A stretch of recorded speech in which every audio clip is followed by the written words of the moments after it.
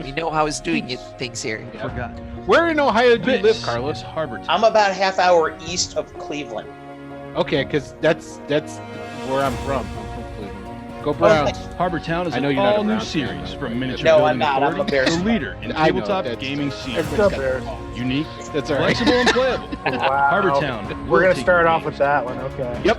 Well, I can. You come on. I've waited how long to talk trash with my Browns? You might not want to get too excited yet.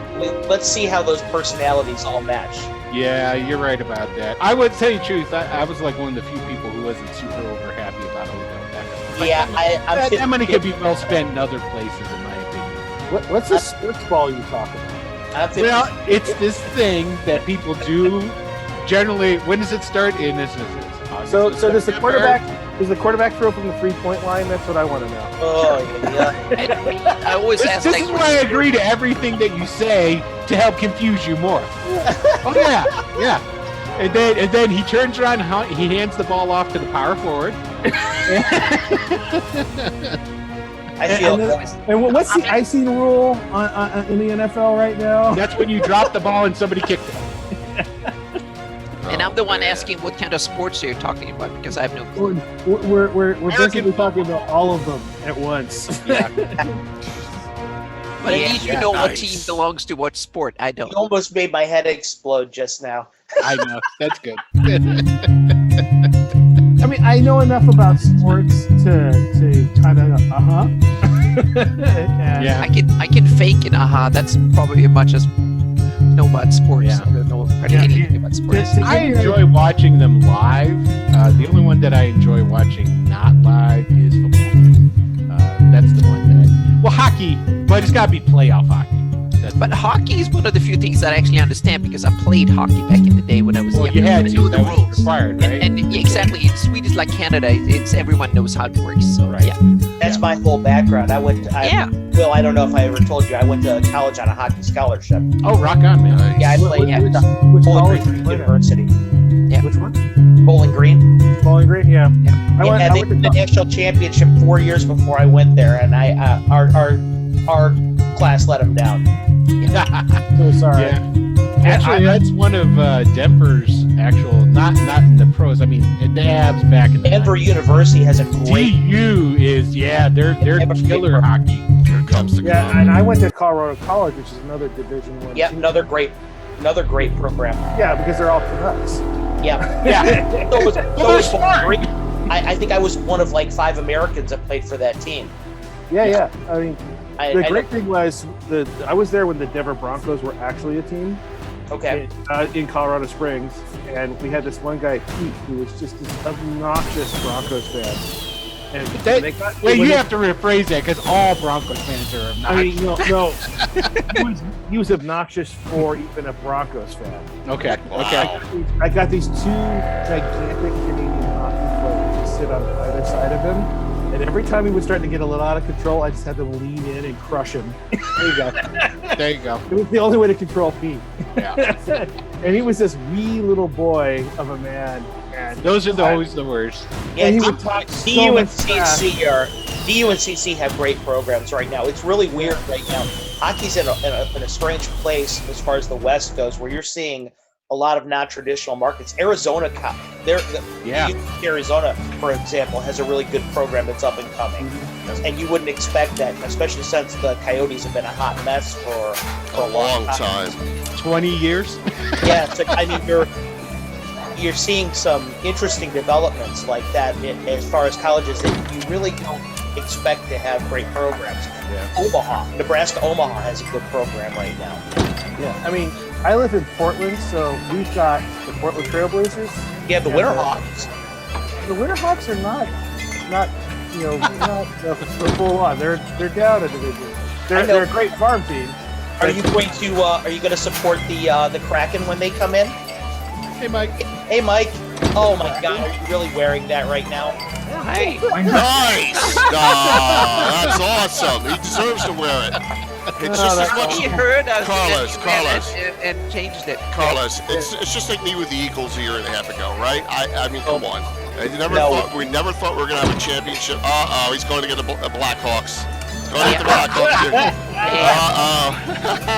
And thus it begin. And so it begins. Is that? You good? My audio okay? Yes, Yep. it is. Oh, yeah. Yes. Hey, Mike. Yeah, we just welcome family so aboard. much. No one else can hear. Mike, since this is your first time on here, use the MyXSplit output for live, okay? MyXSplit window is live, so there's no delay. You Let's understand? change this to be more Meaning that's a comfortable. Zoom window. What you see in Zoom, just like Yeah, we what do. you see in Zoom, yeah. Exactly. So, Okay. awesome, guys. The full crowd. Tim's eating red meat right now, but we're good. Let's change this to something more comfortable.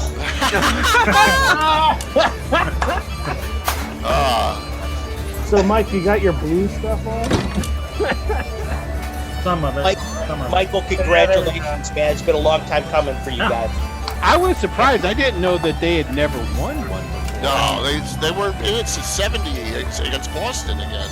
Right. Well, that's I because just of how- remember, like, it must have been a Bobby while Orr. ago, but they used to be in the playoffs quite a They were, but they never went anywhere. Yeah. The reason they were in the playoffs is when they did the split that spanned the league, they put all the weak teams in one league. And so There you go. they would literally send the sacrificial lamb up against whoever won, the existing group. And then they finally realized that was bad hockey, and they started dividing the teams up. That was better. And you guys have finally come around and whooped their butts. So, Coming on so in a minute. I do know a little bit about sports ball. I do joke about it. I just don't have a ton of interest in it. There you go. I went to the parade yesterday. That's awesome. No, that is so cool. That is so cool. Michael was so drunk. Yes, it was. Anyhow, I didn't see the parade. That's the problem. Yeah. I was. Dude, that's a great. I mean, it's a great experience to get that. Yep. To get that So one. it was, After Mike. all It was those actually years. worth it to skip Legends and Lore for The game. Oh. The actual game. yeah. Just for the atmosphere. You on edge? Yeah. Anna, it was worth it for me. Oh, that's true. Yep. Yeah, you Yeah, came on sure. and saved my bacon there. That was Come awesome. on. I didn't save anything. I was just there to fill space for Mike, you. the only thing I can say about that is the whole time I kept thinking to myself, I'm rooting for Jason and Mike. I'm Right. not rooting for the Blues. I'm rooting for Jason and Mike to be happy. I'm rooting for my friends to be happy. Absolutely. He's telling you that now, Mike, but that's not. Oh yes, he was yelling and screaming at the TV before. No way, because remember, my wife's favorite team is Montreal. So Oh, God. our house is a no Bruins fly zone. Mhm, mhm. So no matter what, I guess I was kind of hoping for a natural disaster to hit the stadium. But I guess that's the only way I could have won. But As you can see, we're having a blast behind the scenes, and this is a celebration because I never expected a year ago that I would be having my 50th show.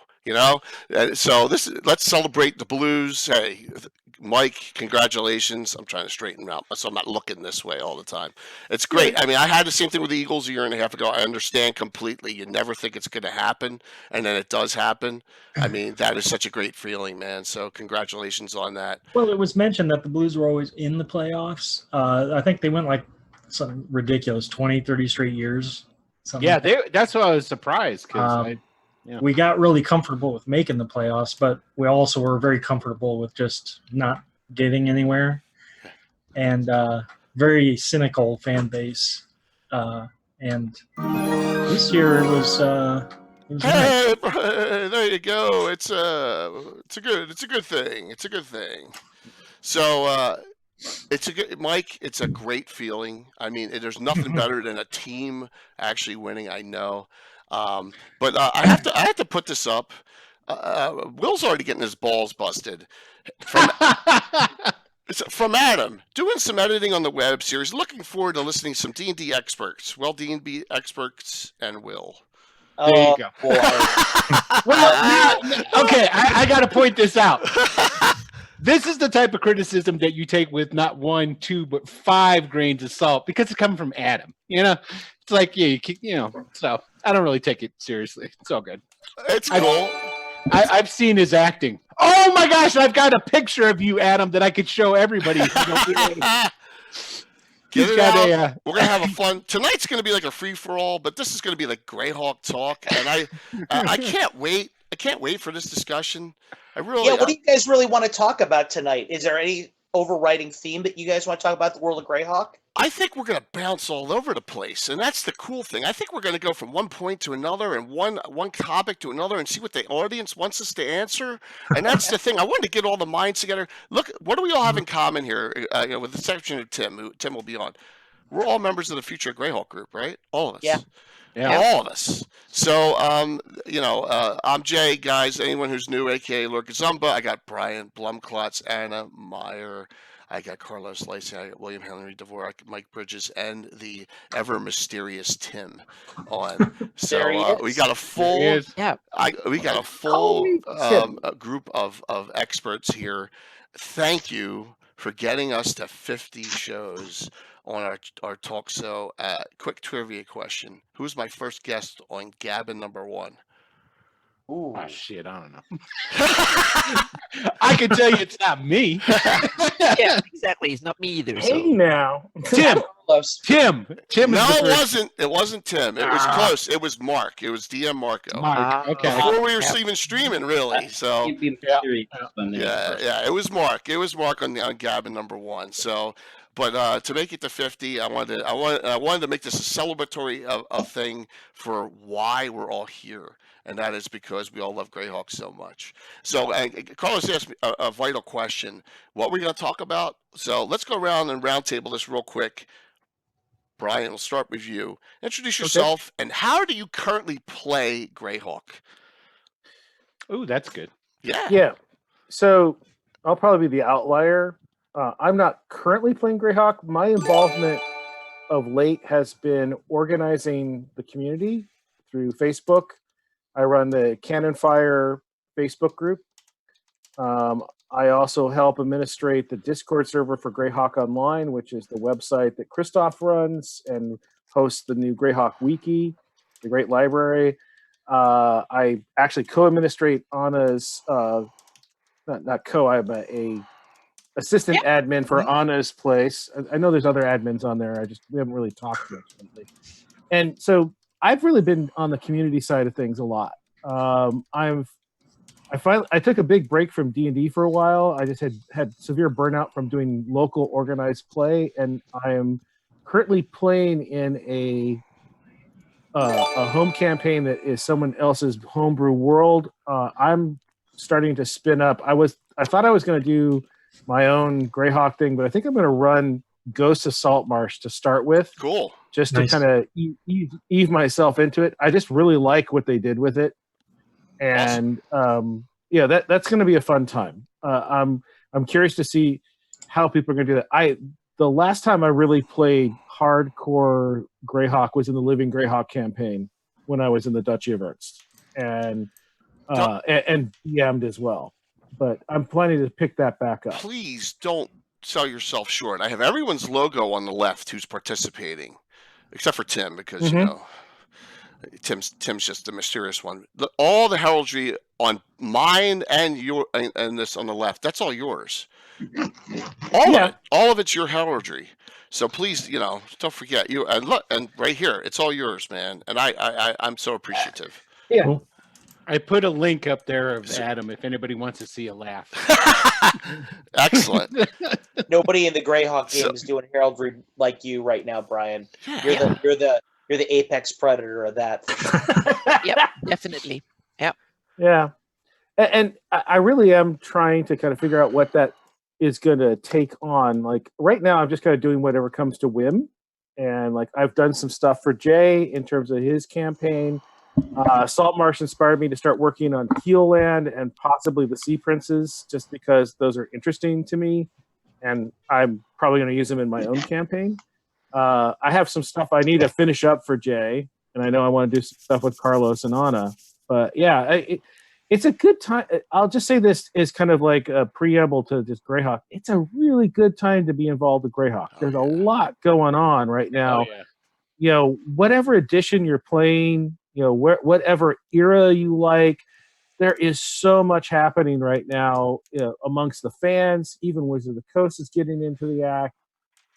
I'm really pleased with where we're at. I mean, if we never see the DMs Guild open up, there's still going to be Greyhawk content out there, folks. Absolutely.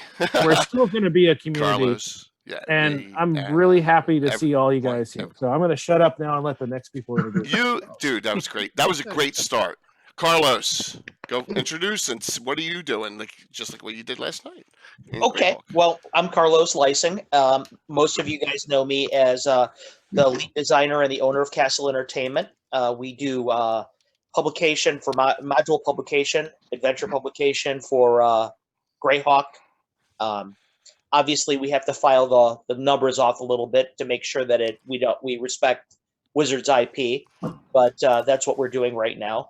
I have a successful Patreon that I'm running right now as well that we're releasing module and game materials through there. I've just also been recently approached to create the convention module for Crucible 8, which is a South Florida Orlando convention.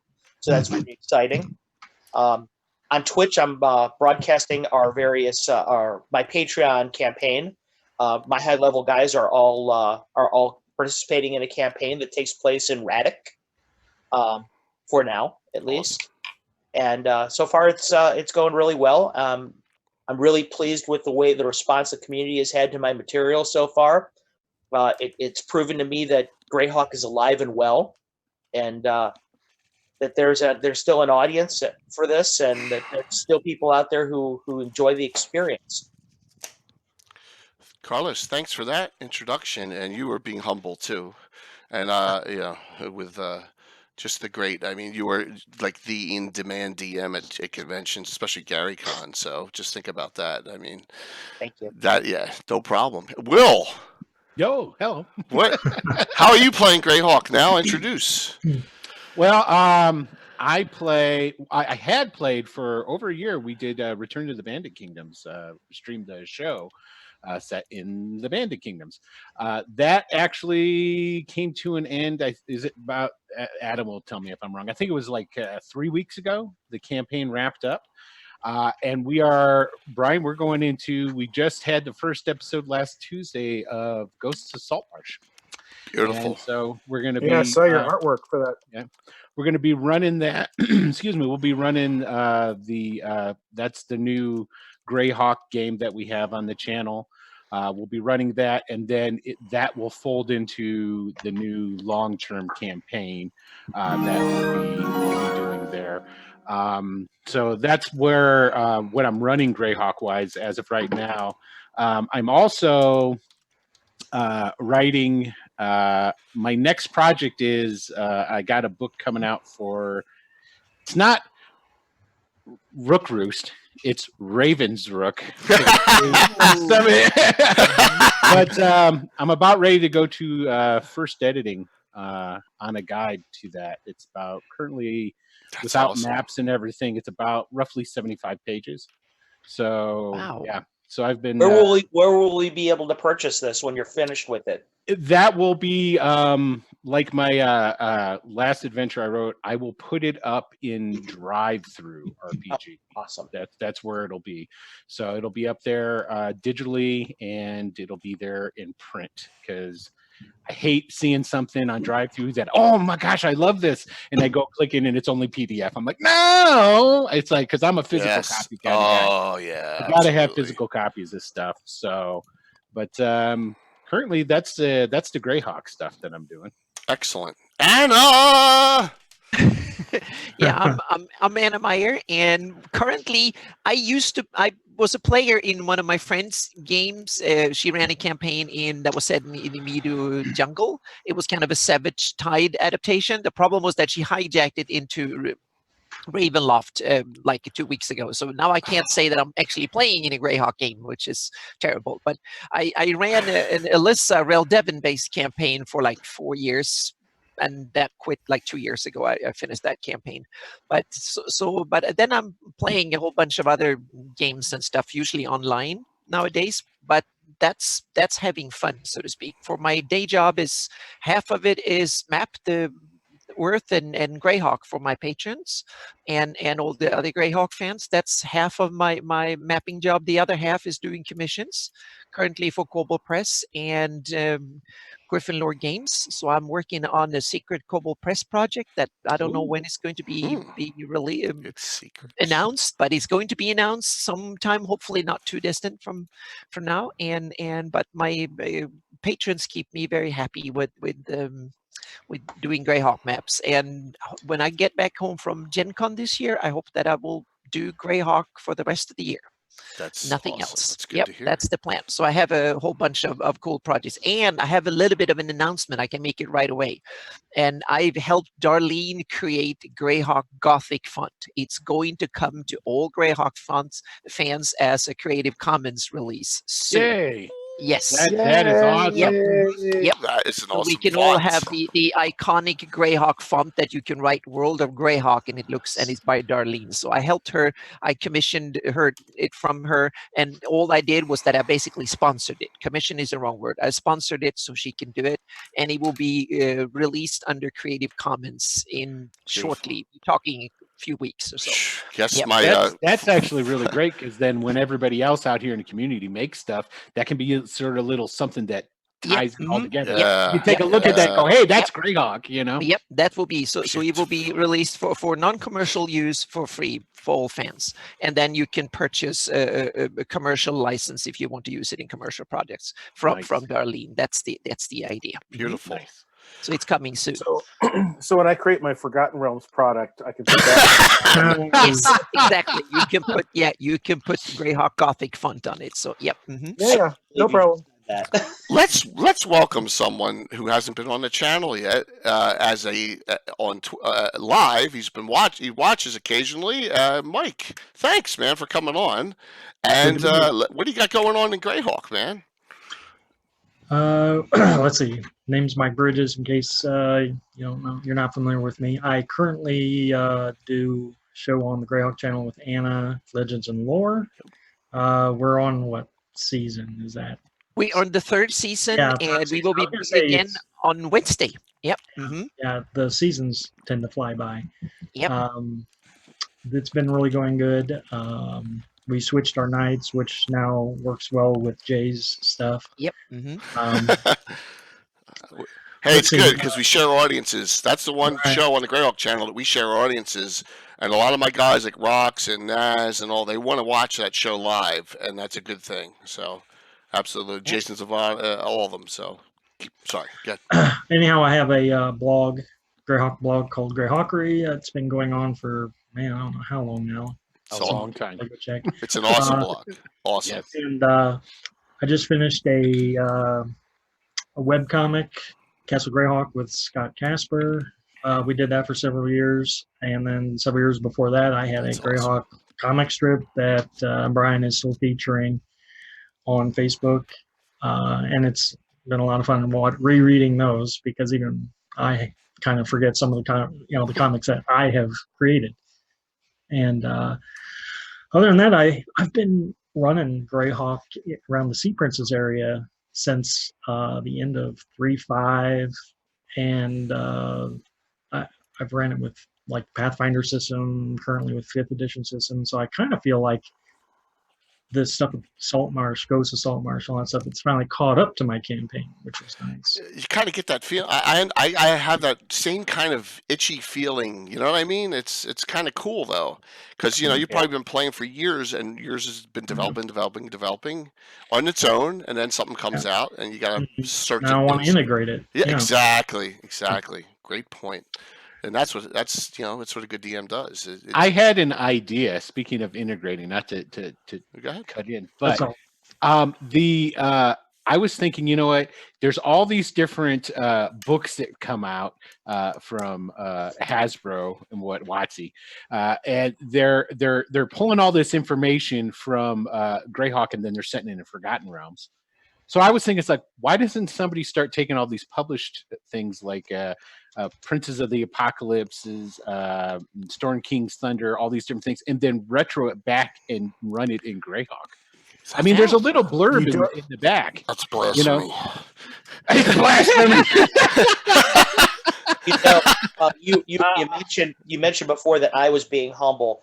Along with Jason Zavoda's Hall in the Mountain King, Right. Mike's blog Yes. Greyhawk is an essential document to Greyhawk It fans. is So he's brilliant. being way too modest when he just Absolutely. tosses that out there. I know. It's like Canon and Greyhawk. It's like I've been searching that stuff for like years. Yeah, and going on there, and I never thought at once that I would meet these guys. You know, That's Same thing for me. It's like a now great it's thing. it's awesome. I get to hang out with people who've written the books I've seen and have on my shelves, and it's like, Mike, I read your stuff, and we corresponded must be like 15 years ago the first time or something like that, when you wrote your owl stuff for Earth Journal and study like that. And it was awesome. Yep.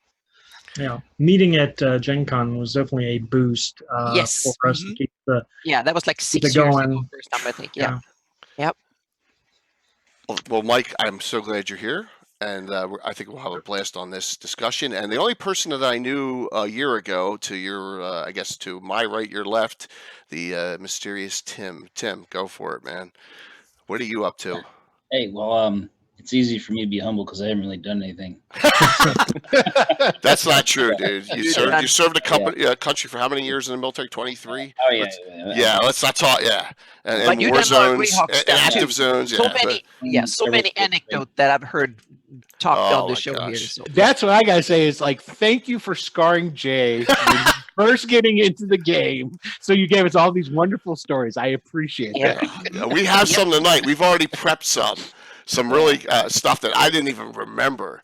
So, but Tim, when we were growing up in high school, here's a quick story. Tim and I would DM back and forth, kind of like in that whole setting before we were even logging adventures. That whole, back in the day, and my Gazumba, my main PC/NPC. Whenever I played him, he would be DMing for me. So, that's where I got a lot of my craziness from. So it's Tim. But Tim, any other? Come on, man, you're being humble too. Oh, I obviously not. I've been kind of busy, so I'm not doing too much now. I'm gaming with the kids, so they're not really interested in the geography of stuff. So we're still doing the more simple, dungeon delves or something like dungeon crawls and a few other type things. Not too much into the geography of things yet. Yeah, that'll come. Tim Rock's just busted your stone something fierce in chat. Come on, like invisible skeletons of plate mail.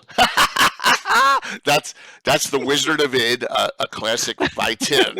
All right, all the Timisms. The hardcore viewers know the Timisms, and that's one of them. What kind of skeletons does a 30th level wizard have? Invisible ones of plate mail. Any ones he wants, yes. Any kinds he wants. Yeah, exactly. So I'm going to start off with a quickie question, and then we'll get it rolling because I know the audience is going to ask some. But how about this? What's your favorite character in Greyhawk? Just open, go. And whoever answers them will go from there. Who wants to take that one? I'll take it right now. My favorite character in Greyhawk that everybody knows is Mordenkainen. Okay. And the reason being is because I tie the campaign so tightly to Gary Gygax, the originator. It's his character. And I kind of see the world spinning around Mordenkainen's axis, so to speak, as far as his central importance in the game. Now, that being said, I have a lot of sub favorites, but not villains. Like Mark. Everybody knows I love Marquesa. Yeah, we haven't done villains yet. But just how much you do. But absolutely, Mordenkainen is my all-time favorite. Excellent. I will go with an offbeat one. One of my favorites is Bladestorm. I love her, and she's only mentioned in From the Ashes, but I ran with it. I use her as an active NPC. And one other one I love is Valderesh Sharn, who they killed off in From the Ashes, but I still use actively. So there are two for me. Anyone else want to take that one up? Does it have to be from? No. Can it be from literature? Sure. Okay, because if it's going to be from literature, I love the Justicar. I don't know if anybody read those books. I started to recently. Yeah.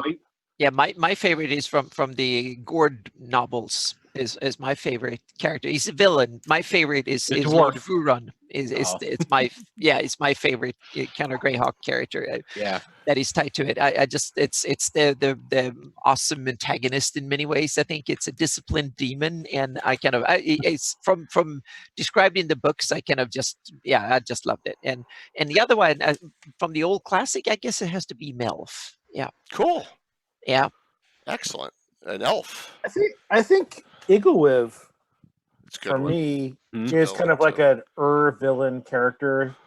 The mother of Iuz.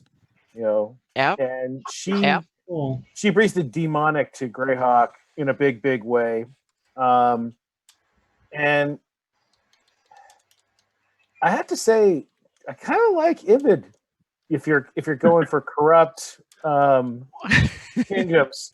There's just a lot going on with him. I wasn't like super thrilled with what they did with him in the Greyhawk Wars. I thought he could have been handled a little bit differently, but I mean, he seemed more demonic than devil oriented with the way they did it, but he was working with devil. So that's my one quibble. So Want Iglewiv to count above the him. whole Ivid line 1 through 5. Yeah. It is No. Or also, they kind of That's true. indistinguishable from each other, so they Pick your just poison. yeah. yeah. I mean, That's cool. it's really hard to say because, we have a version of Gary and Rob's and Ernie's and Luke's characters that we've all seen, but those are like the published versions. I don't know. Has anyone here ever get to see those characters played live before, or No. before No. Of Dreamcast? course Yeah, not. No. yeah. I mean, so I've it's seen like Luke Gygax. That play would be like both sides. surreal. I know, right? Yeah. I don't know Who, if I- Carlos? Who'd they play? Who'd he play? I've Luke? seen Luke Gygax play Melf live. Oh, wow. Cool. Oh, He wow. still plays him. He still plays him. Last time he got together with what's his bucket? I'm a TV actor and really good looking. Oh, Joe Manganiello. No. Yeah. He played Melf with him like at a birthday celebration. What the hell? Like that. Yeah. Yeah. He actually went up on the airplane with Satine Phoenix a couple weeks ago for her birthday. They played D&D in the air in a Gulf Street, in a Gulf Well, jet. there's other things you do in the air. Might as well do D&D. I mean, Hmm. Yeah, it's a you mile know. high club for D&D. Yeah. So, yeah, but I mean, for me, it's like really hard to, I like those characters. I have kind of a love-hate relationship with the Circle of Eight because everyone they're does. kind of they're kind of like this overwhelming force if you let them be, and I'd rather the characters be the heroes. I like to kind of treat them more like Carlos's, more like Gygax's interpretation of them, which is they're pretty immoral except for Tensor. Most of them, Largely except so. the new Circle of Eight people have more lawful good in them than some of the. Most of them were just straight up selfish. If not, Rob's Robilar was absolutely evil. There was no evil clone. He decided he wanted to use regalia of evil, and he went evil. Yeah. And so yeah, I mean, it depends on which lens you're seeing those through. They're interesting characters, but they're people's player characters, and so I have a kind of a weird relationship with them. But Anyway, adventures were lethal back then. They were, it was tough. Yeah. Go ahead, Tim. Or if you're a Tim character and you're in a what adventure? Or lethal. I'm leading you. I'm One of Tim, do Carlos. you have a favorite character? he just said one of Carlos's. I don't know why he's targeting me. I don't think it was just Carlos. I think it was Carlos and Jay. Because they got together. You know what he's gonna do, right? That was just Jay to redirect that sort of energy. Good point.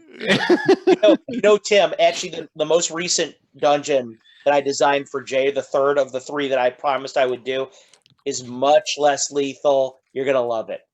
Much more straightforward. Yes, he is. He's As long as it's not me, that's all. That's the it's coming, and we'll talk about that at the end. And Tim's got also Tim. You got a character? You got a character? I've always been a fan of Emrakul the Chaotic. Of course, Nice. that's why I used them in the fundraiser. Never even How could you not be? That picture of the DMG is just Yeah. ass. asked. I actually love the way they used him later in Paladin in Hell, as well as the patron of that adventure. I thought that was really a cool use of that character and a kind of a cool glimpse into what his stronghold would look like. And right in that adventure, it states he is a wild mage, and I surprised that on everyone during the fundraiser. I'm sorry, Brian, if you were going to say something. That was tremendously disappointing for me. So, Carlos, where was since I've read that, where is that? Where did they place his stronghold? Did they say? Paladin Hell is sort of setting neutral. It's on a demi-plane. His stronghold's on a demi-plane somewhere, and you have to go in there and get something in there, and he's not there. It's guarded by one of the nastiest traps you've ever seen. Too. There's a swirling maelstrom of iron that's around there, and it's been all clashing against each other, so it's all razor sharp. It's cool. like walking through. It's like walking through an Odaluk's death screen for like a mile and a half wide. So this is where you get your inspiration from, Carlos, right? There you go. Your lethality levels were set by that. Do I have a reputation now? I got to say that I think it was maybe it was Monty Cook wrote an article about what makes Greyhawk adventures. One of the number one things he put in there was other planes and portals to them is like a thing for. So that goes right into that. Mm-hmm. Great point on that, though, Tim. You brought up, and there's all sorts of, and he'd be on the villain list. So let's just do that one. We're starting with Carlos because we know Carlos is. So let's do it. Who's your favorite villain in Greyhawk? My favorite villain is Marquesa, of course. There you go. The Dr. Mangala of Greyhawk, of the world of Greyhawk. And there's very few. Whereas you talk about villains that like Igwaliv or Ayus, they're so high level that the way that you can employ them in a game is sometimes a little bit limited by the fact they're high level. Marquesa's a little bit more street level evil. She's powerful enough that you're not going to take first level characters in against her, but you can employ her in a much more real sense. And the things that she does to people are so horrific that it is the shock value of some of the stuff that she has done and can do is for me. Excuse me. Well, So Carlos, when you run her, do you run her with a German accent? That's all. I do not run her with a German accent. an elf with a German accent. What I that's do kind of though, That would be awesome. in every one of my Marquesa adventures, you get to see some of her handiwork, what she's done to people. Yep. Yeah, which you should. I mean, you would think about it. That's the number one thing you should run into is just like, well, what the hell is that? I know Mike and Anna can vouch for some of the horrors that she has perpetrated. Jason asked a question. How many of your modules do you have out with her in there, Carlos? I have 3. My first one is called Kill Marquesa. The second one was called Die Marquesa Die. And the third one was called Marquesa Thy Name is Evil. I don't have that one yet because I will. So she's basically your version of, a certain lich. Perhaps, but I'm moving on to other slave lords now. The Marquesa arc is over with now, and I'm going to be moving on. And Gary next Not year in my world. Well, they just killed Marquesa the Silver harder. 2 weeks ago. Got all different Marquesa copies. with a vengeance? What's that, Mike? There's no Die Marquesa with a vengeance? Yeah. Actually, to be honest with you, when I did the first module, when I did Kill Marquesa, the name of Die Marquesa Die was actually inspired by Scream Blackula's Scream. The old blaxploitation movies. Nice. And then I went with Marquesa Thy Name is Evil for the third one. Brilliant. They're brilliant. They're absolutely brilliant. And you guys, Anna played in them, Mike played in them. They're brilliant. And Jason Zavoda just asked me how you can get the stuff. There's 2 ways you can really get all my modules, Jason. The number one way is going through the Castle Entertainment Facebook group. You can just message us and let us know you want to do that. And the second way is go through my Patreon, which you get a module every other month. So when you're in a certain level of pledge. So, and not to mention a whole bunch of other stuff. It is worth. These are my copies here. I'm going to I'm going to probably get some PDFs because I want to keep these pristine. Because they're just classics. They stay in the pristine I have the condition. first 2 from GaryCon. Excellent. So Thank you very much, man. I appreciate you guys supporting me. Like, Absolutely. the Patreon is allowing me to increase the basically what I do with everything from the Patreon is I invest it into the modules. Now we're doing interior art on this bunch, and we're there's a lot of it just helps the product get better and better. So you guys are helping me do something I love, and hopefully I'm helping the community, continue on the spirit of Greyhawk. These are 10 times nicer than the old TSR modules. They're so much nicer. I mean, they're brilliant. They're so professionally done. Well, Yeah. thank you very much, Oh, man. absolutely. I work very hard on them, and Absolutely. it keeps me very busy. I do about a module every other month, and I do. In the meantime, I'm doing adventure cards and pre-gens and interesting spells, new monsters, new magic items. So yeah, I'm doing a lot of World Greyhawk work like that, but I don't want to commandeer the chat. That's okay, man. We're going as long. There's no 9:30 cutoff tonight, man. Okay, well, We're going as long as everyone wants to chat and have fun here, so it's all good. So the long and short of it is, yes, I love Marquesa. I got my pillow ready. There you go. That's okay. Yes, I love Marquesa, but she's far from my only villain love in Greyhawk. Okay. How about anyone else? I have one. I got one. Go ahead, Brian. Yeah, go ahead. Villain. Okay, No, you go first, Brian. Okay, so this one actually comes from Living Greyhawk. It was in a core series of modules, and the reason I love this guy is he is the weakest villain in terms of combat you'll ever meet. If you blew on him, he would fall over and die, and that is the merchant Brendigan. Okay. And he is a source of so much hate within that campaign. Nice. People loathe him because there's no way to murder him without getting in trouble, and he causes so much havoc and trouble for your characters just because of who he is and his failure as a human being. And to give pressure relief, I actually wrote a short adventure for the Duchy of Ernst where you came across a merchant vessel with Brendigan's flag on it. And without fail, every group sank that ship with all hands on board. Brendigan wasn't on it, but they hated him so much that they literally went against their alignments to do in that ship. That's they hated him so much. So that villain had an impact because he was kind of like Wile E. Coyote. The level for collateral damage for the high priority target was just high enough. That's all. Right. Yeah. That's awesome. He was just. I hated him when I had to play against when I was in an adventure with him, and I loved running him because he was just so annoying. But there was no power to him. He wasn't a Marquesa. He wasn't an Iglewiv. He wasn't Ayuz. He was just a merchant. And the stuff he would get you into was so insane that you wanted to kill him so bad, and you just couldn't. Yeah. It sounds like our campaign version of Michael Baton. Oh yeah, that's what it sounds like. A person that really grates on you, and just to the point where you hate them. All right, so real quick, mine are, two of mine they've kind of been created in my campaign. One of them's evil to start, but Alita Norbalos is one of mine. I mean, she's so foul in our campaign, running, basically going up the ascendancy to Harby, trying to take over, become the next, grandest, I guess, despotrix of Harby, working with the slavers, backstabbing everyone. She killed an entire mercenary group off in our campaign, if anyone knows that story. And then my other one is really a little bit underhanded, and I kind of made him a dick, and it's only in my world, and that's the Prince of Ulick. Because of that tension between the knight.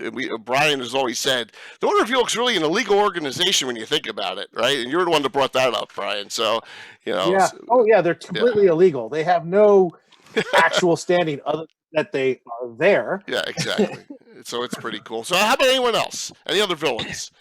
Well, I have Lord Vuron was one of my villains that I used along, but I have another one that I used in my Alyssa campaign. That was the top one. There was the Prince Mirhal of Rax. He's a Death Knight, Nice. and I used him a bit. He kind of came into play, and he wanted to defend the honor of his house, and he kind of went out on a little bit of a spree, and he wanted to Duke Zephyrin was kind of coming back a little bit haunt from Rossi's and came out and then Karn Saren was kind of fighting him a bit, and then the Prince Mirhal felt that now I need to defend my house a bit, and he's a 15th level fighter, Death Knight, so he has a little bit. He can put some power behind his words, and the character happens to be in the line of fire, so to speak. So when he rode past and he needed to go somewhere, the characters was set determined to kill him, and they you told yes. me. Yeah. So it was Prince Mirhal of Arax. A random encounter almost. Yeah, exactly. It was like a random encounter. It was something that happened above them, and I thought it was just going to be some little flavor in the campaign, and it turned out to be. Talk about how deadly of a DIM I am. Yeah. And Anna's busted out full blown Death Knight. But it was my sandbox. Yeah, you need to understand how my campaigns are run, so to speak. You live in the world, and the high ones and the low ones are there, and you have to kind of navigate through. That's part of the challenge, so to speak. To learn to run away. Yes, that's the most political way of saying I'm a killer DM I've ever heard. Yep. So that was it. So So he was a CR18. Sandboxing. So Yeah. Tabletop Roleplay Theater just said that they're bringing the Falcon back from the Falcon trilogy, which is a cool idea.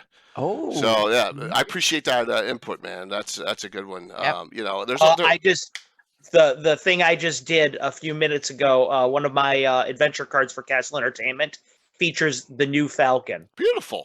So yeah, it's funny you should bring that up. You see, That's Carlos, you're always ahead of the game. You have some sort of leg up somewhere. You're always ahead of the game. Yep. I'm tapping into the Zeitgeist. Yeah. Yep. I can Mike, bet that. Yep. Mike, how about you? Who's your baddie? Favorite villain? Yeah. How about this guy?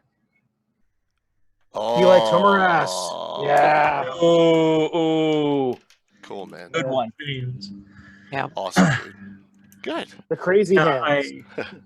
I ran that Morgan Canaan's Fancy? Fantastic Adventure a long time ago, and my friends just hated that guy. And then when Paizo brought him back from the dead, I was just like trying to keep my composure, and pop that on. I'm like, okay, we're going to do Mark Castle, and then That's awesome. they threw just Surprise! that they had to go against. Yeah. Awesome. How about Will and Tim? Anything? I'll let you go first, Tim. I have Go ahead. It can be out of your campaign. Jay, Ravager of Time. Oh, Is yes. that Greyhawk? Nuala. Oh, yeah. Well, we put it in there. Nuala, and she is vilely evil. That is a nasty module. Yep, you're absolutely right. And then my second is I like Surtur in G3. Okay. He's Oh yeah. but he has a dwarf as an assistant. You know what I mean? It's like that's some deep thinking. That's a guy who's willing to, ally with whoever to get shit done.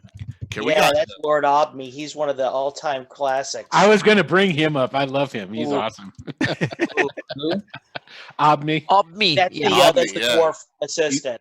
Yeah, in the Greyhawk, the first Gord novels, I think he's in most of the. He's in a lot of them. Yeah. And His first appearance. And Keek, his buddy, the elf Keek, is his sidekick. Yep. That's a great choice, Tim. That's a great choice. Yep. And his first appearance was actually as a NPC in the original Castle Greyhawk campaign with Gary, Yeah. and they hated him A so lot more much. about him than I do. Wow. See, Tim just started the flow, and but that's cool. Yep. So I intuited That's some- why it was an inspired choice. definitely, Tim comes up. I've got two. Go for it. Of course.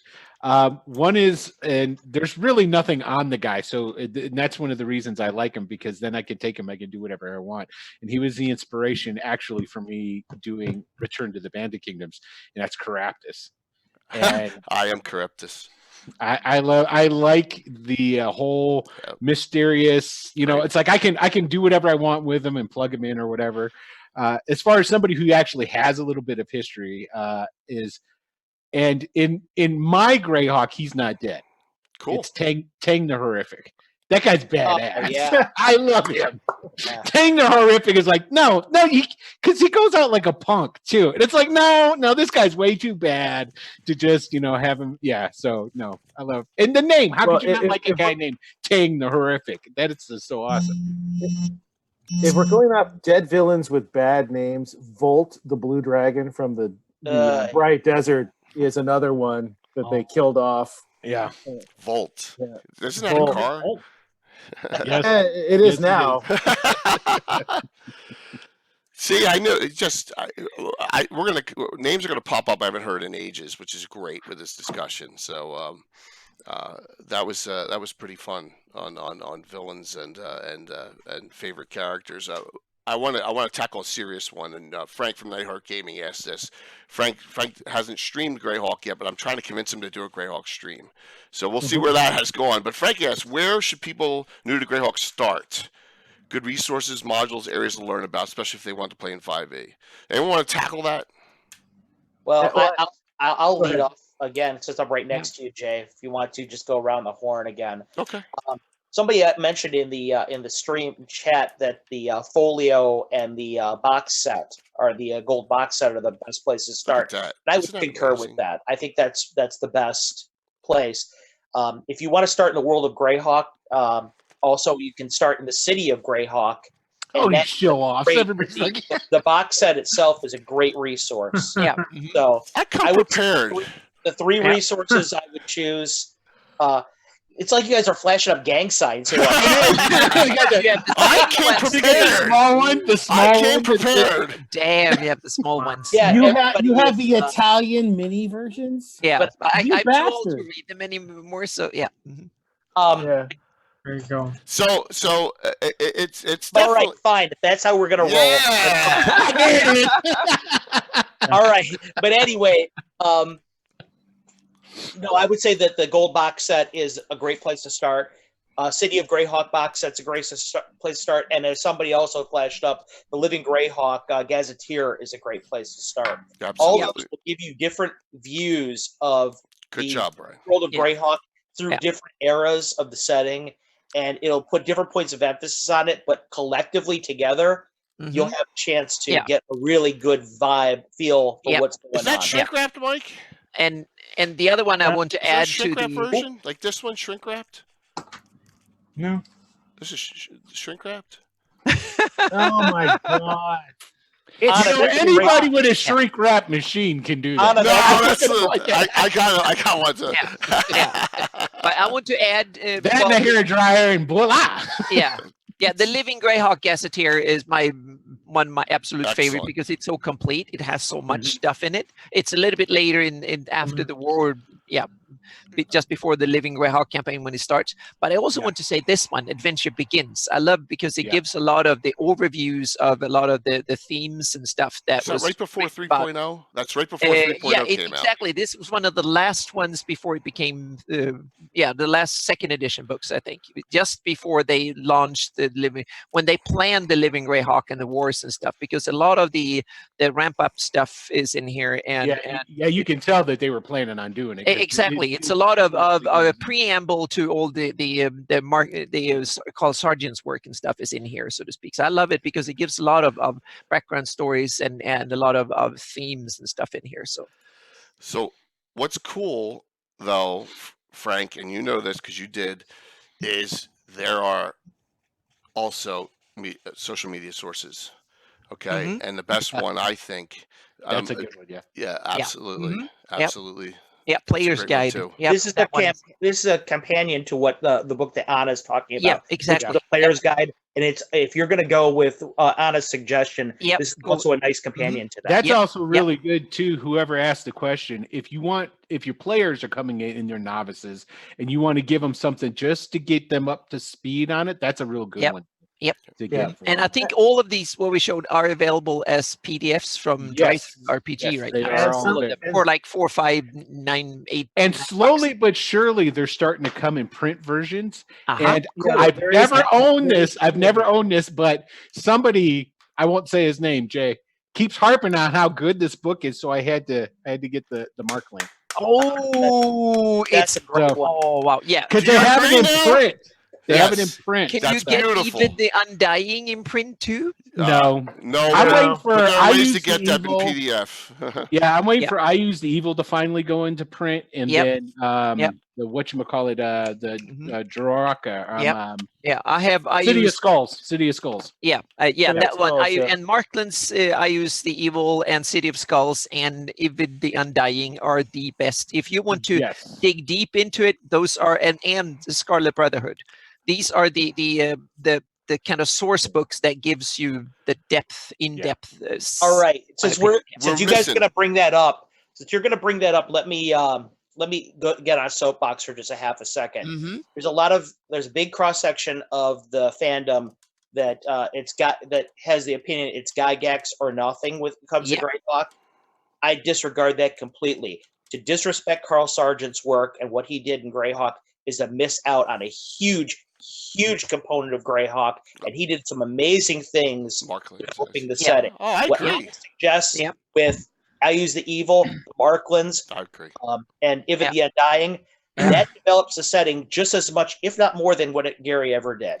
Yeah. So don't Yeah, it's Carl Sargent. No, you Yeah, need to be a mix of both. You need to have your, Yeah. Yeah. And it's like Greyhawk has gone through a number of development phases. First, it was Gary's and his close friends, and they kind of got the setting up and running and built the foundation. And then come Carl Sargent and his era, and a few others that helped him out and fleshed out a new beginning, and they evolved the setting considerably. That was the second wave, and the third wave was the Living Greyhawk with the Living Greyhawk Gazetteer. Actually, no, that's fourth wave.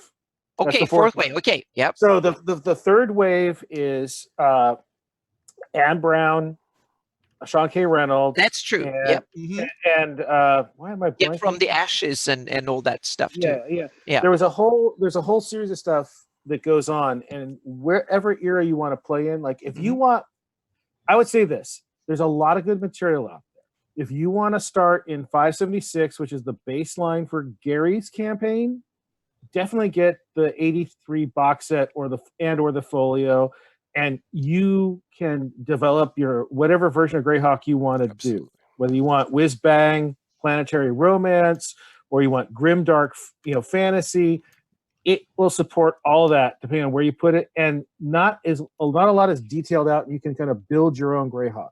If you want a little bit more filler, get the Greyhawk box, the City of Greyhawk box set. And as you start stepping through the different eras, you get more and more information until it's like detailed really finely if you can get your hands on the Living Greyhawk material. So whatever Greyhawk you want to run, whether it's pre-wars, wars Greyhawk, post-war Greyhawk, the Living Greyhawk stuff, there's a lot of great stuff you can tap into. It just really depends on what you want to do and how you want to do it. And it also depends on what edition you want to play. If you're in 5th edition, you can pretty much use anything.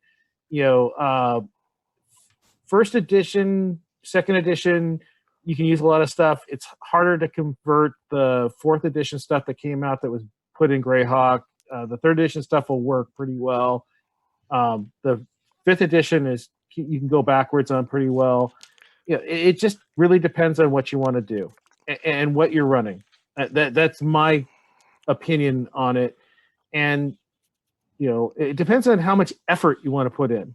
Like Carlos really comes with a lot of great ideas, and if you don't have time, his stuff's a great place to start. Thanks, man. Yeah, I mean, but if there's some stuff in 5th edition. We now have Ghost of Saltmarsh. We have that the PDF piece that they put out with Kowalsh.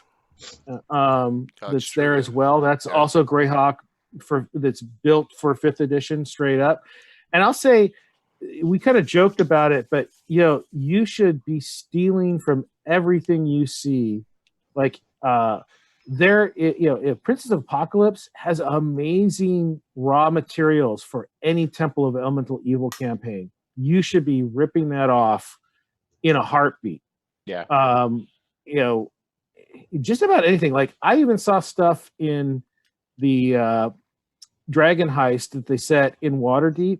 There are some interesting little elements you can take out of that and use to your. There's interesting things you can use. You never look at a book as it's this thing. It's always raw materials for your own campaign. Anyway. Yeah, it's all canon until the dice rolls, and then it's your own. The chat just asked a question that I kind of have. I feel like compelled to answer right now. Somebody asked something about Fireland. Yeah, that was Bill. Ooh. That was Bill Haley, Bill the Master Crafter. And okay, go for it. Yeah. I'm going to set the record completely straight about Fireland. I have about 1,000 pages written on Fireland for a free product that I'm going to release. I'm shooting for 2020. Beautiful. It has a cover by Jeff Easley.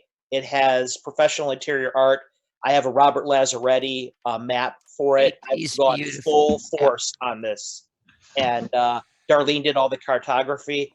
I've set it up to be as absolutely identical to the old school products that we all love as possible. I'm not sure when it's going to come out, to be 100% honest, because I'm incredibly busy with a lot of other projects. But that is my baby and my labor of love. And when it's done, I have not filed a single number off of it. So I'm going to release it as a free product to all of you guys. Beautiful. So everybody can enjoy it and use it in their campaigns. So awesome. I've discussed in the past coordinating our efforts so that she can take advantage of my work on Fireland for her maps. I want this thing to be huge, and I want everybody to be able to enjoy it. So yes, there's somebody that's doing something with Fireland.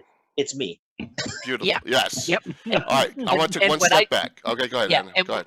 when I knew about your product, it was like 3 years ago. I think you spilled the beans to me a bit, and that's why I realized that now I'm going to hold back and wait until that is released, and then do what I did with the Flannies with Fireland too. So I'm going to read it all through, and then make my version of the map that will match the terrain and all that is.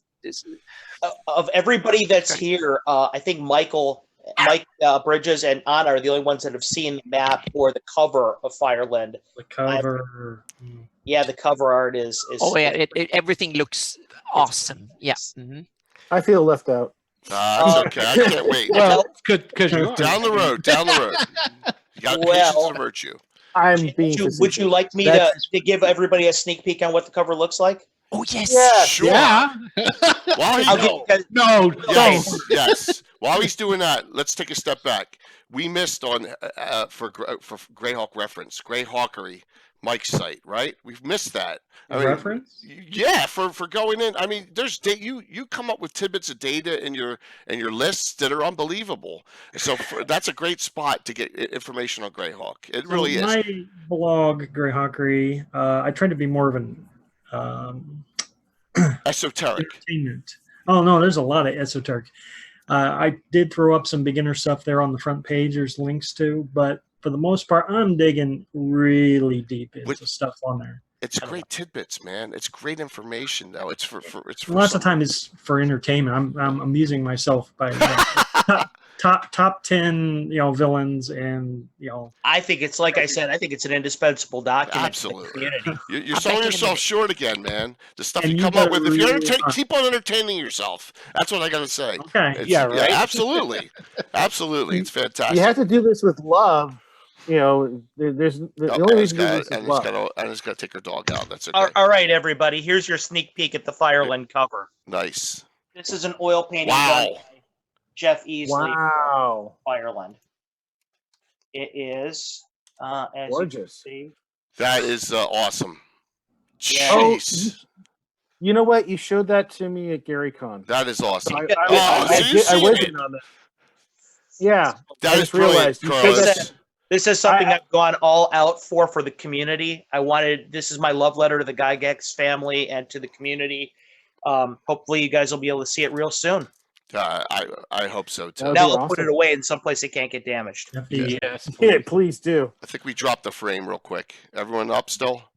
Yeah. Okay. Yeah, I'm still up. I Yeah, I'm think we dropped the frame. looking at Switch. Yeah, it took a second. It's back up. Hey, Jay, what was the question again? All right. So that was from Frank, and that was a great one. And we need more Greyhawk streamers. We do. We have a channel that has a bunch of Greyhawk.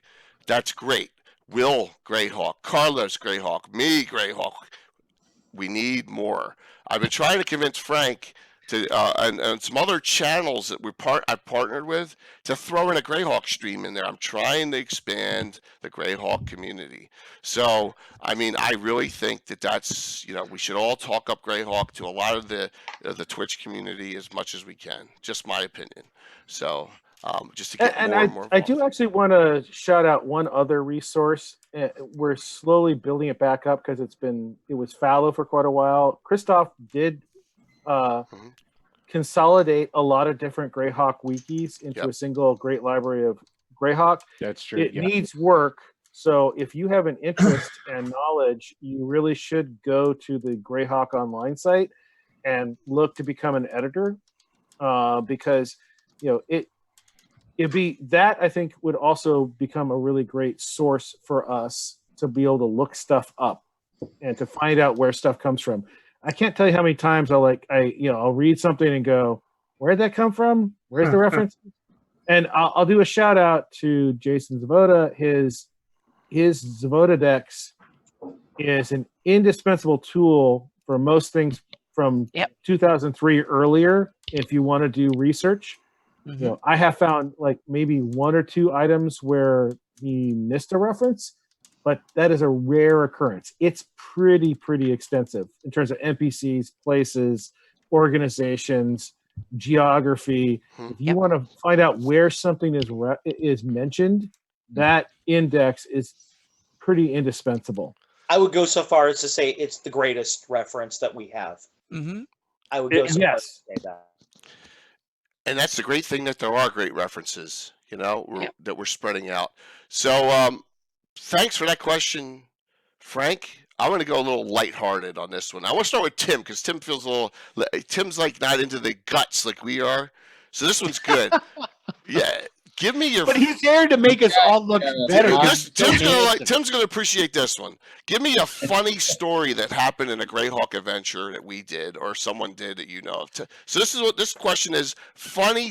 What are your funniest occurrences, stories in a game you ran, or something you saw? Go for it, Tim. I want to tell you the Fang story. That's great. I don't remember Jay. You were running it, so I don't know if it was a monster. Fist. Okay. Huh? Fang Runefist, he has 5 intelligence. Yeah, his wolf is smarter than he is, but it does make training him easier. It kind of like they bond. So he's with the party. It's an outdoor adventure, and they're moving around. All of a sudden, I don't even remember what magical effects were happening, but something was hitting the party, and it wasn't like a fireball or something, but it was something messing with the party. And he is a barbarian. I think it was a confusion. Oh, it was a confusion spell? I think so. Yeah. Okay, well, he may have made a save or something, but I just remember saying he runs, and he's running that way as fast as he can because he's a barbarian. He's like, I'm out of here. Boom. And it just so happened the direction I picked, he ran right through a hedge, and who does he find by the edge of a stream but the little teeny magic user who had been casting the confusion spell, who was really, really surprised at this angry, scared, frightened barbarian who gave him a good treatment and then saved the problem. In the same adventure, party was moving through an area and got hit by a smoke. Just like all of a sudden, we're engulfed in this fog cloud. We have no idea where it came from. And he was like in the front rank of the party. And I'm like, he turns and he runs the opposite direction he was going as fast as he can. and the cloud was from a dragon that had swooped in, blew smoke on us, or I don't even know what kind it was, Jay. I'm thinking it was one of those weird colors they throw at you, like orange or something. Yeah, it was something that basically was obscuring. He had like several breath weapons, so he obscured, and then I ran right into him, right up into his face, and just began the pounding right away. And, twice. A 5 intelligence barbarian saves the day by just running away twice. So, yeah, that was definitely a funny story. Maneuvering, Jay. Maneuvering, really. Yeah, absolutely. Absolutely. You read the module. You read my notes ahead of time. So that's a good one, Tim. Absolutely. Yeah. So, I've used him in other people's campaigns as a guest spot, if they like, hey, a character, whatever. And he's run away, and it's always had a big hit. Everyone ends up laughing hysterically and thinking, that's the best thing I've ever seen. Yeah, he's a great character with that low intelligence barbarian. How about anyone else? Some funny stories. Well, I have another barbarian-related story. Cool. Back in the 1E, 2E days, I have one of my friends. He played an illusionist, and another one of my friends played a barbarian. And there were some enemy. I forgot. It was someone who used illusions and stuff like that. And barbarians back then were not being affected by magic that could kind of saved. And so my friend who played a barbarian, when we started talking about mind affecting spells and different versions of illusions, and he made its saving throw, and then he said, what the fuck do you mean about mind affecting? What the hell is that? Because he said he was playing in Swedish, but he said it in English like mind affecting. He didn't know what that was in English, and we all laughing because it was like, okay, you're not playing a barbarian, you are a barbarian, don't worry about it, just go on. And that was kind of funny. That was one of the best jokes we've ever had. It was like he That's he awesome. laughed at it. Yeah, I remember that one. That was fun. I got another one that involves Tim. If anyone else have a good one, and I'll show you. This one's hysterical. I have Go one. This is actually me as a DM. It was funny to me. That's usually enough. You talk about the whole comet that comes in and nerfs the people, but Gary actually wrote a nerf into G3, which is the Drow temple to the Elder Elemental God. Yeah. Oh yeah. And so this is when I was a young man, a young boy, and we had my brother and a bunch of kids at the beach house, and they're playing through the G series. We're going the whole weekend through all three, and we get to Fire Giants. They're sneaking around. They've managed to not trip the alarm yet. They see the Drow ceremony. They go, "Oh my God, they're getting, we should do that." I'm like, "Oh my God, they're going to do this." So the first time they do it, they get a nice little bonus. Ability scores go up. They're like, "We got to do that again." And it says in the module, if they do it a second time, tentacles lash out and steal the 3 most powerful magic items from the party. And of course, the party does it. So the Hammer of Thunderbolts disappears, the +3 Flame Tongue, the Frost Brand goes away. Oh. And I literally had to get up from the table and run out the sliding glass door. I ran like 2 blocks because they were all chasing me. They were so mad. They were threatening bodily harm because I literally had a guy that was 1 year older than me crying because that Flame Tongue disappeared. That's awesome. It was so bad, and I wouldn't give it back. You could have sucked them. It randomly may have taken someone too. You were nice. Oh no, I randomly rolled. Yeah, and it could have taken a whole person if I recall Oh correctly. yeah, too. yeah. I mean, it's brutal. Yeah. But that's my funny player greed story. Well, I've got one. Don't copy Drow ceremonies. That's a good lesson. yeah, absolutely. Right? Go for Well, it, they Will. should have known it was going to happen. Okay. Well, okay. This was recently. Well, it was earlier in the Return to the Bandit Kingdoms campaign. They were in Rook Roost, and they were trying to smoke a guy out. So they thought, okay, this is his house or what have you. And then one of Jairus was playing a character who's extremely absent-minded. He has like the attention span of a raccoon on speed. And so it's like, okay, set the house on fire. And his character Raleigh sets the wrong house on fire. And so Adam, who's playing a good ranger, goes, "Oh, you set the house on fire!" And then they hear the noise of somebody in the house. So he goes rushing in, into the house, and he has his crossbow with him, and he goes into the house, and I think it was the guy tried to attack him, so he shot him, and he's like, "Look, I'm here to save you. Don't attack me." So he shot him. Then the fire's getting the house, so he can't go out the stairs anymore. So he puts the guy on his back. He's going to go and he's going to climb out this 2-story window to help and save the guy. Well, he fumbles, falls out, lands on the guy, crushes his skull, and they kill this poor innocent guy that he was going in to try and save. That's so poetic. Yes. No good deed goes unpunished. Awful. In our world, just And for the record, Adam's character was completely okay. He was all right. So well, that's good. Good to hear. In our our world, there's nothing funnier. In this adventure. And they had some funny moments on there. I mean, people just that's one thing about live, that kind of stuff. You never know what's going to happen with right on a live show. Some crazy moments. In our world, Tim will tell you there's nothing funnier than getting your limbs cut off. Okay, I don't know why, but so I lose it every time. I got two. I have two. First one. This go back to 1987. This is the third adventure we've done in 3 nights. We're down in Fairfax, Virginia, at Marco's sister's house for a summer. He's staying down there. Tim's character, Murdoch the Mighty, he's got like 14 different personalities. He's got personality disorder. He's a fighter cleric, crazy guy. So we're doing the adventure where we're actually founding where the city of Altamira is now. They're founding the land, and the evil antithesis Macrash in the campaign is there. Comes out, his character Murdoch is like this. Critical hit, Macrash has a sword of sharpness, and then on the critical hit roll, so he cuts his right arm and left leg off in one swing. So you have to be standing like this, right? Yeah, one swing, left arm, right leg, and you just see the Murdoch go down. So that's number one. That's funny. I'm sorry. It's even like the Monty Python. Absolutely, in one swing. And then Mark has David Granavis. Everyone knows him. He's one of the 3 oligarchs now in the Shieldlands. In the Temple of Elemental Evil, a troll. First swing, critical hit, cut his right arm off at the elbow here. Second swing, crit, cut the left arm off at the shoulder. Third swing, crit, cut the right arm off where the stump is at the shoulder. So it's still funny. It is to this day. So he was super stumpy for a while. Yeah, 3 crits, arm, and then further up on the arm. So yeah, that's funny. Funny moments. Murder hobos. Yeah, absolutely.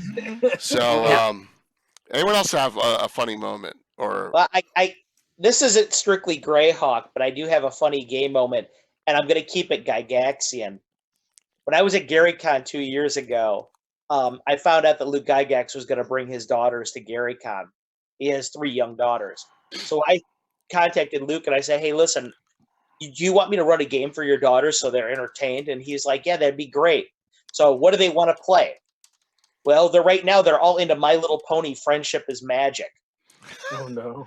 Okay, great. So I guess that's what I'm doing. I'm going to write a My Little Pony game. Great story. So there got to be a situation where the youngest one, which is about 6 years old, goes to get cupcakes. And I forgot that these girls were Gygaxes, okay? So I'm getting all into it. I'm like asking her, I was like, okay, so you're going to get cupcakes, right? She's like, yeah.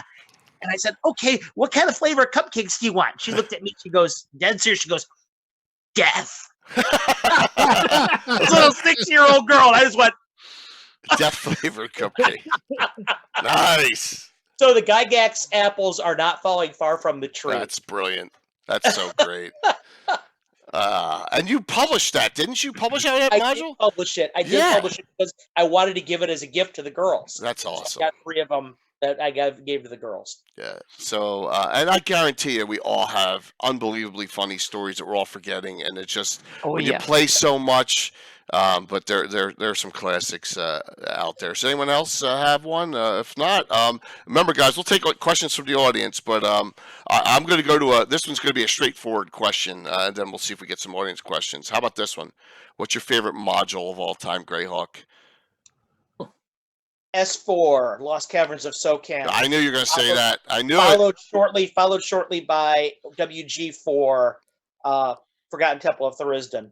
They're brilliant. It's a brilliant, and no one realizes that they're basically a sequel or a dual series because the covers don't look anything alike. It's and the numbers I aren't remember when I sequential. got those modules as like a 13-year-old kid, 12-year-old kid. That blew when I got that secondary book that's in there. It blew my mind. Yeah. I couldn't believe what I was seeing in there with all the new demons, with all the new magic items. I was blown away. That module, to me, when I write my own modules, is something I always aspire to. No, it's a brilliant one. That's one of my two.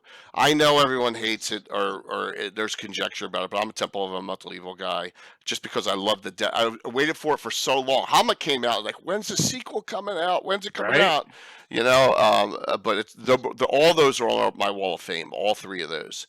So anyone else? Well, my story about Temple of Elemental Evil is, like you, we all played Hamlet. We played that so many different ways from Sunday. We played it as good party, evil party, whatever.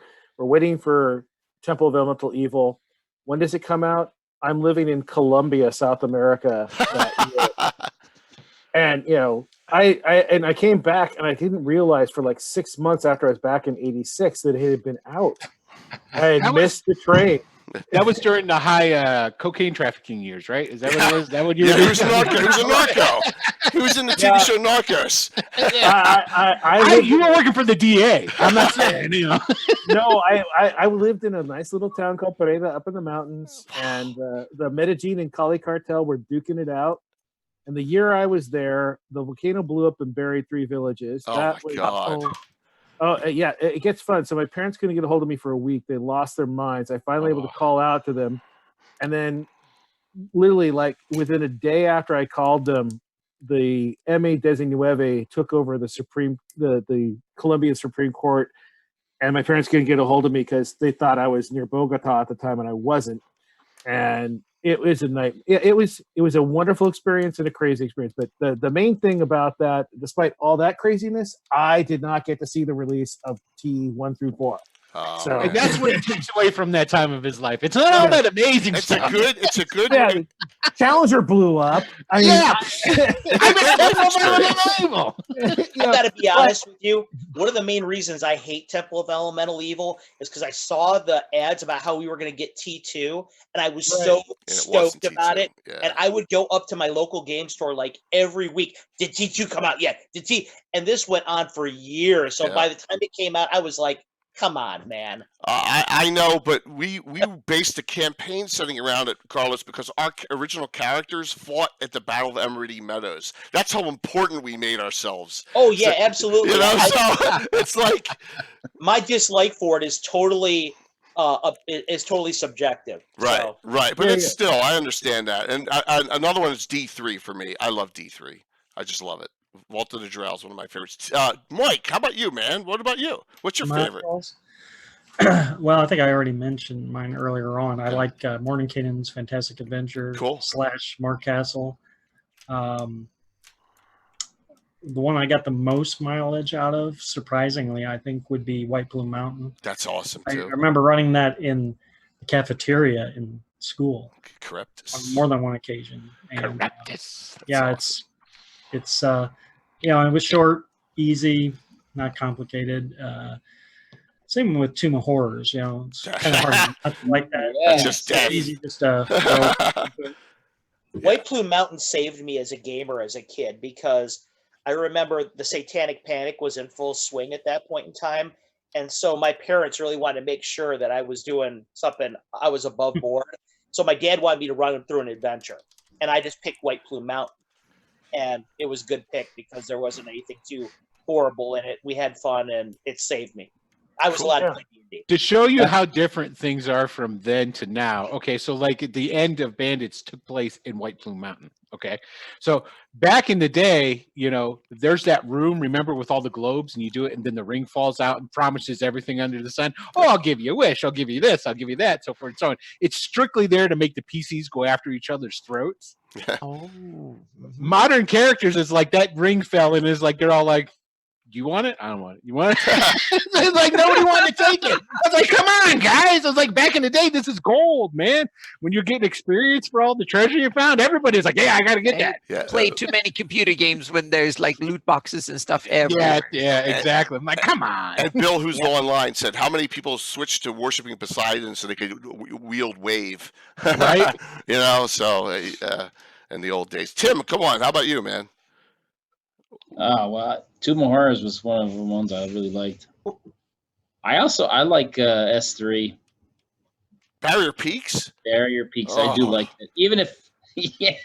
Venture Pygmies are awesome, and the Frogmas awesome, but the power Wolf armor. in sheep's clothing.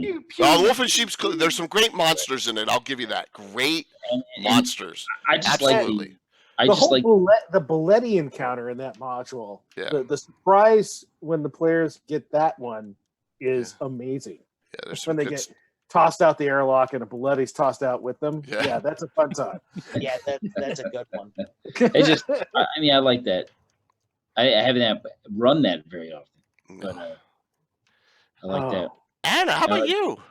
Well, for me, I must say that there's only one adventure that I really run as written, and that's Hamlet. So I must say that's and it also suits my style of running games because it is a sandbox and it's really you kind of poke around in that village and then the different factions and and to me it's also very essential. Greyhawk is written by some of the original authors and it has a lot of the original faction and the Cuthbert Temple and a greedy merchant and stuff like that. It's great. It's a great setting. Yeah. It's a great All right, I'm gonna blow your mind on this one as we go into from that. Name a module that doesn't exist that you want written now in whatever edition you play. But not a whole campaign setting in a module. I was just going to say that before we get into that question, I was going to say the module that blew my mind was actually Dwellers of the Forbidden City. Because that was like the first. That was also a sandbox. Yeah, it involved overland travel, and you had to plan. I think it did the whole play the factions off each other way better than Ruins of Castle Greyhawk or Temple of Elemental Evil did. And it was also the introduction of Yuan-Ti into the campaign. And I think that to me was kind of like a great, adventure in a sweltering jungle. And then, of course, Village of Hamlet as a player, because that was kind of like my touchstone. I loved running the Giant series as a DM. Sure. Those, and I do have some fondness for S3, but you don't get to run it very often, and it's hard to get people to do their suspension of disbelief with it. Yeah. Anyway, so back to your question. Something you'd love to see published as a module, like. Go ahead, Carlos. I'm actually going to sit this one out because I'm actually publishing the modules I want to see right now. That being said, that was the best answer today. Just put your website. Just put the Castle Entertainment into the speech. The link. That's a good one. My answer. but that being said, I am going to take some real careful notes on what everybody around here says because you never know when your wish might be granted. Absolutely, that's true. So I'll start this off just to get it flowing, but I want to see a module based in Harby that's published. It's canon because there's something beyond the slavers. Are you talking about like a city something, or because I do a lot of stuff in Harby, and my stuff's really campy. I got the Michael Baton stuff going on there. I got the stuff. I want to see someone do a module. Just what with all these different factions going on. Which factions, right? You know what I'm talking about, Brian. I want a published Harby module. That's what I want. Okay, that's me. Okay. Anyone else? For me, my piece is I've always liked the Mega Dungeon piece. And so the piece for me is like, if I was going to do it, I was going to do the Ruins under Storm's Keep. Okay. And that was where I was going to bring Emrakul the Chaotic in. And so my dungeon was going to be tied to the Salad and the Plains of Chaos. And that was going to explain why all the weird weather patterns were around there. And so it was going to be this weird little piece. And that's kind of like my kind of dream module. So I know that they've created a home base for him in Paladin in Hell, but I had a whole thing where he had basically pissed off so many people, he had retreated back, and that's why Stormkeep is a ruin, and he disappeared. But his dungeon is still active below. It's a great And idea. influencing things. So that's my dream, never been made module. That is awesome. Anyone else? That's great. See, I just want just a brainstorming session. I've sticking with my pattern here. I would love to see. They did a follow-up module to White Plume called Return to White Plume, which I hated. I didn't like it at all. It's not that it's bad. It's just a simple fact that I wanted Caraptus to show up, and he's the guy in the dark closet. You never see him. None of this stuff. You get a bunch of imitations, which I like the imitation idea, but it's like White Plume sets you up to go. It's like, oh, well, what's going on with that guy? Why is he doing this? Well, why is he bringing adventurers in? There's all those questions from the original module that are never answered. Did you? And that's what I did with when I ran Bandits. That was one of the reasons I ran it. Was because I wanted to delve into that, And Will, didn't you get the 21st anniversary box set that kind of explains that stuff? What that's where Return to. That's what I'm saying. Okay. That's where Return to White Plume Mountain came in, and I don't like that. Yeah, we had an issue. Ask you a quick question about that. Yep. Part of the thing that you loved about White Plume Mountain, though, was the mystery about how, everything was so open ended, and nobody really knew who Caraptus was. Don't you think that would take away from it a little bit if you really started answering those questions? Not really, because the way I look at it is if you really wanted to do it in a good way, you could still have Caraptus be the big old shadow guy, never bring him out into the forefront, but you'd answer, well, why was he pulling adventurers in to do what he was doing? Why does he have these weapons? And give it something more than that crap-ass hamster that they gave in Return to White Plume Mountain, because all they said was, okay, you got another adventure. Well, all they did was take you into the dungeon. At the very end of it, this is a spoiler, his spirit gets put in a kid. And for us, he's actually a child being raised by one of the Winchesters. Was that in the end of Return? I'll have to go back and reread it. His name ended up being Kelvin. Yeah. Okay. Yeah. So I'll have to go back through and read that.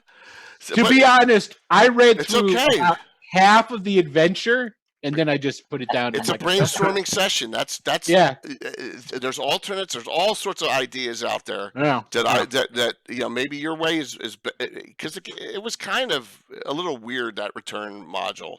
But I wasn't a fan either. Yeah, Tim, how about you? The thing that I didn't like about the return ones is they had to be in the exact same spot. It had to be like pretty much, they were retreading, but giving you a different reason why they were retreading instead of taking whatever the story was and continuing on. Like, I think Tomb of Annihilation would be a better return to the Tomb of Horrors than Return to Tomb of Horrors would be. It's a continuation of the story, Yeah, I agree. If I were to design a Return to White Plume Mountain, it would take off for what happened when the player characters went down into the indoctrination level. Exactly. That's what I'm talking about. Because like when you it ends with this great big old question, and then the answers that come from Return. No. Well, I guess we were turning into our most disappointed module. That's okay though. That would be the question I was going to ask. I mean, because my most disappointing, and it's actually a series of modules, was the Doom Grinder. Oh God, no! Cryptolizard the Mad, and the Star Karens. I thought that was such wasted potential. They were I didn't think anybody was going to be able to top Temple of Elemental Evil for me, but I think you just might have. Doom Grinder's terrible. It's so hokey.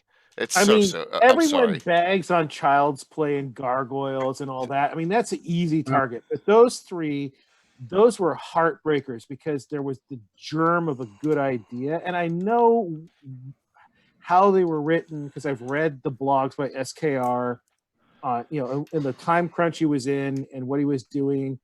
And there was just no way you were going to get a quality module in that environment. And I think that, there was some good ideas in there, but the potential wasted in those are just heartbreaking to me. It's like someone just slapped things together, and I agree on that Yeah. completely. So bottom row has not responded yet. Let's get some bottom row right here. Mike, Anna, Tim, what do you think? I'm fine with it, whatever Carlos writes. Good answer. Nice answer. That's a great. That's That was the lame. best answer of the Nice night. answer. Yeah. I love Hey, you, Mike. You wouldn't say that. You wouldn't say that if you killed your character every time, man. This is why I kicked out of my Blackhawk tab. Yeah, but I went through Marquesa. Which one would die Marquesa? Yeah, you went through actually Marquesa, their name is evil. Yeah, and didn't take 1 point of damage. Nope, she Entire didn't. adventure. You got That's the fair. Because she's a smart player, Tim. Yep. But I wasn't behind all the time. I actually took some risk now and then. So yeah. Yep. Hey, I got a surprise. I got a surprise for all of you coming at the end. A Tim announcement, and I guarantee you he will get revenge on all of you, but in particular me. So you'll see. You'll see. It's coming. We have a surprise. Okay. So Okay. all right. So that Tim. What about Tim? Anna? Any others? I have something I'd like to see. I'll wait if Anna has something to say. Yeah, Anna. No, well, when it comes to modules, I'm the most. Anti-module, Well, I'm not anti-module, Yeah, but I read them a lot, but I don't play them. Okay. So Okay. yeah, And it's you I read already them. mentioned T1. So. Yeah. As far as, because you know. that was before I started back in the day, and that kind of set the tone for how I wanted to run my game. So I just kept running like that, and then when I did my maps, I just needed to read. There it this. is. Yeah. Mhm. Awesome. So Anna, would you be in favor of another module that was like a city-based setting like that? Yes, Somewhere one of my favorites that I would love to see, that was something that I knew was on Gary's radar before he left, that was to develop Stoink, just like he would. Yeah, Great. you know what? I've actually been thinking about that too, because I'm Yeah. working on the Ravens Rook. Oh, Yep. I was thinking about wink. breaking out, That's branching awesome. out, and doing some more of that stuff in the Yep. Banana Kingdoms. Yep. You know. And so and I want to see one of the other favorite articles or module. I'm not sure if it was a modular, is Spine Castle. That was it in a dungeon or a dragon? I'm not sure, but it I was think it was in dungeon. detailed and stuff. Yeah, and that was, so there are a number of really, really cool locations that I want to see that is way off the beaten track, so to speak, not mentioned in any of the mod. And like we said, Brian and me said in the last Legends and Lore, is like the Great Kingdom, and Alyssa is full of these awesome locations that had never been mentioned in any modules or normally not It's played, true. but they are essential and central to the setting and the theme of the setting and the stories of the setting. And that's one of the interesting things with Greyhawk, is that most of the theme and the majority of conflicts and cool things that are in the setting are not used in the modules. Right, and I'm going to say, this is going to kind of segue into something I kind of mentioned in Legends and Lore, is the throne of the Great Kingdom allows the whoever's on it to see devils, and it has a connection to the first plane of hell, Avernus. And there's a perfect segue coming up in September with Descent into Avernus. You don't have to do Baldur's Gate. You can transplant that right into the Great Kingdom. Mhm. Yeah, And that's like I was saying. Yeah. Take those adventures and then just put. I think somebody said it was sacrilege, but you take them and you put them in the Greyhawk. Brian, Oh, yeah. Yeah. can you do an article in Cannon Fire or in the Discord server on that when it comes out? I think that would be a very good thing to do for all of us to describe what, you know. Seriously, I mean, Yeah. that would be a great asset to all of us to know what, you know, specifics as to what, you know, where it is, what are your kind of- ideas behind it. It would be perfect.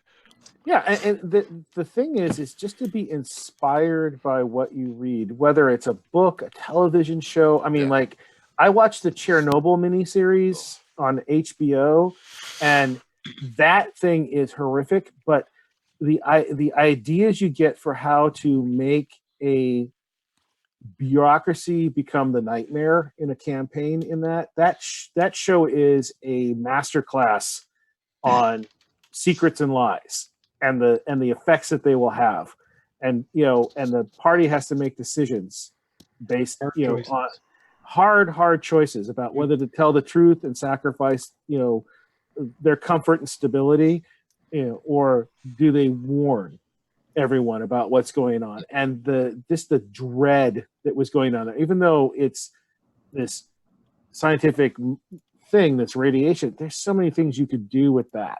And so it's just a matter of taking something you see, a theme, an idea, and then figuring out, well, where does that fit in here? How can I use that?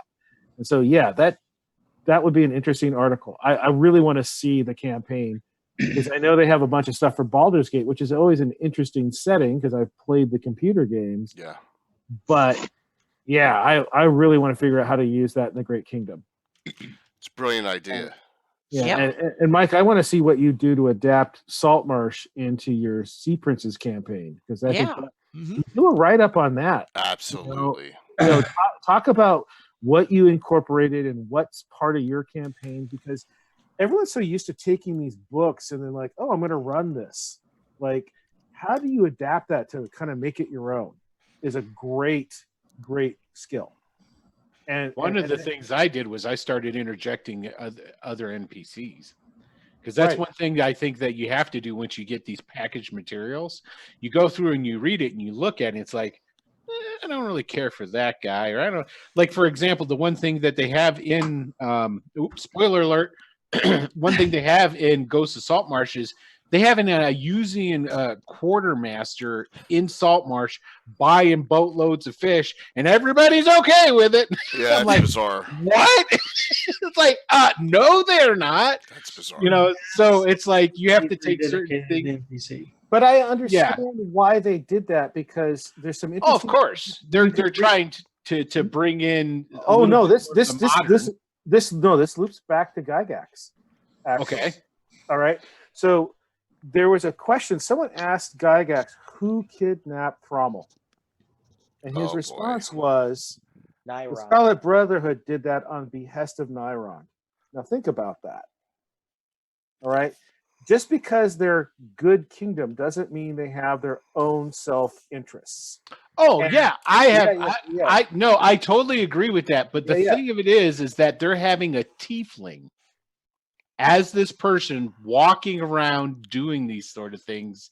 Now, granted, it depends on your Greyhawk and how you run. That's number one. That's number exactly. one. So, I but understand. that's what I mean about taking the NPCs and changing them around. And that's again, adaptation is like if your Greyhawk doesn't include Dragonborn or Tiefling, and I will just say right now, there is no Dragonborn in Ghost of Saltmarsh, so don't get your panties in a twist, folks out there. All right, Until the players bring them in. And Dragonborn. That's if that's the campaign you're running, that's fine. If you don't like that Tiefling quartermaster, that's just fluff. Change it. Yeah, true. and that's what you're supposed to do with adventures. You're supposed to take them and alter them how to fit into. That's why I forget who said it, but the thing about everything is canon until the dice rolls, and then it's your campaign. Oh, yeah, That is such a good term, because that's so true. Because everybody talks about this and then the timeline. It's like, well, when you start running your own campaign, it totally changes, and then it's your campaign. Right, and this is something Matt Colville, who is another great, vlogger out there that's talked about this thing, is that there is a difference between a story and lore. Lore is static. Lore is history. Lore has no dynamism.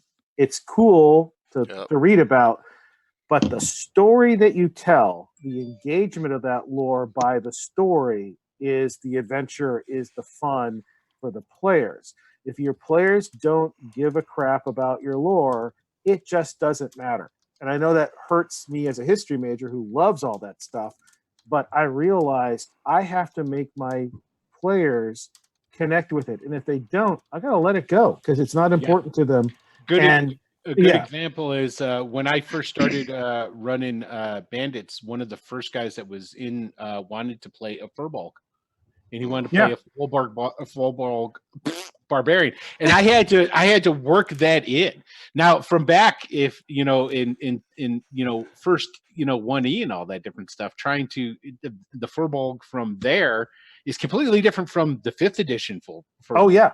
So it's like, okay, so all right, I have to take this and have to work it in. Now that I'm doing Ghost of Saltmarsh, one of the guys is a Genasi. And it's like, okay, well, how am I going to work this guy in? Because that really wasn't there. So there's ties to a temple. Yeah. You know, so I mean, you take and then you work it in. So yeah. Well, at least it wasn't a dark elf, right, Carlos? Yeah. Well, And yeah, actually, or a that's ranger. And that's one Drought. of the few races I actually will probably not allow my players to play in That's Greyhawk racing. is the Dark Elves, because for me, in my experience of playing Greyhawk, those guys were the villains. And I'll say this, is it's not just the Forgotten Realms and Dritz. When the Dark Elves came out in the Fiend Folio and in the D series and the G series, everyone that published after that, especially when Gygax was gone, everyone wanted to use a Dark Elf. There was a Dark Elf in the Library of Greyhawk. There's a Dark Elf in the Slave Lords. You know, they started appearing everywhere, and they got overused. And then people wanted to play them, and they as Jay pointed out to me, they became a playable race in Unearthed Sky, right? Yeah, and so it's like They had to change the Pantheon, I think, to account for the drow. Yeah. having good drow. And for me, it's like, I know why they created the drow and they created the valley elves. They needed some and the wild elves. How do you say that? Grugach. Grugach. Yeah. They created those so you could have some elves you could be in opposition to, and your party wasn't going to be, oh, hey, that's my cousin Fred. We can't attack them. And, you know what I'm saying. But yeah, that's funny. And so, but everyone says, oh, that's really cool. I want to play that now. And it's like, there needs to be a dance. Like, some stuff should come in, and if you're fine with it, that's great. And some stuff should just stay out. And it's really where your group and you as a DM, where your tolerances are. I think I want to just raise one point. I think that's really super important to do as a DM. There needs to always be stuff that's just off limits. Yep. Just because it builds that, well, what's this? Or, well, why not? And it gives it a whole nother mystique. Like, just think about it. When we were first playing and drow show up, you're like, man, it sure would be cool to play a drow. But you couldn't. So it was just like that whole forbidden fruit. Couldn't play an elf cleric or a dwarf cleric. Yeah, and so I just wanted to kill them all. Yeah. When they first showed up, we're on Earth. Inner paladin killed them all. Yes, he did. That's my feeling about Kender anyway. Kill them all. All right. So Tim, to finish up this topic, I know we went way off there, but that was an awesome sidebar. Yeah. That was fantastic. What would you want to see? I'd like to see some sort of adventure, whether it's in Hardby or Highport or some town where it involves the underworld as far as the thieves and criminal elements and or spy elements. So it involves, that sort of clandestine operations that are going on in all civilizations in an inhabited area. So you have a lot of fieldcraft, you have a lot of things. It would be more sandbox-ish, I think. And there's an article. Too. Yeah. There's an article and stuff, but I'm talking about somebody making this. I have one module that I want to do simply because it will be such an awesome challenge to cartography wise. And that's something that I think Carlos and me could probably cooperate in a couple of years. And that's the passage of Slerutin under the mountains. And we should make that one. When I get into mapping the Underdark, we should do a cool full mapped adventure path going through Guess what I'm releasing for Gamehole Con? I'm doing something right next to Dark Gate. So I'm awesome. I am perfect. Right with you on that. Will be the first installment, and then we can map the whole in make it like some. I am right with you on this. Yeah, absolutely. I would definitely be down with that. Mm-hmm. Yep. So we can kind of, and then we can make it, just Most make of the most of the pre-gen characters are priestesses or Mhm. scholars of Ouijas. because that meaning have this some is tied to the soul this is migration. setting size map wise, meaning we talking 500 miles of dungeons, meaning this Oh, is not man. rooms. Mappable area, Anna. Right, Yeah. there's your mega dungeon right there. Yeah, meaning it's like overland mapping, but under That's the, cool. under I'd dark. play that. I'd Yeah. DM that. That's good. I definitely would Yep. play that. That's something Absolutely. that's been on my radar. The other one, obvious one, but more like a setting. That's the Rift Canyon is another one from a cartography perspective. They are irresistible. So that's when it comes to areas in the Flanies that I are dying to map is Rift Canyon and the Passage of Sleuth are the top two ones are just I'm dying to get in there. I just need to have all the technology and my knowledge and all that put in place, so to speak. But they're Awesome. All right, so I was waiting for a question from the audience to continue, but how about any of you? Any of you have a question? Since I'm hogging up all the questions, that with a general Greyhawk one or something that you're interested in with everyone. Before I ask my next one, I've written down. I have a question for the panel. Good. We Yeah. talk Cool. about, everybody's been talking about our experiences as DMs and everything, but we're not all just DMs. I'd like to know a little bit about you guys as players. Tell me about your favorite character that you guys have ever played. Beautiful It doesn't question. have to, it could be your highest level character, your favorite character, somebody that just was memorable. I'd like to hear those. We're going to start with Mike and go counterclockwise. Mike. Well, most of my we're still talking about Greyhawk. Yes. Most of my player experience has been in the game Shadowrun. That's okay. I think most of the Greyhawk I've done outside of DMing has been in Carlos's and Gary Kahn and Alan Grohe and it's tough. I went by the screen name Mortellin on Cannon Fire and online for a long time, and that is actually a character that I started back in junior high, I think it was, when we were just goofing around a lot, kind of an NPC slash, back when you were DMing and playing at the same time. Who hasn't done that, Mike? Right.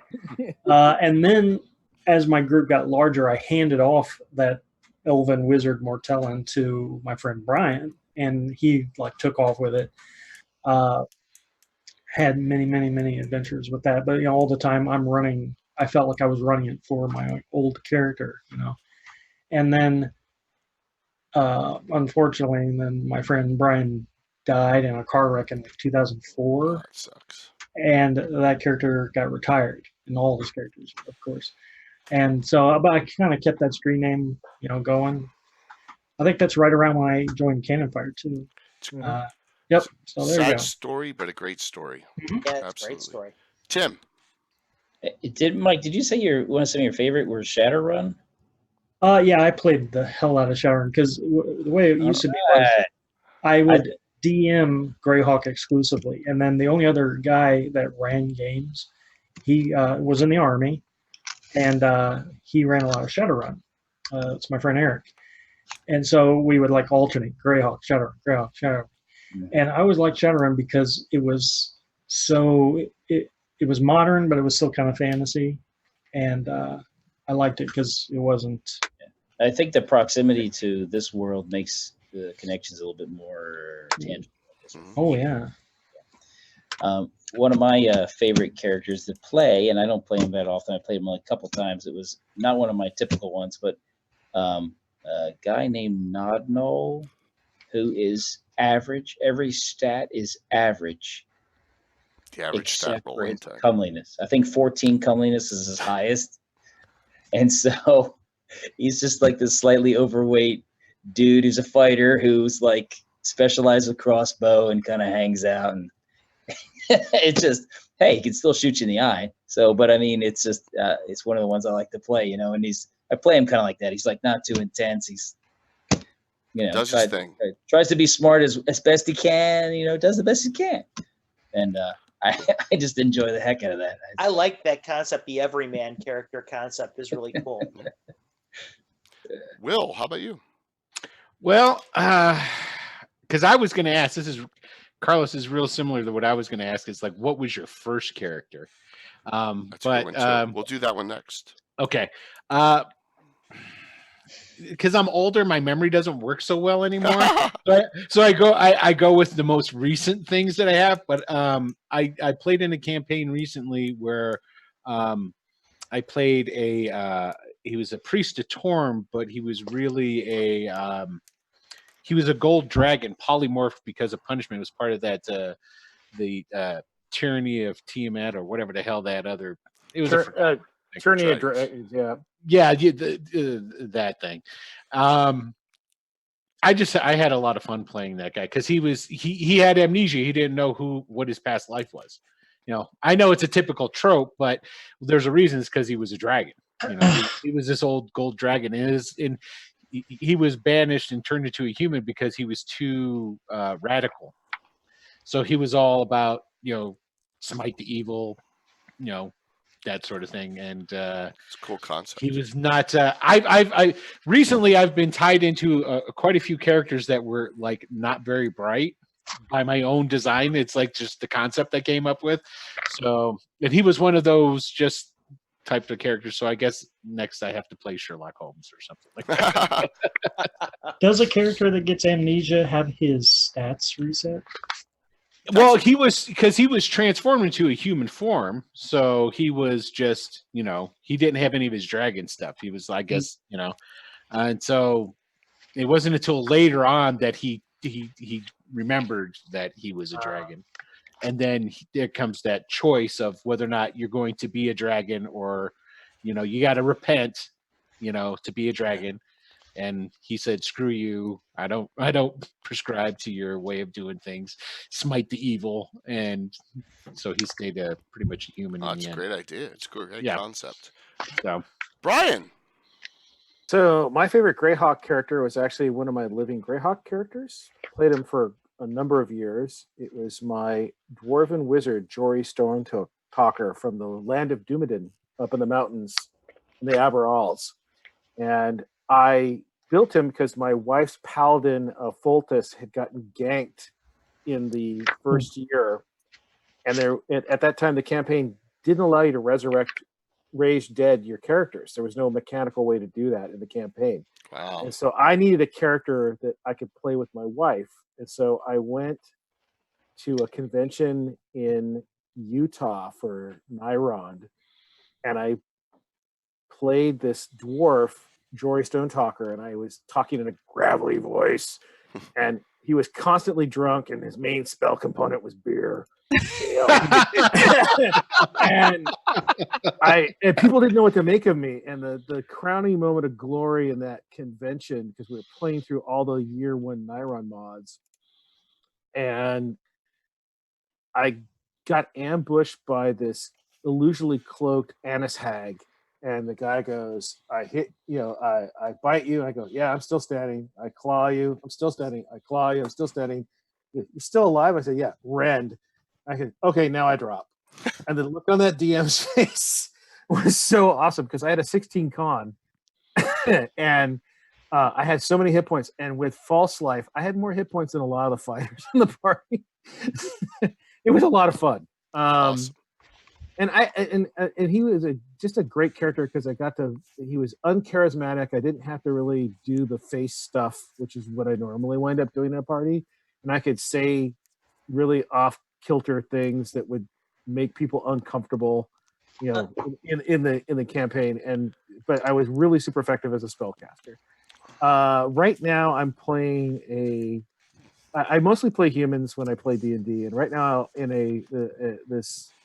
I'm playing a pirate that has lost his left hand, so he has a hook. Yeah. And he's a mastermind rogue.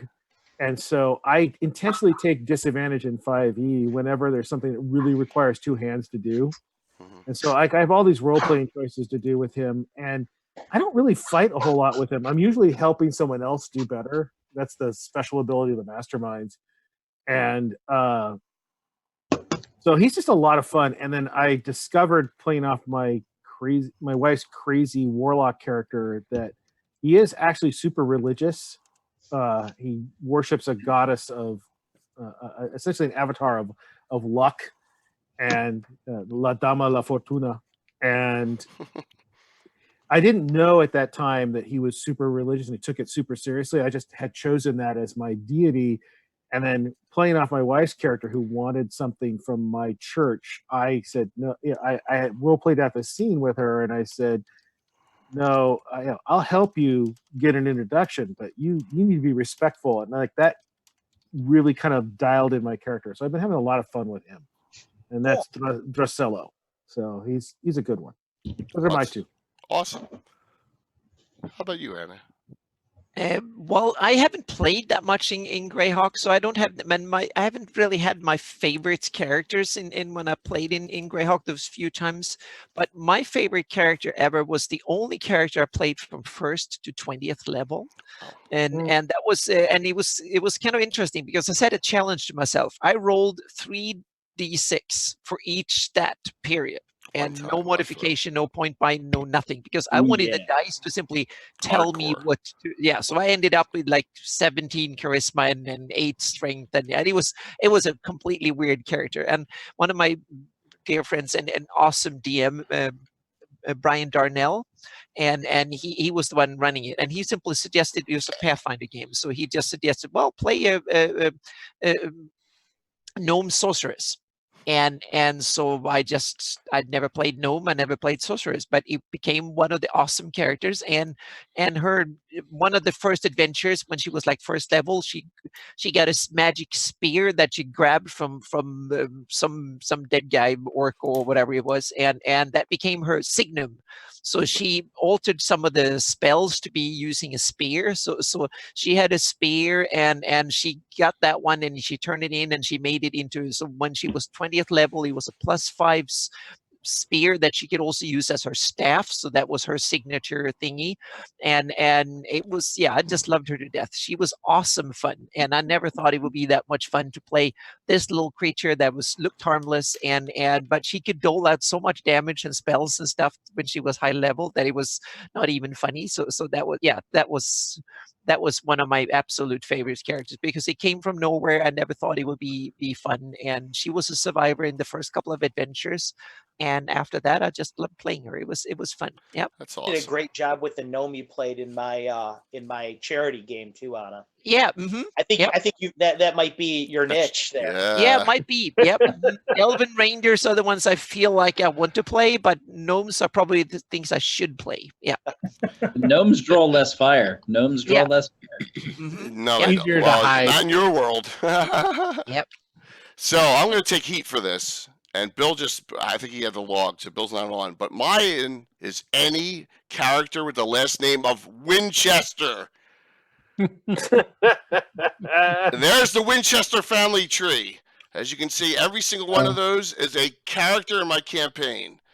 So that's how much I torture these people with the Winchester. Have you actually been a player for every one of those characters, or are they mostly NPC? They're mostly NPCs, but some of them I've used as players. Absolutely. I was going to say your game has gone on so long, I would believe it if you told me that you played every single one of those.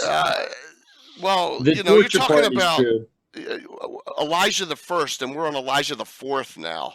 So, and it's just, that's how long in depth it's, 39 to 40 years. It's just generational stuff. But I just want to say that because I knew some people would give The me good shit news for is it. that they usually pick spouses by meritocracy and not just bloodlines. So they're keeping it good mix of DNA. So they're, the line's staying strong. It's not just. You're saying married that the family name. tree branches and it isn't like. Yeah. As Bill would say, This they're is trying not to Roxy's, breed. is what he's saying. They're trying to breed the Winchester out of everyone, and that's not going to happen anytime soon. But that was a great question. And Will's question, go ahead, ask yours, because I know you wanted to. First ever character? Yeah. What was your first character ever? Mine was Zeno. He was a half elf. This is back 1st edition.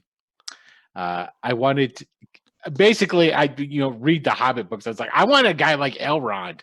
So he's like, So they say, call him, I am Xeno, half elven sort of crap. And all I remember is that I kept the name and then would recycle the name into different characters later on. It wasn't the same character continuously because, switching with groups and, well, he died a lot. So, especially early on. That's awesome, though. I mean, do you remember it? How about you, Carlos? Well, the first character I ever played was actually nameless because I saw the box set for the Holmes Basic on my buddy's. We were on Christmas break from school. His mom and dad had bought it from us for him, I should say, and I was just like, "We've got to try this out." I played a magic user. I was thinking I was going to be Gandalf, and I didn't realize I had one spell, and I got killed by a carrion crawler in room 2. 8 attacks. Oh, at first level? That's a First level. This is Let's see what's in the room. Level dependent encounters. Now you guys wonder why I'm a brutal DM. I was right away. He's making everybody pay for that first wizard. However, the second character I ever played was my longest standing character I actually ever played. I played him for about 35 years, and he's my favorite. But awesome. There you go. Well, what's the name? You can't just say that and not give us a name. Well, okay. Well, all right. I was 8 years old, so you'll have to forgive us here a little bit. But we actually predated the Gygax idea of kids getting sucked into the realms of Dungeons and Dragons, and we were all playing ourselves actually. That's that's Carlos. Cool. That's my first character too. We all played ourselves. That's absolutely correct. I ended up. My dungeon master was a guy that was he was much older than all of us, so we didn't understand a lot of subtext that was going on. But Morden Kanan, actually, I apprenticed to Morden Kanan because I was a science experiment to him. Yeah, I mean, he was trying to figure out about what was going on with our plane and everything. I just thought, wow, I'm apprenticing to one of the greatest mages ever, and I didn't realize that was going on. But one of the reasons why he became my favorite character is because I was playing. I didn't have dice at the time, and I was playing with his. And I'm not kidding. I may have the greatest streak for this in the history of gaming. At one point, I rolled 17 20s in a row with this character. Whoa! 17? 17 when I was between first and second level. That's unbelievable. So the guy decided that my character was the chosen of Istus. Wow. Nice. I was chosen by fate. And so that's why my character was known as the colorless mage of Perrinland. The colorless and all colored was, as Istus's nickname. So I started going by that name, the colorless mage of Perrinland, and that's where. Now you should put that character into your adventures. I actually refer to him once or twice. Okay. Just allude to him, but I never actually do anything with him. He's too busy. Gained multiple levels. I retired with him, and when you guys read Fireland, you'll find out that the chapters in between it are all stories. Because my retirement was Morden Kanan sent this character over to Fireland to write him journals to circumnavigate it Kon-Tiki style and write back to him what I found. Nice. So cool. And that's how that character. I appreciate you sharing that with us, Carlos. That was really absolutely. Definitely. Coolness. How about Brian? Did you say your first? What's your first? My first character was a nameless wizard. I mean, of course, when you first starting out, we all use like pre-gens from because you get the G, you'd buy the G series, you had a bunch of pre-gens because no one had leveled a character up. We were like, 7th graders, 6th or 7th graders when we started playing, so we had no clue what we were doing. And my first character I rolled up was a wizard. He had no name that I can remember. I don't think he lasted very long. I think a Pyrohydra ate him at 2nd level. Oh my gosh! Yeah. My carrion crawler was bad. Well, we made the mistake in letting Christian be the DM that time because we would trade off DM duties because everyone wanted to play. He says, "I got this great dungeon I made for you guys," and so we were told to take 2 characters each, and the initial counter was outside the cave entrance with 2 displacer beasts. Half our party died. And then we go, well, that was a pretty brutal encounter. How bad can the rest of it be? And we walk into the first room and there's a Pyrohydra, and we all just looked at Christian and said, "You're never DMing again." And I think he did it so he didn't have to, but but No, yeah, it's the old. Oh, don't worry, honey, I'll fix it, and then you just trash it really bad. It's like you're never trying to fix anything again. yeah, but at that time, characters died so easily. They were, especially wizards, were so squishy. You just didn't name them. First 3 leveled until level 3, they guarded the horses outside the dungeon. That was right. it. You just didn't want to get attached because they were so squishy. And if they got up to like 5th level, then you kind of like, oh, I got to really think about this now. Yeah. Room 2. Squish. Yeah, room 2. Yeah. The first couple of years we gamed, I died a lot, over and over and over. I can't remember the first character I remember that leveled up, and then I probably played a year, and we probably played 4 times a week for a year. And the first time that was probably my 30th or 4th. I put 30 or 40 characters, but the first one that leveled up was an elf fighter thief, and that character was the first one that I actually leveled up. And he made it to level. I think it was a he. I'm not real sure, but they made it to level 3, and I was so happy. And then the DM killed him off.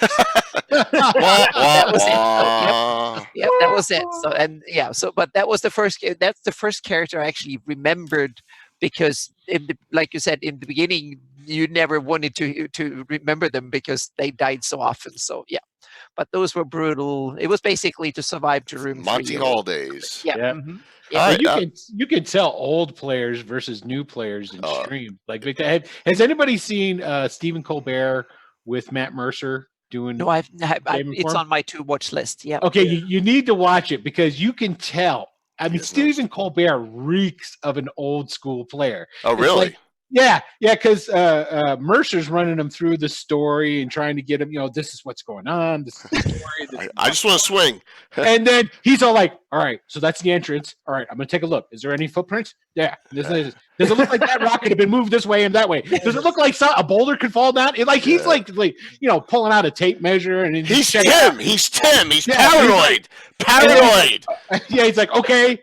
We can walk through, and then you get to the next spot. It's like, okay, well, what's this look like? He starts dissecting everything because he's waiting for the trap to just smoosh up. There was a reason we took 10-foot poles into the dungeon. Explain that one to me. Yeah. Well, and I'll say, so the other question I would have is like the old school characters. Like my first magic item was a cursed weapon. Oh, awesome! Because no one could take it away from me. Oh my God! Cursed berserking sword. You had a tough childhood. Yeah. Oh, we always fought over who got the magic, and because I picked up the cursed sword, no one could take it from me, because if they took it from me, it would just appear back in my hand. I was so happy I had a magic item finally. Buy a pyrohydra at 2nd level. First magic item is cursed. Boy, you were traumatized. I'm telling you. You kept playing. But we had a great time, and I'll say, there's some more stories here, so you guys tell them, and then I have a question for you all. So, Mike and Tim. Mike, your first character. Oh well. That's weird because Mortelling could be my first character. I don't really remember. The guy who taught me D&D and Greyhawk early on bought me all my books, moved to Oklahoma and kind of left me on my own to run things. And then from there on, I was always the DM. But, while you were all talking, I actually found one of the old... On the gold. Nice! Look, there's a drawing, too. There's some sort of drawing on there. Yeah, there's drawing. That's awesome. These are the old D&D character sheets. Yep, they are. Yeah. The first thing I did was I went to the back and looked at the will. Because there was like, read it. Will back then. Yes, they had wills. Yep. Like I said, I had given this to my friend Brian to take over, and he wrote on here, I, Mortellan, do hereby resolve that my possessions be buried with me. Greedy. No one's getting anything. Yeah, that's awesome. That's cool. Tim, what's your first? I had, for sure I had 2 characters made at the very beginning. One was actually played on the Emerald Chaotic, which was Leuven. Leuven the Light Fingered. Yep. 18th the level thief. halfling thief. No. And Fensig was shortly thereafter, but he wasn't first. But he actually had I had a fighter mage who I don't remember what I named him, but I do remember that my father, who was my first DM, killed him on our first adventure. And I remember. And go clean your room. we came upon, like, it was an old dried husk of a dragon. It was obviously some dragon that had been slain. And, you know, the ash and trash treasure was left. It wasn't like the main stuff, because you only can carry so much of it. So some of it was still scattered there. And there was a group of dwarves that kind of came into the same area at the same time. And they're like, this is our treasure. And we're like, okay. And then they just attacked. It was like, you know, it was like we didn't have a chance to talk. And I remember, you know, my fighter mage got hacked down, and my dad was describing, he's on the ground. The dwarf is stepping over his body as he comes towards you. And so, you know, luckily they'd been damaged, and my hobbit managed to kill one or two of them, whatever, and survive, whatever. But it was like, tell everyone what your dad's favorite. Yeah. They had a funeral? We buried items with it. We had like a pagan funeral with stuff in there to, you know, honor him and all that. It was like, it was. I mean, we didn't go out and bury him, but I mean, it was like a little bit of, you know, we described what we were going to do. Please tell everyone what your dad's motto is in D&D. You're dead. What do you do next? Is that the one you're talking about? Yeah, that's the one. Oh wow! Yeah, and so much, in fact, they made a statue of him with that on a T-shirt as an award. Yeah. He actually has a miniature. Yeah, I've seen someone with a miniature, and it says, "You're dead. What do you do next?" Yeah, it's comical. Yeah, but that's. But I shortly made, and I made a paladin too, which I think they're still alive. I think the paladin's still alive. Jay, is he still alive? Grim? No. Then no, because I kill off a lot of your guys too. I'm just kidding. But Anna got the pleasure of playing with John during our fundraiser. So yep, that was awesome. Yeah, yep. So hopefully we'll see. Thank you John. so much, Tim, for bringing him and yourself to the game. That was that was an awesome game. Oh, that was fun. High-end carnage. All right, Brian has a question, right? Go for it, Brian. Yeah, what was your first? I told you my first magic item. What was like your first magic item? You know that you remember for your character. That's a good one. I'm going to say one, and you're going to shit yourselves. I know for sure. For me, it was simple. I think it was a cloak of protection. I think that was what I think that was the first one I had. Yep. Okay, I've got a real stupid one. That's okay. I wasn't DMing, of course, or anything. It's like, of course, going with the all characters named after stuff out of Tolkien. I had a guy, Mr. Brandywine. Ooh. He had no first name. It was just Mr. Brandywine. At least it wasn't McLovin. So okay. But he had a magical box. That to play music. It was a music box. No. The only power of it is it would grow and shrink. You could put the stuff in it, and then you could grow and shrink and keep it on your body, and that's cool. Well, it is cool. Yeah, it's very useful, especially when you're older. But it's like, you know, when I'm like, seriously, this is stupid. No. Tim introduced me to Cloak of Wonder Space, so that's a great concept. Yeah. Mm-hmm. So anyone else with a magic item? I think I'm racking my mind right now to try and think of what it was, because it would definitely be the colorless mage that had it. So I remember getting a couple scrolls at first that I couldn't scribe because they were not level. They weren't level appropriate. Mm-hmm. However, the one I do remember getting right away that I really loved was I had a Cloak of the Manta Ray. Oh yeah, I had a Cloak of the Manta Ray, and I loved it because at that point in time we were playing by the near div, and I would play around with it. And I remember it getting destroyed in a Dispel Magic gone wrong. I hate that. Everyone hates when that happens. Yeah, I failed a save on it. This was not one of my 1720s in a row. Yeah. And I failed my save on it, and it went bye-bye, and I was heartbroken. We're going to tell a story after we go around here, what Tim did with a package tied in a bow, okay? We're going to tell that story. But go ahead. Anyone else with magic items? You know what I'm talking about, Tim? Yeah. Yeah, you. So anyone else with a magic item? Well, Mine was a Helm of Brilliance. That's how Monty Hall we were. Oh, Wow. wow. What's this do? I don't even know. I look up at the dungeon master, like, holy shit! What level were you? I know. It just when it comes to mind, the Monty Hall days were exactly that. They were just you had no. Monty You're 12 Hall. years old, 11 years old. You don't know what you're doing. Everybody went through it. Oh yeah, we did. Yeah, Yeah, but it's a great memory. Oh you yeah, know? we did too, but that was some years. I don't like Monty Hall. I like High Adventure. Oh yeah. Mhm. Sounds better. Just like Yeah. I don't like. That's what somebody who likes Monty Hall would say. Yeah, exactly. That's why I dislike the word rules lawyer. I prefer a rules scholar. Yeah. Oh, I like that. That's Yeah, right. stealing that. Yep. I'm stealing that. But hence why I have a comet that has to go across the sky and un-Monty Hall characters from the old days if they want to play them again. So now you get the idea there. So anyone else with a magic item? Mike, what was your first one? First magic item, boy, you gotta go. I don't know, man. That's really tough. You'd have to dig through my pile of old character sheets. No, Oh, wow.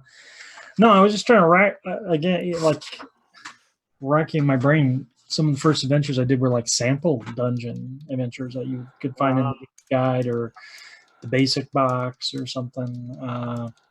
It could be something real basic, like a potion of healing. Exactly. Red Taco Turtle wrote that in there, and I was like, Yeah. Yeah, I was Don't thinking worry. not non-consumables because everyone got a potion of healing, but yeah. Yeah. All right. The So the most abused potion, of course, is the Pither of Love. no. No.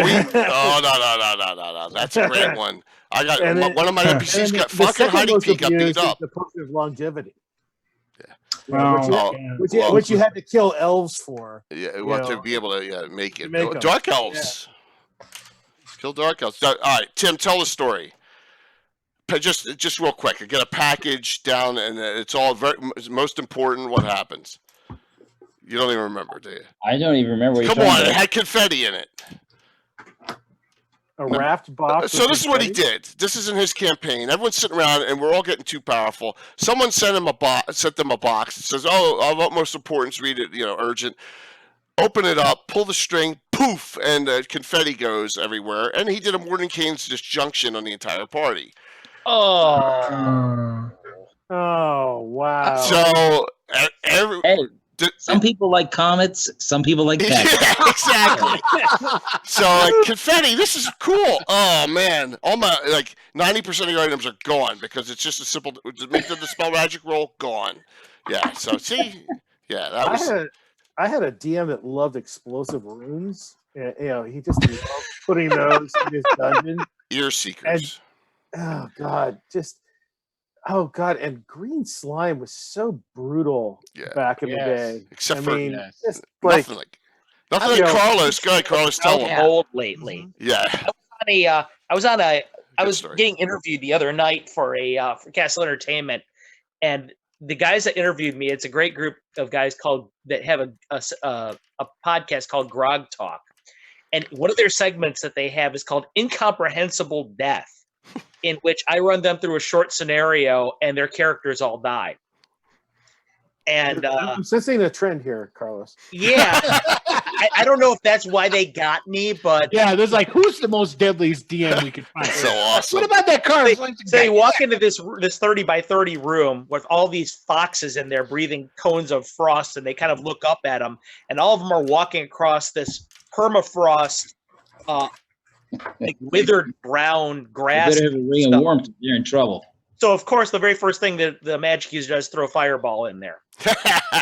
And they all died within 6 minutes or less because it was brown mold that they were all walking on. That the person who designed the dungeon had put brown mold in there so that the whore foxes in there would have an environment in which they could live because they drain heat. Yeah. Mm-hmm. Bye. That's so awesome. Fireball up. Sorry. Carlos tried that on us in one of his modules, and Tim caught on to it. Right? Yeah, Tim immediately was onto said that one. Tim immediately said, "No, that's going to do a reverse effect." But And I still died. I do love brown mold, though. I do love brown mold. Yeah. I gave one of my players a ring Why of I was onto it. a ring of what? I gave one of my players a ring of delusion, ring of sustenance. one time, and he starved to death. 'Cause he thought he was Nice. eating. Oh, that's brilliant. Oh, Yeah. no, that's Neat, cool. but brilliant. That's brilliant. No, that's great. I mean, that is really taking it to Because the extreme. everyone wants a ring of sustenance. Yeah. Oh, yeah. Definitely. Definitely. Well, wouldn't his friends pull it off of him? No. Like, Bob, you really Not a got to eat a hamburger, man. You're just wasting away on us. Yeah, now renamed Ring of Anorexia. Right.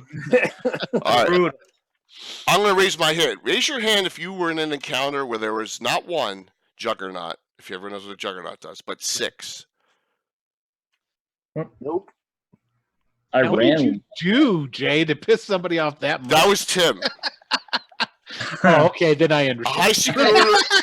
high secret order witch and 6 juggernauts. Yes, that Hey, was. that was her home. You were on her home I battle. know, turf, man. I know. I just wanted to put it out there that we all have our, kill everyone instantly moments. No, Well, I mean, my death actually goes is strictly a bad save at the wrong time after the. I know you're just having fun with it, and that's what the whole point of tonight is. I know. I Well, Well, just you wanna- know what? I Yeah, gotta I'm- point out. This is something that is extremely accepted amongst grognards and older players, which is I went in, I was stupid, I got killed. Yeah. Right? Yeah. Yep. You cannot do that with new players. They are like, "Are you kidding me? I've got 17 pages of backstory, and you're just gonna help me kill the character." We're not going to go old versus new. Notice we stay away from additions, which is great. It's Right. all been general, but yeah, I got it. It's the old military saying the acronym Fugazi. Fucked up, got ambushed, zipped in. Yeah. So the Naz, who's my longest subscriber, says, "I beg to differ. You are Naz. You are an exception. You are the cool 24-year-old that watches me. So that you got to screw loose to begin with. You're watching us old school guys. We had some guy come on trolled us 2 weeks ago, and he goes, I bet you all got beat up and were all bullied when you were 30 or 40 years old. He said that right in the chat. And I said, by the way, no, we're all in 50s and we all just look 30 or 40 years old. That's what I responded to him. Oh, trust me. The more viewers you have, the more the trolls come out. But yeah, so it happens, everyone. Yeah. Definitely. it was. I would have loved to have been bullied when I was 30. Well, yeah, the same thing. Now I'm starting to like to be bullied because that gives me a chance to be an asshole. So yeah, Right? It's like, well, I know how to respond now. Exactly. I got bullied a lot Yep. on the ice because I was Even only better. 5'7". Yeah, but you were a brick. You were like rock solid, and they only did it once because they ran into a Mack truck. I bet. So. I wish. Modern trolls are so disappointing to me. I mean, I just remember how ruthless my peer group was, and just going home crying. And today, it's like that's all you got. That's Like what you you're gonna had say? a group of 20 players chasing you down the street for killing their characters. That's awesome. No, I didn't kill their characters. I stole their magic. magic items. items. Okay, so That's then worse. you still had a group of a dozen So player weird. characters chasing you down the street trying to murder you. Yeah, well, people get a little hot-headed. And then they went through all stages of grief. Like they bargained and they got angry. I mean, it was brutal. I hope all of you know these stories are never going to With die. this. No, Oh, that's no, the thing. You Anything just you talk. didn't like with this. Yeah. Yeah, these are the stories I'm going to bring up to you guys whenever I see you guys at conventions. But that's the charm of Dungeons and Dragons. But we, Right? That's the everyone great here, thing about except it. maybe Anna, has run Tomb of Horrors. We have slaughtered characters, at one point. I mean, that whole false dungeon entrance where you just collapse the ceiling on everybody and they die. And I mean, everybody dies. I literally had everyone like new characters. Oh my god! I do have a question though. I'll ask. Sure. Has anybody run the Tomb of Horrors for their grandmother? Raise your- No. raise your Oh, hand. that would be awesome. No. Did you only get through 3 rooms because it was all like, honey? Wow, Tim, you never told me that. hey, I gave her some high-powered characters. She had a super high-level fighter and a monk. So she had a monk named Chun-Sik Lee. Oh, good. Skagath isn't on. That's good. So. Oh my gosh, that's Which I amazing. think was a child. I think with Chun-Sik Lee was a boy that she had sponsored in Korea. You know, you can sponsor more. Jeez. That's the guy's real name. Sounds like 16 Candles. She's lawful good, I man. love that. My Yeah. grandmother was lawful good. Love that lady. Oh, By the way, Brian, in one of my adventures, Luxaturna that I ran in at Gamehole Con, I actually used the ceiling trap on the player characters and wiped out like 3 guys in one of those rooms. And yeah, you should have seen the horrified look on their faces. Total Yeah. Cube of Horrors move. Yep. And, you know, like when my wife's paladin got ganked in Living Greyhawk, she didn't even bat an eye. It was a good death. The poor DM just looked at her like in absolute shock that he had killed her character. He didn't expect it, and it was just some bad rolls. But she had totally chosen to take on the big bad and protect the rest of the party. She's doing the paladin thing. He was demonic, and that's what the paladin does. And yeah, I mean, like we just don't even bat an eye. Like when we lose a character, it's like, yeah, it was a good character. I mean. Same thing happened in this campaign we're playing together in right now. Max, the DM, randomly rolled who it's basically a sea wyvern. It's a sea drake from some book that's not from WotC, and he uses these critical hit tables, the die actually, and literally the character she had just built to come and play with us gets skewered by this thing after getting criticaled and failing the poison save, and that character was just gone. And the first session, and this is 5th edition. People say, "Oh, 5th edition's not lethal." No, it can be pretty lethal if you're not balancing encounters. Oh yeah, don't get me wrong. I can kill you all dead with that game, and that just shows your old school background, though, that you don't even bat an eye at it. I mean, lethality in 1E is just part of the program. Yeah, but it's the same thing. It's like, but there's also a social contract. Like we understood going in that characters could die, right? Like if you're surprising someone with that, and just like you're not giving them fair warning that hey, you're like honest campaign's a sandbox. Hey, you might run into a dragon and it will eat you if you don't negotiate. If you don't, I'd say there's an understanding. If you're running it for people, and you can, the more you've done it, the more you can tailor it where the chances of dying are greatly reduced. Or you can dial the knob up. Introduce the game, and then later you can up the ante on it when people start making new characters. Yeah, this is like one of the things that happens here locally that we're doing in terms of organized play is where we have D&D summer camps here. Now, there's several of them running. The main one's at Guardian Games, which is this massive store. I think it's like the 3rd largest retail game store in the country. And my friends who are running that, they teach all the kids consent, not about sexual stuff, but just consent in terms of like, this is my character, and if you're going to do something that affects my character that really is negative, kind of give me a hint that this is going to happen. Don't surprise me. And the same thing goes with the DMs. Like, you don't drop content on them that people are not ready for. There has to be some trust, and it's really important. Like, we all are kind of callous because we we have so many characters that have died, and but other people, it's like they don't have that experience. Well, especially if you're dealing with the public. I mean, if you're dealing with the public, that's totally different. Now, if I'm dealing with all the hose heads that I'm going to high school with, exactly, that's a completely different story. Yeah. And when you go to Gary Con, there's a certain expectation that you're going to be playing some old school stuff. Unless you're in the organized playroom with Adventurers League, you most of the stuff that's going on there is all kinds of editions. Right. And, the old, and there's it's kind of old school vibe. And so people are kind of expecting kind of that old school stuff to happen. And, but that's an exception, and I think it's just really important for people to really get in the mindset is that I'm not there as a DM to be me against all the players. I want those players to succeed. And I want them to have a good time. Now, some of them might die because they make dumb mistakes, right? And that's just part and parcel of the game. But they should be like my wife. It should have meaning.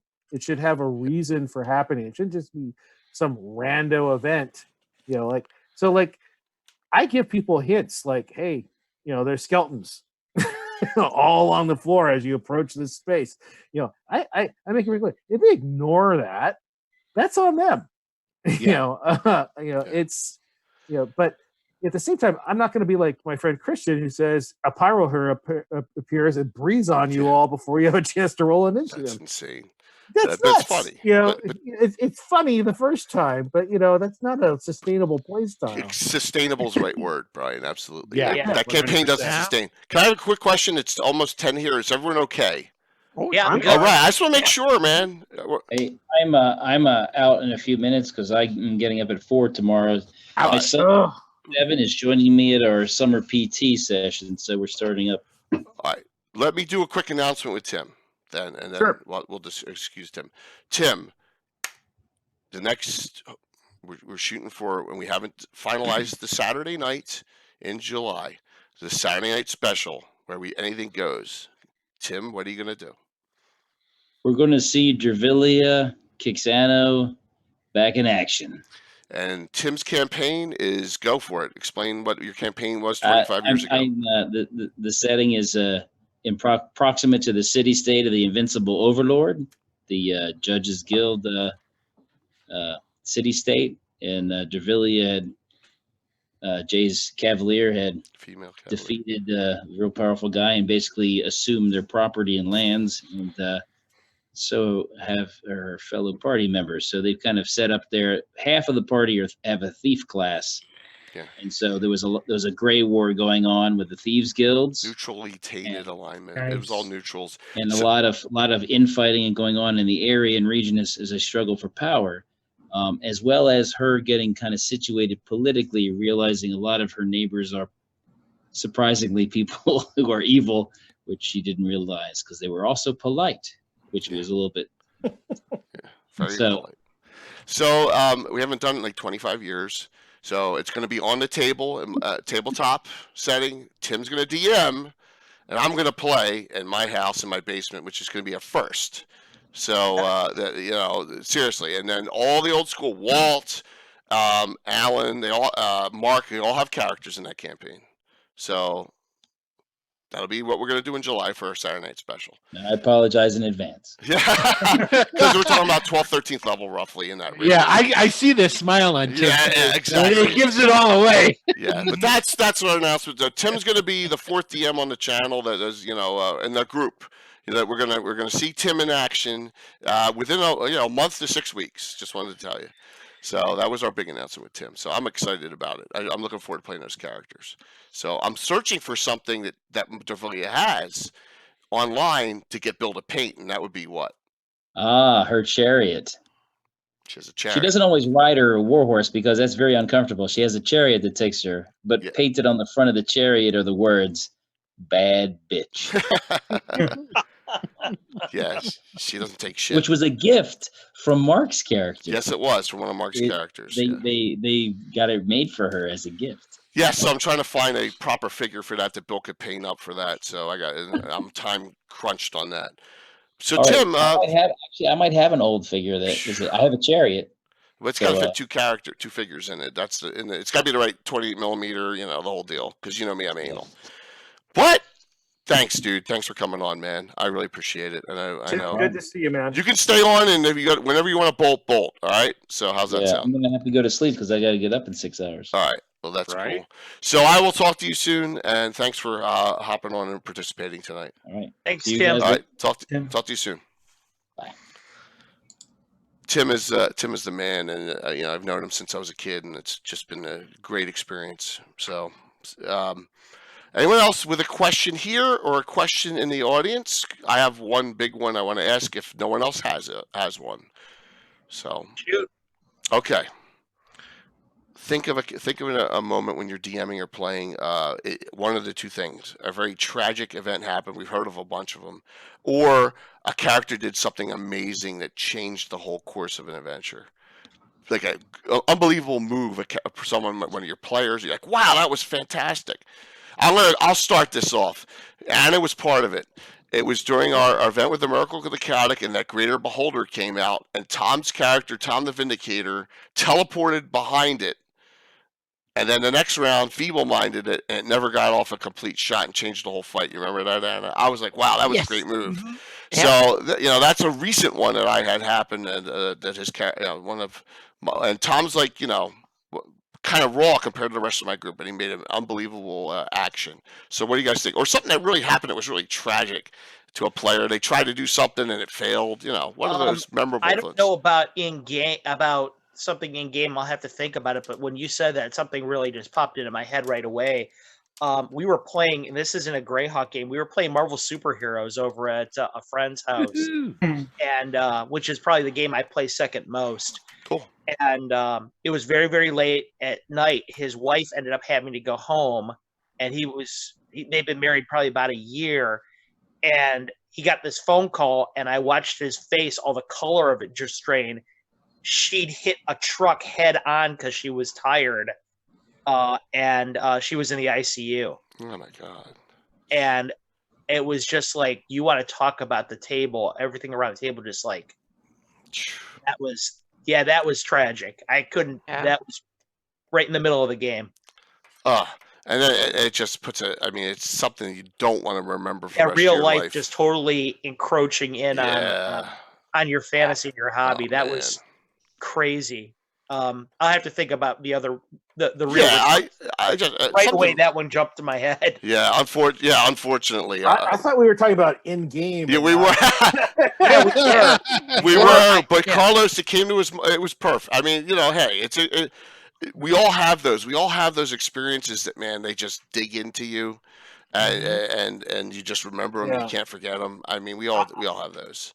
I do a lot of organized play, and when I was taking a break from D&D, I basically was the keystone for the Netrunner card game that came out from Fantasy Flight. Was the reissue of Netrunner here in Portland, and I organized tournaments and the community and did all that.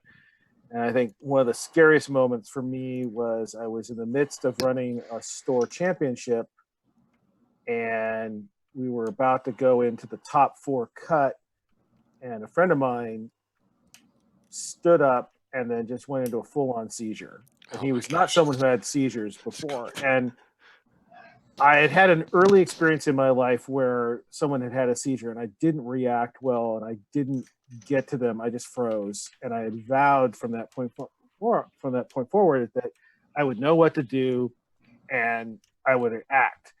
And I literally, when I saw that start to happen, I don't even remember moving, but literally there was 4 people that didn't even get out of their chairs by the time I got to him. I was so fast, and I took care of him, and I made them call the EMTs, and he was okay. But man, it was the scariest thing to have happen, and we all had to take a deep breath before we could get back into it once he was taken care of. But man, that was tough. That was just a tough time. Life hits you hard sometimes at weird moments, And you just got to be aware of what's going on around you. Absolutely, at all times. And if you're an organizer, you got to be prepared for just about anything. That's true. And it's just crazy that can happen. It's anyone else got their horror story? So anyone? I don't have anything like you guys. How about to a character? How about to a character? It's gonna be kind of anticlimactic now. Something. All right, let me throw this one out at you. When I was playing Lux Eterna at Gamehole Con, I was DMing it. I had a character there was a dwarf, and the setup of the room it's a spherical room, almost like you're dealing with in the final room in Socanth. Yeah, cool. And in the middle of the room is floating this semi-artifact creation. Everybody was down to their last hit points. Everybody was down to their last magic items, whatever. The big bad guy is sitting in the room just kind of looking at him, taunting him. And the dwarf just starts taking off to the ledge and jumps for this item. And the guy's just kind of snickering at him. Halfway through there, he pops his potion of growth, drinks it, and expands into this giant, grabs a thing, and falls Cool. into the middle of the room. Cool. That was, I thought, was a pretty inspired move. That is Yep. a brilliant move. Yeah, I thought that was a pretty inspired move. Because you never saw it coming. No, never saw it coming. As a DM, and the big bad guy I was having him just reflect my emotions. He was just kind of like the whole time. I couldn't even believe it. Yeah, eclectic. David Aho remembers that. Yeah. That's Dave. Oh, eclectic is David. I didn't put two and two David together. Hey, Aho. David, how you doing, man? I didn't realize that either. So hi. I see him all the time on Facebook. Yep. That's awesome. Yep. Anyone else with a momentous? We'll keep it positive. Momentous Yeah. move by a character. I just sucked all the energy right out of the room. Yeah. I just recently got done playing Tomb of Annihilation, and there's at the end of it, there's the battle with Acerec. You know? My character had there's this like mantle skull thing that you can get that teleports you and stuff, and I was playing a rogue. So I didn't really have much to, because Acerec, he like appears over on this like balcony, like some kind of old 70s rock star or some shit. And he's like, you know, so there's like spells getting thrown around and what have you. So I teleport behind him because the floor in this area is all lava. And I teleport behind him and tackle him with a crit and then take him down into the lava. Nice. And it didn't kill him. It killed my character, but it knocked him down so low that when he crawled up out of the lava, he's all like, all right, I'm done with you guys. To hell with this place. Do whatever you want. And he left. Nice. There. Mike, you got something? Mike's Heroic- like, Clever player. yeah, moment? whatever you know, something that really stands out. It could be good, bad, and different. I mean, you know, I just Someone mentioned the filter of love earlier. yeah. I gave one of those as a random magic item one time, and then I proceeded months, maybe years later, to have that player pull it off of their character sheet and somehow, like sleight of hand, doctor the drink of a female villain that I was monologuing for. And then that character became enamored with his character, thus kind of like totally derailing everything, and they ended up getting married and all that fun stuff. That's great. Yeah. I actually, I'd like to throw out two of them for Michael and for Jay, actually, because both of you guys have run in my adventures before in Published Castle Entertainment Adventures. I'm going to go with the good one and then the bad one. Jay, the one that sticks out to my mind is in your game when your guy ran and used the potion of sweet water. Mm-hmm. Sweetwater. In that situation to totally neutralize the water weird. I had a negative elemental water weird that was a level drainer. Oh yeah. Oh yeah. Like, these guys are going to get smoked. Yep. Carlos And again. Yep. Go ahead, Jay. No. You tell it even better. And someone had a potion of sweet water, and that kills water weirds almost instantly. In contact, and I was like, I cannot believe it. They just happened to have that, and they used that, and it totally circumvented what I expected to take out one of their more powerful characters. You heard it here first, guys. He intended to kill the party. Then. The other one I remember. The other one I remember is we were playing in a Marquesa game. Okay. And and Jason King, who is one of Michael's dear friends, both of our dear friends, they were playing in it together, and their characters were walking down this hall together, and they found one of the cells in that Marquesa keeps her test subject in, and there was this brutalized, bedraggled frost barbarian woman in there who'd been horribly experimented on by Marquesa. And Michael was looking at it. He kept looking at his character's alignment, which was neutral. I could see him go back and forth between there. Yeah. And finally, he's like, I can't let this happen. He cast knock on the cell, and the woman came out. And they saved it. 10 steps later, down the dungeon, there's this magical stairway that comes up and down out of the ceiling. Really, one of the only ways to summon it is the knock spell that he had that he just used. And I just remember the look that Jason gave him next to him when they both realized that he'd used his knock spell. He was like, I can't believe it. I'm not a good player. But no, the good part of it that swings on that is that Frost Barbarian woman, because he saved her life, swore a blood debt to that character, and now it's his follower. Yeah, I'm a better role player than I am a board gamer, I guess. But yeah, so that it was one of those things that it didn't work out the way maybe that everyone anticipated, but it turned out to be a great thing for that character. I actually have another one that you got me thinking about more recent times. So one of my youngest players new to my group is Brandy, and I love new players because they bring in these new ideas that you never thought of. Most of my friends like Jason or Eric, I've played with them forever, right?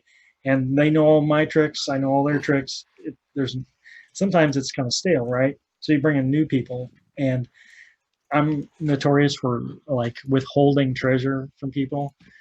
And recently, in my Sea Princess campaign, recently being a year ago, I had given them a mine, deed to a mine. So then we came up with this whole deal. Well, we'll randomly roll, see what kind of mine it is. And someone got crazy and rolled 99 or 100%. And it's a ruby mine. I'm like, oh, great.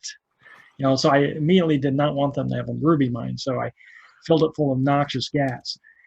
So they couldn't mine it, right? And then Brandy, being, the fresh mind, she says, well, why don't we hire a necromancer, animate some skeletons of dead miners from the gas, and have them mine it?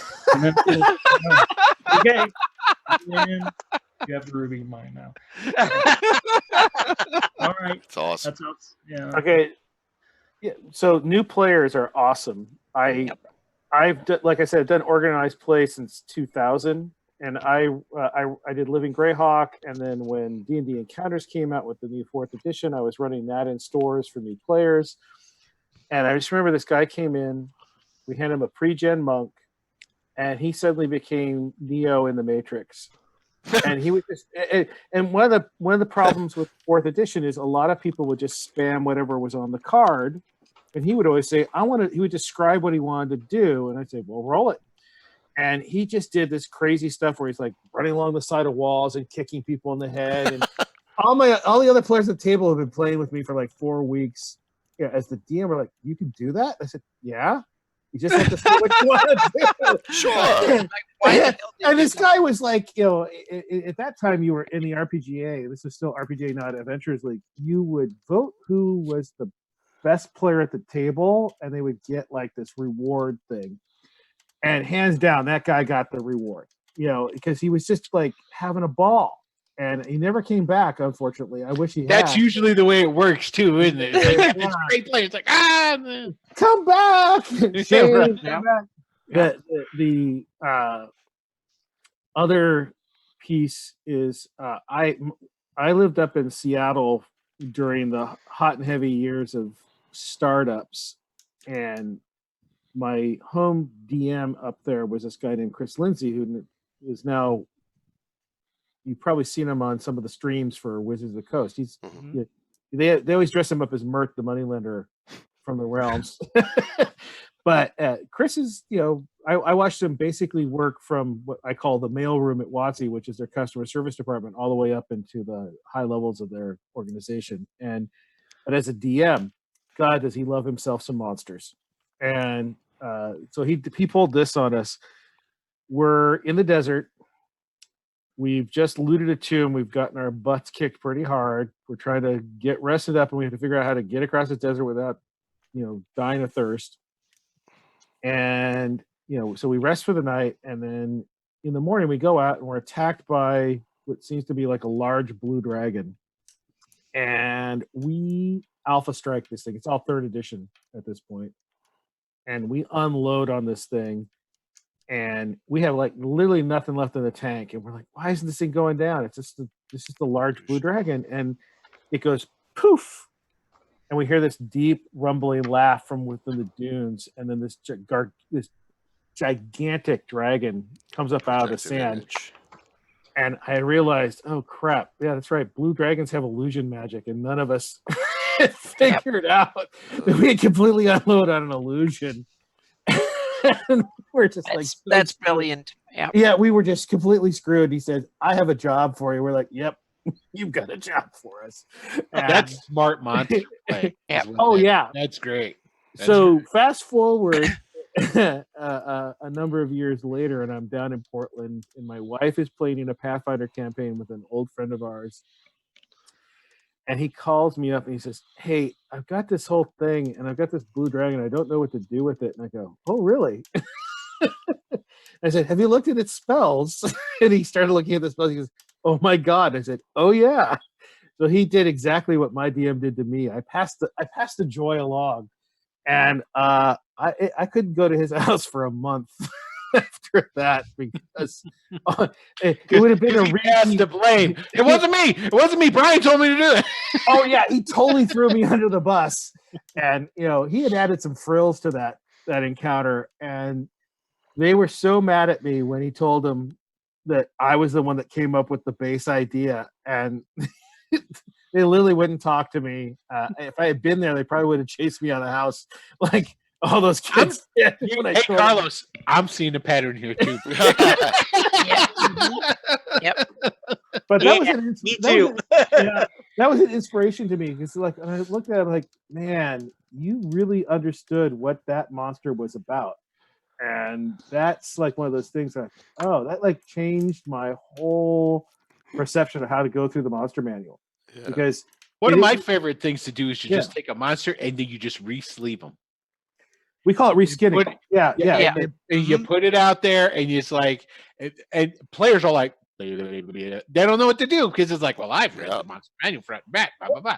Yeah. That's I true. don't That's metagame. so true. So, Well, and the thing about reskinning is if the base stat block, no matter what edition we're talking about, first through whatever, right? If the stat blocks are sound, you don't have to do a whole lot of work. You can, what they look like is just a description, and like if it's an ice themed thing, you change it to fire or electricity, whatever, and you maybe put a different ability, tweak the ability a little bit, but the base math is all there. That's a tried and true tradition. Why go through the pain of having to build a monster from the ground up when you can just tweak something, and you can do some amazing things just with it keeps the players on their toes. You need Yeah. to. You need to because Brian, you got the book. you reference brought up people. that thing about the illusion of the blue dragon. One of the things that Marquesa used to like to do in the first module is she has the spell project image, which you can actually cast spells through. And boy, did I torment the players with that one. Yeah, I mean, so there was this high level living Greyhawk adventure that we were running. It was not. I think it was a core, and essentially the mage was the mage was disembodied and was possessing a cave. It was the cave. Like literally, the only thing that could kill him was someone casting an earthquake spell on the cave and destroying the cave. And so he was casting spells at you, and he had not summoned. He had gated in a Balor demon, and so it could still summon, right? Which was under 3rd edition rules. And this one, basically, this was an encounter you were supposed to hit and like run the hell away from. And this one party says, "Nope, we're high enough level. We're going to take this encounter. We're going to break the mod." And I had run it for all my DMs. I was the organizer of this convention, and so I wasn't running any of the tables. And my DM comes to me in a panic and goes, "They've almost taken down the Balor. They're going to win this encounter." I said, "No, they're not." He goes, "What do you mean?" I said, "It can summon another Balor. You do understand that it was gated in, right?" He goes, "Bing!" And, and suddenly there was 2 of them. And I said, "And furthermore, you can cast Greater Dispel Magic, inherently as the thing." And when it happened, he was really worried because the cleric had spent like 5 rounds powering up. And I said, "Just hit him with Greater Dispel Magic. All that's going away." Yeah. and it did. That guy was like, "Holy shit!" And then I said, "Cast Maelstrom on him. You know that'll sand off most of their hit points, and then gate in the second one as your final thing." And I said that should take the wind out of their sails. And I have never seen a party retreat so fast in my life. You're right, Will. I do sense a theme. Yes. Right? Yeah. And you accused me of I'm being getting some the pitchforks and yeah. torches ready right now, and I'm not even in his game. That's so awesome. And I didn't have him kill them. See now, Brian. Now it comes out. Now it comes out. You are Yep. devious. You are the. Yep. So this is going to become a group therapy thing. Just say hi. I'm Yeah. Brian. I have a problem. That's so I like to great. mess with players' heads with my monsters. Yeah, Yeah. no, it's a fun time. And Yeah. You know, go ahead. Yeah, I was say, Willem, before while I remember it, your T-shirt. I just love it. It's awesome. Always right. Yep. It's so cool. Yep. Never see that since the 70s. Mhm. All right, I'm gonna get a little deep here. Okay. Me and Carlos didn't get us too deep. No. This is a serious Yeah, I one. know. I think we're gonna go different directions on this. So we'll start with Will. Give me your hopes for Greyhawk. My hopes for Greyhawk, to tell you the truth, in my dream world, basically Greyhawk would be opened on DM's Guild, and they continue on with Forgotten Realms as their main source and never really go back to Greyhawk. Reason being is that if they open it up to DM's Guild, I think you're going to get a lot more actual fans that produce stuff that can then be put out into the masses. Is basically what it is. Okay. So, Yep. you know. I have to second Will. Yep. Yeah, Totally because agree. right now, it's like I would love to be able to think that I'm working on, not to change names and whatnot, so that I can eventually put it out and put it up on drive-through and all this different stuff. If I could just use all the regular names and then drop it on the DM's Guild and get it right into the hands of everybody who wants it, because when you do something, I mean, how many people are going to look at it and not realize that what I was doing?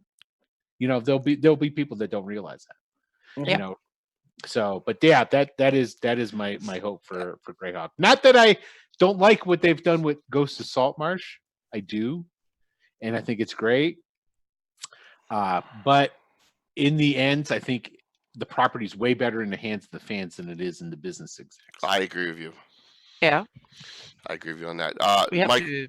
Yeah. go ahead, Anna. You I was just going to say we have to tote our own horn here. For that's what we're doing. Yes, yeah, and that was the whole idea behind the Future Greyhawk group, right? The group that we, maybe we'll be able to get everyone in the Future Greyhawk group for the 100th show in a year. That'd be pretty cool, and hopefully, maybe we were successful by then. You never know. So, Mike, the question was your hopes for Greyhawk. Hopes for Greyhawk? Yes. I think my hopes were already kind of realized that more people kind of stepped out into the limelight for making content, from like the Greyhawk channel and you on Twitch, more fan sites, more blogs. It's for a while there, when I was on Cannon Fire, things were pretty hot, and then it kind of started to fizzle out. Anna was doing her maps, and I was doing my comic, and I didn't see a whole lot of people putting content out there on a regular basis, and so I'm pretty happy with the way things are going. Excellent. I'm glad to hear that. Conventions, tried to find other fans at conventions, like Anna knows, wasn't very successful for the most part. After Living Greyhawk went away, that is, when Living Greyhawk was around, I think I might have had more success, but my timing always seemed to be off. But now I think I'm in line with the fan community better. Yeah, I agree. Yep. Also, people are seeking you out now too. I think, Mike. Yeah. You're known as one of the luminaries of the setting. Absolutely. Yep. Brian, what were you going to say? I mean, on this.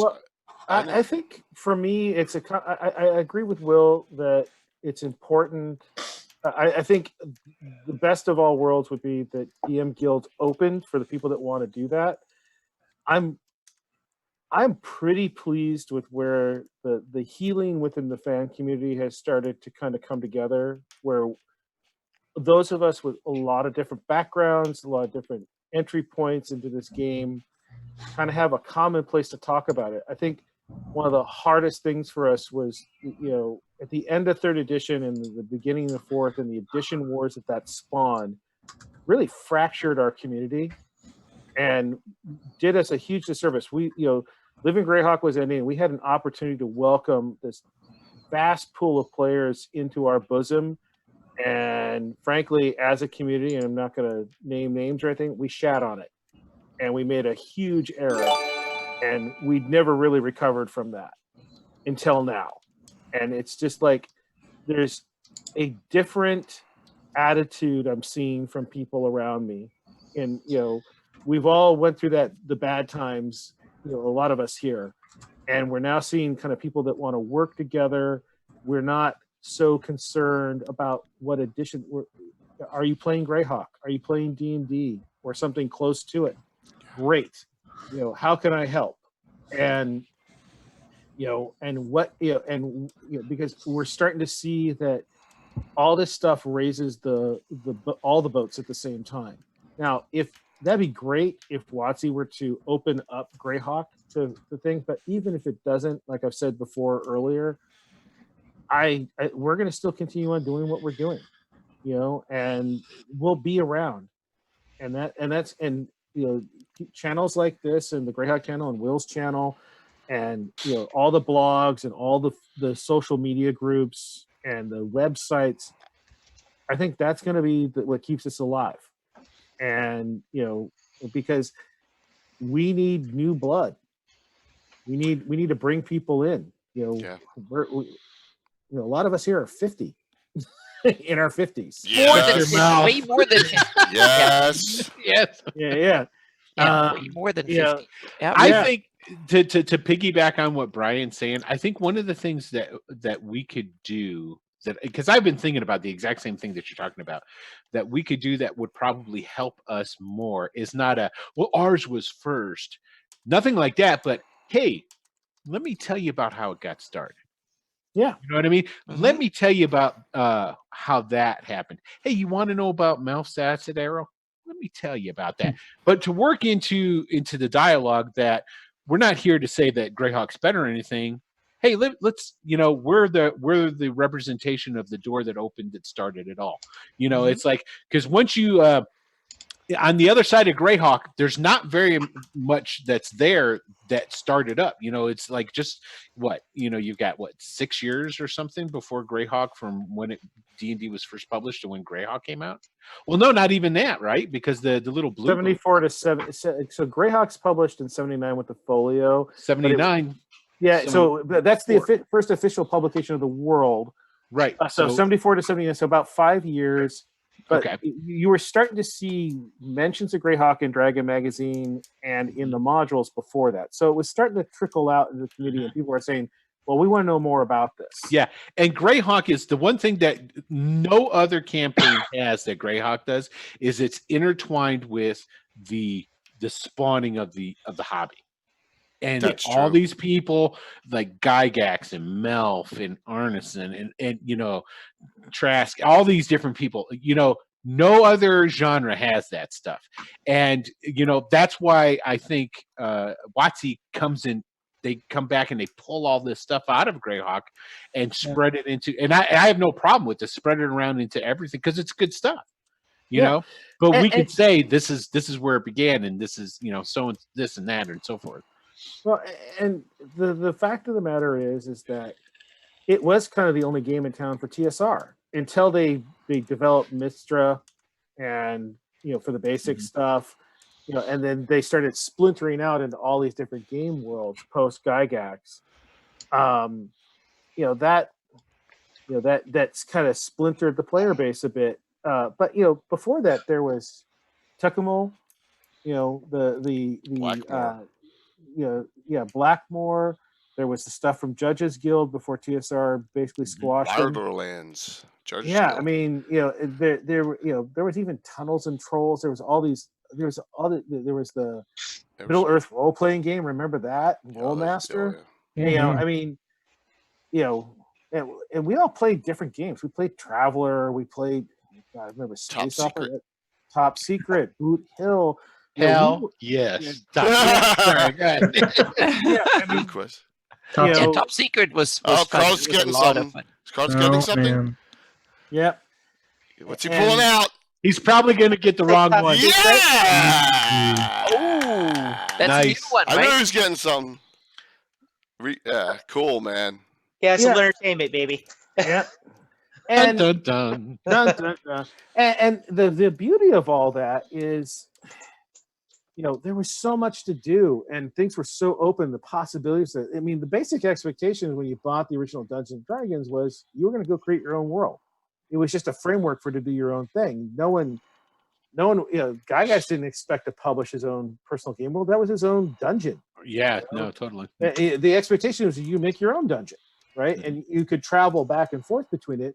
And then things changed, things evolve, things, shift. Well, markets opened up too. You know what I mean? That's a big difference. Because when they were first designing the game, they didn't even realize, they thought that that's the way everybody would want to do it. Well, they're going to take these rules and they're going to run with it in their own way.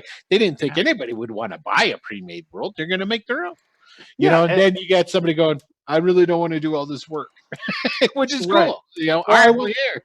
Or the cool things you've been talking about in the stuff you published. I want to play in that world. How can I do that? And that, that's the genesis of Greyhawk and why it's so integral to the early memory of the game. There just wasn't anything else from TSR. Well, how cool is it, the fact that you can say, okay, this is Melf, this was Luke Gygax's character, this is when he made it, and this is why he created these spells, and you can draw this line of stuff that somebody who cracks open a 5th edition and goes, Melf's acid arrow, that's great. It's like, would you like to know where that comes from? It's like it having the ability to do that. Or better yet, you make a version of Melf as an NPC, and then they get to learn it from Melf. I mean, there is, one of the things I've really tried to get away from, because when you're doing organized play like I've done a lot of, the railroad is real, because you have a beginning, middle, and end of the adventure. You got 4 hours to play it. People, you want to do something, and then I lost some of my improvisational skills. I wasn't thinking in that dynamic environment, and one of the things I've been trying to do is not define everything anymore and try to be a little more open to what the players are saying, and present situations to them to react to, and then they react to their reactions.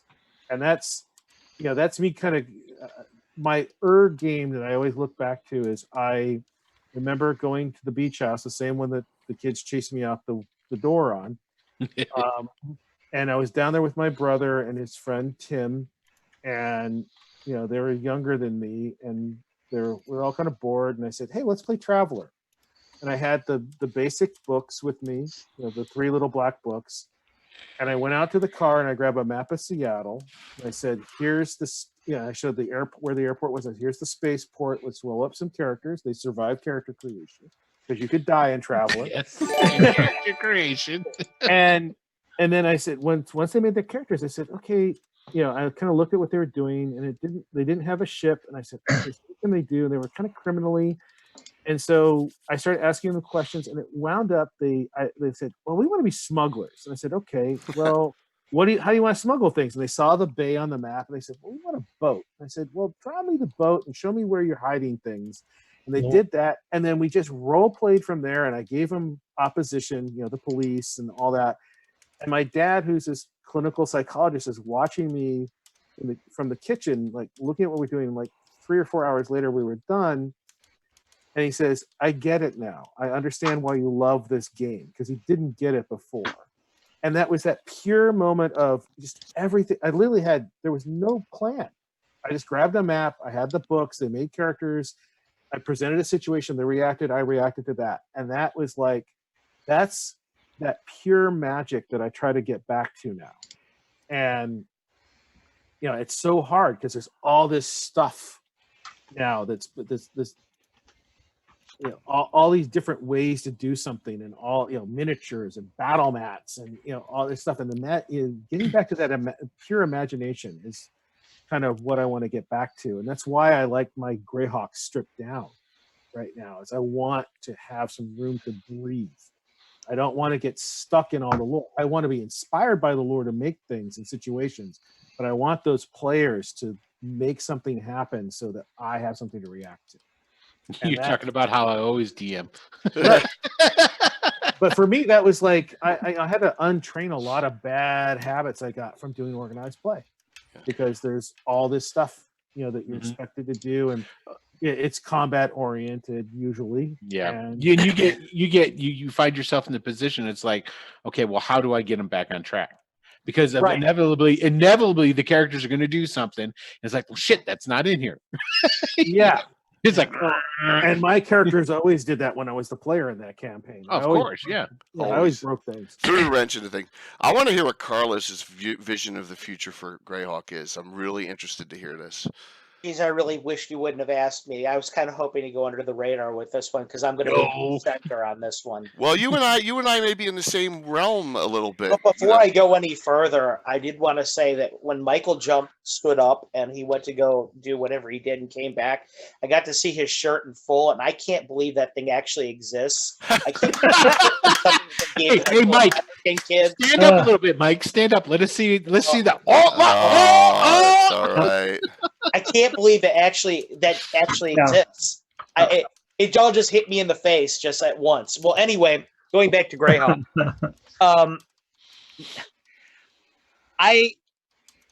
this is as far as I want it to go. Honestly, I was personally slapped in the face by Saltmarsh.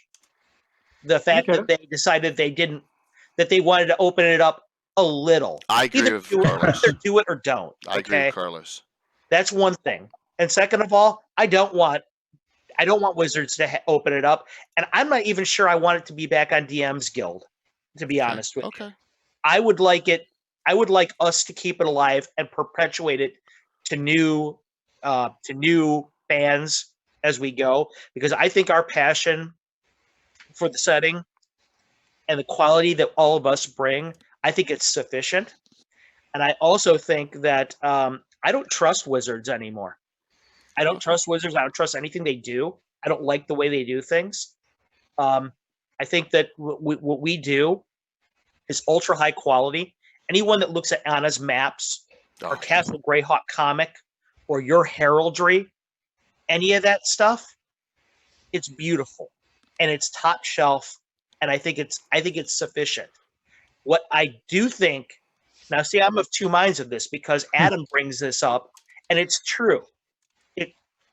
You're never going to be able to get it to as wide of an audience as you will if Wizards takes up the torch. I get that. But by the same token, would you rather have them take up the torch and put it out the way that they've done things previously? You trust them to do that at this point? Or are we going to lose the soul of the setting in the process? Yeah, I know. That's my fear. And I'll respectfully disagree on one point here. I think it completely depends on who they get to write the opening material, right? With what they did with Eberron with Keith Baker is super easy because Eberron was his baby, his creation, and so them working with him, Gary Gygax is not alive anymore, so he can't work on it. Carl Sargent died; he's gone. Some of the other people no longer work in the industry or work for their rivals. So the question really becomes is, what supplement do they do, and how open do they make it? Like, for me, if they dial it back to 576 CY and give you a base outline of what it is, and give you some tools to run your own campaign, I think that'd be perfect because that tied into the stuff that's already published that you can get off DM's Guild that was original TSR publications, plus anything the fans develop on DM's Guild would probably be the most flexible and probably the least harmful to the world. And everything I've heard from Mike Merles and Chris Perkins is that's kind of the vision that they have of it in terms of what it is. Well, I'm reading the chat as we go, and I'm hearing what you're saying. And let me be a little more clear about what I'm saying. Yeah. In a perfect world, the best thing to happen is what you guys are all saying. Mhm. I don't trust their implementation based on their body of work. Well, I got this to say with that. It's like you're both right, because basically what you got here is if WotC gets involved in their back in it, great, because it's going to open it up. It's going to get more out there. Right. The thing of it is that perverted. we as the core Greyhawkers, we need to stay involved with it and don't accept, because basically it's God, I'm beating the hell out of this. It's like a dead horse. It all goes back to that, it's all canon until you roll the dice. Everything that's ever put out, from if it's me or if it's WotC or if it's Carlos or whoever, the DM's going to get that. They're going to take it and they're going to take what they want and they're going to roll with it. True. The thing is if let's put it this way: if WotC were to start putting out a bunch of crap, then that would be our point to go, hey, that's not really that great. Anna's dying to say something. What do you got, Anna? Yeah, whatever. I can totally understand you, Carlos, but I want to put something out that I think is really, really important that doesn't have directly to do with Greyhawk, but that WotC is that they are doing the whole community an enormous service. They have made D&D cool again. Their recipe have made there's like an influx of new gamers in a way that the hobby has never seen in at least 30 years. And whatever they're doing with Greyhawk and so on, that kind of it's small potatoes compared to what they're doing right now. They make the whole hobby an enormous service, meaning that will mean that all the settings that are connected to D&D and role-playing games in general will have a huge boost. They're filling the ocean, and I must give them an enormous credit for knowing how to do that. And I don't disagree with that. I don't disagree with that. One iota. You're absolutely. I agree with her. I agree with Anna on this completely. The one thing that I think that they did that was good, that I will give them credit for, is opening it up to the public, like they have. Mm-hmm. That was awesome. I think there's two separate things. I think the popularity of D&D is and Greyhawk, two separate things. Different thing. Yeah. D&D and Greyhawk, two separate things. I'm going to tell you you may laugh. D&D open to the public. Carlos and I write all the Greyhawk from this point on, and that's it. Right? then we're set, right, Carlos? You and I take over WotC's Greyhawk division, and then we're fine. And that would be the best of both worlds. With that. I've often thought of this. I've often thought about this. You sit back and you're trying to go to sleep or whatever, and you're thinking about stuff, and you're like, man, wouldn't it be great if I was in charge of Greyhawk? And the first thing you think to yourself is, yeah, that would be great for you, because that's your vision of Greyhawk. Yeah. But it might not be great for Will or Brian or Anna or Mike, whose vision of it really differs. Like Carl Sargent, who really divides the community into what they like and what they don't. Yeah. So, and here's the thing: is like, if you are the guy in charge, I mean, that's the big fantasy. If I had unlimited money and I could buy Greyhawk away from WotC, which will never happen, but let's say that fantasy is. Sure, you could publish something with unlimited funds, but the fact of the matter is when you publish something, now everybody that doesn't like your vision is going to come at you saying you're destroying the setting, and you're gonna become the new WotC or the new TSR or whatever. Right. And so for me, it's about options. Even if WotC does open up Greyhawk, I still want you out there publishing, Carlos, and I'm still going to do heraldry, right? The reason is that I think there's room for all of that, because not everybody is on board with 5th edition, all right, or Pathfinder. There's people playing OSR. There's people playing Fate, okay, and doing Greyhawk. And so the point is not that we worry about what WotC is going to do with it. If they open the doors, we can do what we will along, the 5th edition stuff in the DM's Guild. But that's never going to prevent someone like Anna from making her maps, or you from publishing your ventures, or me doing my heraldry. That community still exists. It merely augments the reach, is how I see it. Now, my hope is that they would do the setting a good service. And again, like we've said here, everybody has their own vision of what Greyhawk is and can be. And I don't think everyone's going to be satisfied. But the more people we bring in, the more voices that we bring to the table, that's more people that potentially see your product and say, that's the Greyhawk I want to play. And you That brought being said, Jay, I'm willing to take one for the team and run the show for everybody. I knew you would. I knew you would. I'll just supplement. There's plenty of room in your world for all of the stuff I've done. So no, but Brian, you put this perfectly, and I want to give you credit for this. You really made me think a while back when you said there's grognards, then there's creators, and it's a huge. The creators are the ones, I know you were talking about Will, Carlos, myself, and I really appreciated that. And if you want to go over that one more time, what you meant by that, you're talking about there's lore masters and then there's the creators, you know, and yeah. So it kind of comes back to Will's thing about the dice, which is, what happens at the table is the magic, but there's also the creation magic. There's plenty of people that will tell you you're doing crappy work, that will nitpick my shields or say, I wouldn't have done it like that. Well, then go do it. Right. Bitching about what I'm doing or Carlos is doing or Will or Anna or Mike or you, Jay, are doing. Go do it. Make what you love. Yes. Make All you're something doing better. is, if all you're doing is hating on what other people are doing, what are you doing? If all you have is negativity to bring into the space and say, look, I have no illusions about Wizards of the Coast or Hasbro or Nintendo or any of these big companies. Companies are made to make money. They are businesses. And this idea that somehow they should be some sort of nonprofit kumbaya, people making things for the people, and with no self-interest is so beyond ridiculous. I'm a capitalist. I own a business. I'm there to make Carlos is a capitalist. He's there. Anna is a capitalist. We're all here to make money and do the things we love.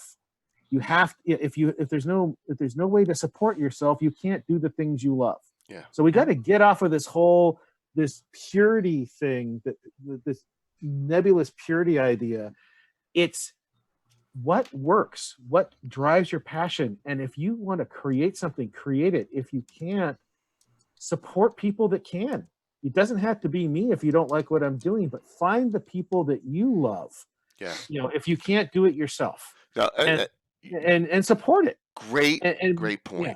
Great point. And you know what? And I'm going to piggyback point. again off of Brian because he brings up so many great points. Yeah.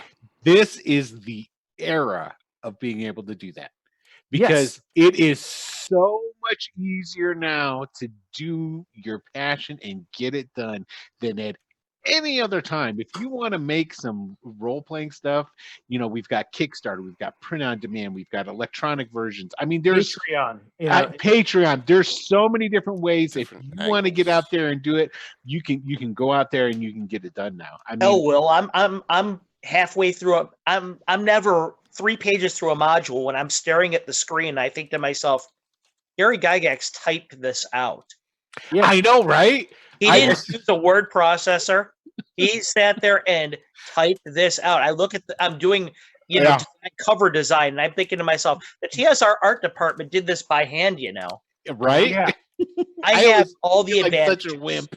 I have And then they photograph it to get it on, to make it print ready. I mean, the story, when I was at GaryCon, and the story that Mark Miller talked about how those 3 little black books for Traveler were made, I said, it's amazing those got made. Now I understand why it's all a single font size and no bold, very little bold in it, because of just the technology. I mean, the stuff that we can do today on a personal computer, through the cloud, the services we can access, the art manipulation we can do. I mean, the stuff that Mike was doing with the World of Greyhawk comic back in 2005 through 2008. Yeah. The technology there is you could shortcut a lot of what he's having to do by hand, And by the way, I just got to give you a shout out, Mike. I finally got to publish the first of the Cultist comics from And I am so happy because that's my favorite storyline of yours. And I really hope you'll do a couple one-offs of those guys because they are so much fun. Oh, boy. But kind of getting back onto the subject is that this is an amazing time to be a content producer. If you don't like what any of us is doing, you can create your own. If you like what we're doing, but we're not doing the stuff that you want to see from Greyhawk, you can produce it. It's there. But the most important thing is sit down at a table and play with your friends and make stuff happen at the table. That's the magic. That's what I'm going to go do. Yep. And, I'm trying to rekindle my love of the game by playing right now, but I also love DMing. That's kind of a passion. I mean, Carlos, I know you DM the hell out of those conventions, and part of that is part of your business model, which is playing it for the people, but you love DMing. I've seen you, the passion you have for that. Yep. If your voice wouldn't give out, you would do a lot more. You should hear me by the end of a 4-day convention. I'm roached. Yeah, I know. Ricola. Keep a full pocket. Actually, that is my go-to now. I do Ricola now. Mm-hmm. Didn't I give you some at GaryCon? You did. And as a matter of fact, I have an entire bag of them sitting on my kitchen counter. Yeah, because look at that weird center part. You get to that. Yeah. So you weren't using those before? No, I never. Well, Right. I never had them before. Chloroseptic. Oh, okay. Somebody had got me one of them before that was the cherry flavor, and I hated it. Yeah. But the honey flavor is magnifique. Yeah.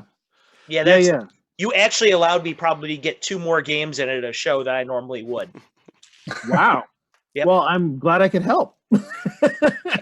No, big time. And you're right. But you know what, Brian, you hit on something. One of the reasons why I love writing adventures is because I know they're going to be played. Right. It's great for me to be able to give out to give these things to the community. And I know you're right. It's great to have these things in a vacuum. All these modules that you see behind me and everything, that's great to have in a vacuum, but it would be meaningless unless they were actually being used and played. Like you said, that's where the magic is. And that's why I love the whole thing about adventure writing is the thing like, hey, maybe somebody will, even if they don't play this game, maybe they'll steal a trap idea or an encounter idea. Or and an it makes NPC. a difference to me. Yeah. It's the best way for me that I can support the game and the setting that I love. Oh, yeah. And it shows. I've read your modules, man. That may not be my form of adventure design, but I can tell you love this game. I can see your influences, and you try to present something that's going to be interesting, and you always have some ideas. I go, oh yeah, I could use that. And the beauty is it doesn't matter what edition I'm playing. As long the idea is the idea. You're never going to use the underwater banshee, are you? The underwater banshee. If I want to kill a lot of players, yes. My thing in the insist my module all takes place underwater, and there's a banshee. Because sound carries water or water carries sound so well. I had some good suggestions to you, but that knowledge was pretty solid. That module was pretty solid. Now, you were instrumental in the editing process on that, by the way, Brian. Your ideas really helped me on that. Oh, good. I wasn't. Again, it's like we had so little time because we were all preparing for that convention, and I threw some ideas at you. I had no idea if they had any impact. I mean, I saw a couple of changes. You can see them all in there, every single one of them. Yeah, and it was a good adventure. Don't get me wrong. Having someone edit for the grammar stuff and having me throw a couple ideas at you, like, have you thought about this? And it was a good adventure as it was. I think it's an amazing adventure what it's become with all that input. And it's like, but we all did that from a place of love. I was never hating on you, like, God, what the hell are you thinking, Carlos? I just said, have you thought of, this is a great idea. Here's something else you could tack onto that would be even more interesting. Well, the most useful thing that you had to give to me was your perspective of, hey, Carlos, not everyone is playing 1E, remember? Oh well, Like yeah. your thing where you were like, hey, at the very beginning of this, you may want to tell everybody, hey, this is a 1E adventure. I mean, right off the bat, just that was a revolution of thought for me, because I was like, oh yeah, you know what? That's not what's going on at everybody's table right now. Right, right. That was huge for me right there. Here's Oh. a cool thing about Carlos. Okay, so we're gonna do a joint DMing game at Gen Con. I do the first 4 hours. Carlos does the second 4. Carlos has been completely amenable to all the crazy stuff, all the house rules, all the little weird nuances of the J campaign. He's been really open to it, and that's saying something, as I'm 1E, 2E hybrid with a lot of custom rules. So, you know, I'm so excited about it. I cannot wait. I cannot gotta say, everybody that around is so chic, the J campaign. Well, I mean, it's my rules, right? It's my I love stuff. it. It's For my everybody stuff. around our Jayhawk. table, I've actually already given Jayhawk, there you go. Yep, I love it. Jayhawk. That is awesome. Yep. Jay already has my submission of what I'm going to run, and hopefully he digs it. So. Oh yeah, yeah, absolutely. Yeah, but And Carlos, I will say you're a braver man than I to take on the J rule set. Because I granted I haven't played 1E in a while, but Yeah. the amount of customization those guys have done, that would Yeah. be that would break my nerves. It's at a Gen Con little trying to bit, run that. right? It's daunting, but you know what, Brian? What I do, generally speaking, is I watch his old shows and I take notes. Yep. Remember I was a collegiate hockey player, so I liked studying film. So I do a lot of film study. I do a lot of film study on what Jay does, and trying to figure out his rules. Yeah, it looks like and it looks like a convoluted mess. I mean, you know, but 39 years of playing with most of the same guys, and the cool thing, and Brian also said this. I throw it out there for everyone to watch. I'm not putting on a what do you call it, a TV show. That's we're showing our game. That's what we're doing, and people like it, you know. And there's some people don't like it, and that's cool. And But Brian, to your point, yeah, you know, nothing quite like opening up the pre-gen character sheets he sends me, and I looked at it and I'm like, how did that modifier get there?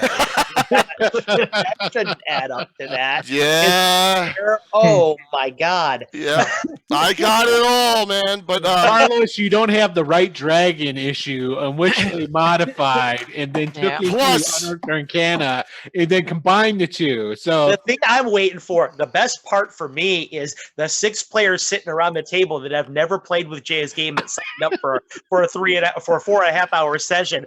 Wait till they get a load of those character sheets. Their minds are going to be blown. and Well, and here's the thing, for me, it's one of the reasons I was so encouraging of you, Jay, to go put your thing on stream when you were asking me some technical questions Yep, about back in sound. the day, And I said, I said to you, it's like you have this unique piece, but the DNA of the game that I play today is present in what you're doing, even though you've modified it. The basic game of D&D is still rolling some dice and the DM saying that worked, that didn't work, or this happened because, and the players react.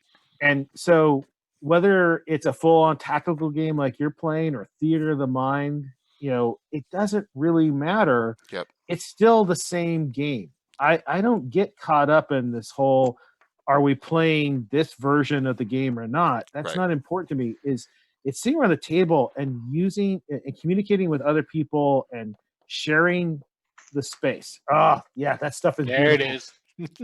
My throat's getting a little sore from having talked so much. you've tonight. talked a lot this weekend. All right, so this is a shout out for Naz and Rox. These are the characters for Gen Con. I have to show them. Fritz Winchester will be played at Gen Con, okay, guys? One of the most hated characters in my campaign. Yes, so there I you love go. First Fritz. I don't character, know what the anybody's first talking pre-gen about. I opened. It was the first pre-gen I opened. So, but Yeah. But I would love to tie into something that Carlos said before, that that it's his games being played is really important, and that's the same thing for my maps. It's like I want people to use it. So every time someone sends me emails, say, "I love your maps. We've done this, we played this, and so on and so forth." that's the most awesome feedback I can get, so to speak. That it's just awesome. Anna, look at the background of my broadcast. I know, Yep, right? Yep. So it's kind of, and I want to, and to all the people that watching this, either live or in the future, my ultimate is that I want people to take my maps and make their own version of Greyhawk, of them, so to speak. And that's one of the goals long term, is to find means to publish my maps that makes tweaking afterwards as easy as possible. Yeah. So looking into putting them in various mapping tools and put my symbols and stuff there, so people can download it and use it in other World Mapper or now they're the Wunder Draft and their fantasy or what's the not Fantasy Grounds, but anyway, but mapping tools that can have my maps in them, so people can take them for their own games and put their towns and cities and draw the roads where they want and put the dragon lair where they want. That's really important for me.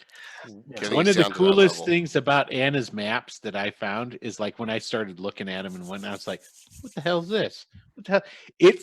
I started researching and looking into stuff. That was what I love so much, besides the detail and all that. I mean, I love all that. Yeah, you go, where'd that come from? Exactly. I was like, what's this? I got to find out about this. Yep. And I had places I never even knew about. You're absolutely right, Will. And that got me in touch with the Living Greyhawk stuff so much more than I ever was before. Yeah.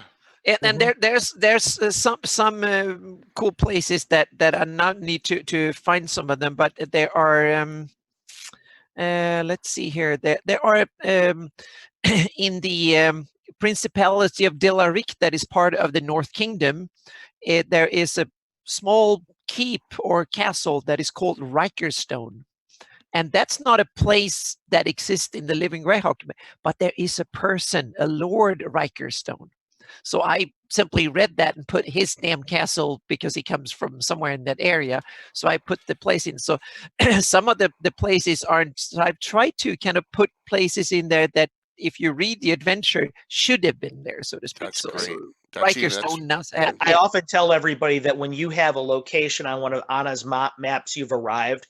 And I know I can speak for Jay that some of his stuff is on there. And I'm one of my my locations from my Marquesa map is going to be on a future iteration. Oh yeah, well, next update we'll have it, and so I need to read more of your adventures, because there's probably another 10 locations there's at least that should be that needs to go there. Yeah. Mm-hmm. Well, go ahead, Will. One thing that I wanted to point out, that if anything, if DM's Guild opened up for Greyhawk, not to go back to that's good. That's cool. I would love that to happen, so that all that Living Greyhawk, there is a absolute ton of that material that's just sitting out there in limbo, getting passed around secret, like between people. It's like, hey, don't do anything stupid with that, but here, take this. And it's like, there is so much great material that's just nobody can go and grab it and use it in a ready place. Like if they opened that up on DM's Guild, all of that could just be transferred over there. That would solve a lot of problems with the after year 2, when everything was owned by the author except for the cores, and they would now have an option of not having to strip the serial numbers off to publish those. I think that would probably be the greatest possible thing, because then that would open the floodgates. Now, unfortunately, it would be an author by author decision. True, but but the possibility then exists, and I think that's one of the greatest things that would potentially open to us, that is closed off, like you said. Well, even if it was just a fraction of what's out there. Sure. I mean, wow. And there are some amazing Living Greyhawk adventures that I played in. There's also some really bad ones, I will say. There's a lot of content. Like anything else, when you're on a production schedule, it all can't be gold. But there was a lot of good stuff there. And it'd be really interesting to see how people would reinterpret those to bring them into the 5e era, because that's what you'd have to do to bring it onto DM's Guild. But again, like I said, it's all stories. Even if someone did translate it into 5e, it's a hop, skip, and jump to translate it back to 1e. It's like, and vice versa. which is why I love Carlos's stuff. Is I don't have to necessarily run it in 1E. The idea is there. I may have to make a couple adjustments because the power levels on a monster might be a little different from edition to edition. Right. Or but the base idea is there. The bulk of everything that I use is not even 5th edition. Right. I mean, and what is that? You're just talking about stat blocks. Mostly. Yeah, let's get down to brass tacks. Conversion is all you're talking stat blocks. The story is the same. Where it happens the same. Where's going to, it's like, okay, well, who's the guy they're going to kill or who's the trap they're going to do? That's really all the conversion. Spoiler alert for me. Pretty soon you're not even going to have to worry about conversions, Brian. I'm going to be releasing some 5e stuff soon. Well, that's even cool too. I'm Awesome. It's like for me, it's like whatever gets someone through the door, right? Yeah, absolutely. Well, it seems to me that a lot of my fans and people that are interested in Greyhawk, this goes back to what you did, Brian, with the editing for me. You were telling me that hey, remember, even though you're doing the 1E thing so much, don't freeze out everybody else. And you got people like Naz out there that are watching that really like the 5e. I know Mike Bridges plays a lot of 5e. You know what? I play a lot of 5e. Time. Yep. It's time. Yep. So you'll be seeing Castle Entertainment do some 5e stuff pretty soon. And the great thing about 5e, I mean, you can nitpick on certain dials about how it run, the base rules runs, but the monsters are pretty solidly translatable. Yeah. And that's the important thing. And if you really want 5e to be lethal like 1st edition, you can do that in a heartbeat. There are dials you can twist. Why would I want to make my games lethal? I'm sorry. Jim's gone. I'm sorry. Lethal for me is normal for Carlos. There you go. Baseline Carlos. I'm joking. Hey, Mike. So, so I know you're busy with your newest job and whatnot, and are you going to be thinking about some art in the future? Like I don't have like anything in particular, but like, I mean, I know you're doing the blog, but are you going to do some more artistic stuff or are you going to let that lay fallow for a while? I'm letting it lay for now. Yeah. Okay. When you're not, don't worry, Brian. I tried to commission him several times now. Yeah. Not happening. Before I started doing the Greyhawk comics, I mean the comic strip, however far back that was, 15 years ago? He started in 2005, so Okay. almost. Yeah. I had gone years without drawing anything before that. Wow. So I will take a lull, and then I'll have a huge surge of activity. And when I start something, I have a hard time stopping. I keep going, sometimes too long. But right now I just got nothing. When that lull ends, you know the guy to talk to. Right. Yeah. You already know what I want commissioned. So. And it's like, and I totally understand that need to like recharge because there's a burnout factor when you're a creative.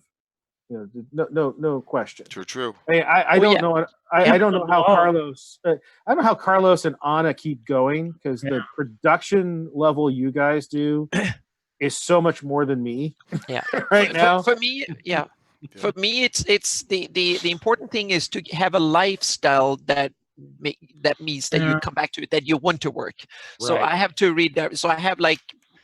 Now I've been sacrificing it for about 2 months, because I've been so damn busy doing 2 big commissions. But I'm actually working now while we're having this. So I'm working hard in Photoshop while we're doing this. So that's one of the beauty. But one of the key things I think I have one thing that saves it for me. It's that there's a lot of technical stuff at times that is not particularly creative. It's more kind of programming and stuff like that. And then I have pure things that is like now I'm simply doodling in Photoshop. So so I have certain aspects of I have like 3 different technical facets that are completely different. I have the 3D programming, visual programming. It's one type of work, and then I have texturing and working in Photoshop. That's another one. And then the third one is thinking about symbols, fonts, presentation, and more kind of layout stuff. And research. So those are the 4 steps in my process, and they're very different, each of them. And I can kind of blend them, and I usually have a few weeks of each, and then I move into the next one, which means that my job changes, so to speak. That's one thing. And the other thing is that I have like 1 week I'm away from my desk. Period. 1 day a week, then I'm not allowed to do this. I have to be outside hiking or whatever, Cool. a whole day. And then I have 1 day a week when I need to learn something new. And so I work hard 4 days a week, and then 3 days I do something else. So 1 day I play. I'm only supposed to do something fun, flight sim, gaming, or something like that. 1 day I have to learn something new that is map related and software related, develop my work on a new cool idea, whatever, out of the blue idea, think about something. And then 1 day I have to have fun, and 1 day away from that. That saves me, so to speak. And Well, that's my cycle. Here's the Carlos, the Castle Entertainment workflow. Every month I have 3 character sheets with full backgrounds that I have to do on Patreon. I have to commission the artwork from the artists and coordinate all that. I have to write them all the backgrounds for them. Then I have to do a map, magic item, and spell unique, and I have to do all the art for that as well. I have to coordinate and commission all the artists to do that. Then I have to do a full-blown adventure card, which is usually 10 to 12 pages nowadays. That's not an adventure card. That's a Yeah, module. I know. It's amazing. Yeah, I know, right? I For a second there, I didn't think you knew what he was talking about. And then on top of that, I do I do a module every other month, a full-blown 40 to 60-page module every other month. And then I have to do everything that I'm doing for the conventions on top of that. The key to my success is I have a very understanding and very cool wife, and that helps. Oh yeah, that's me too. I have someone.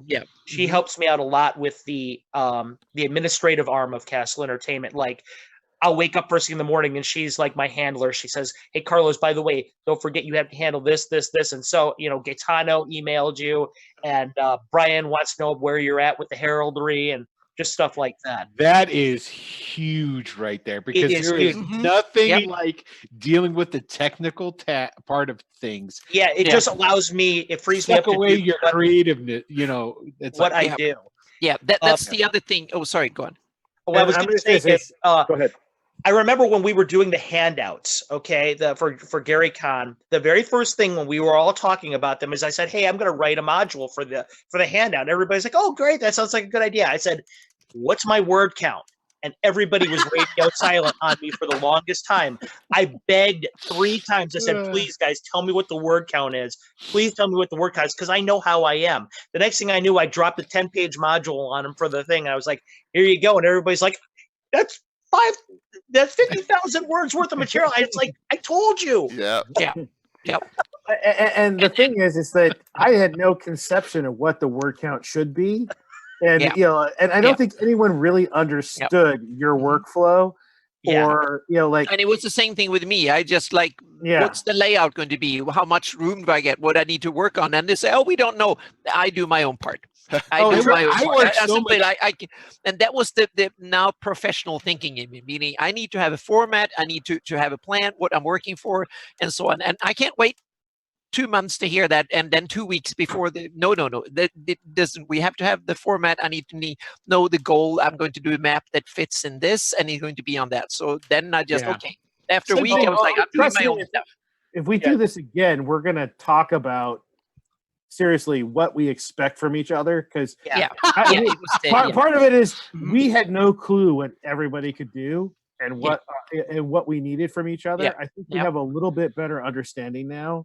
And that's just one of those things where we've all been these individuals working in these sometimes vacuums, and we've started to talk to each other, but we've never really we never try to collaborate on that level. And I don't think any of us really knew each other the way that we know each other now.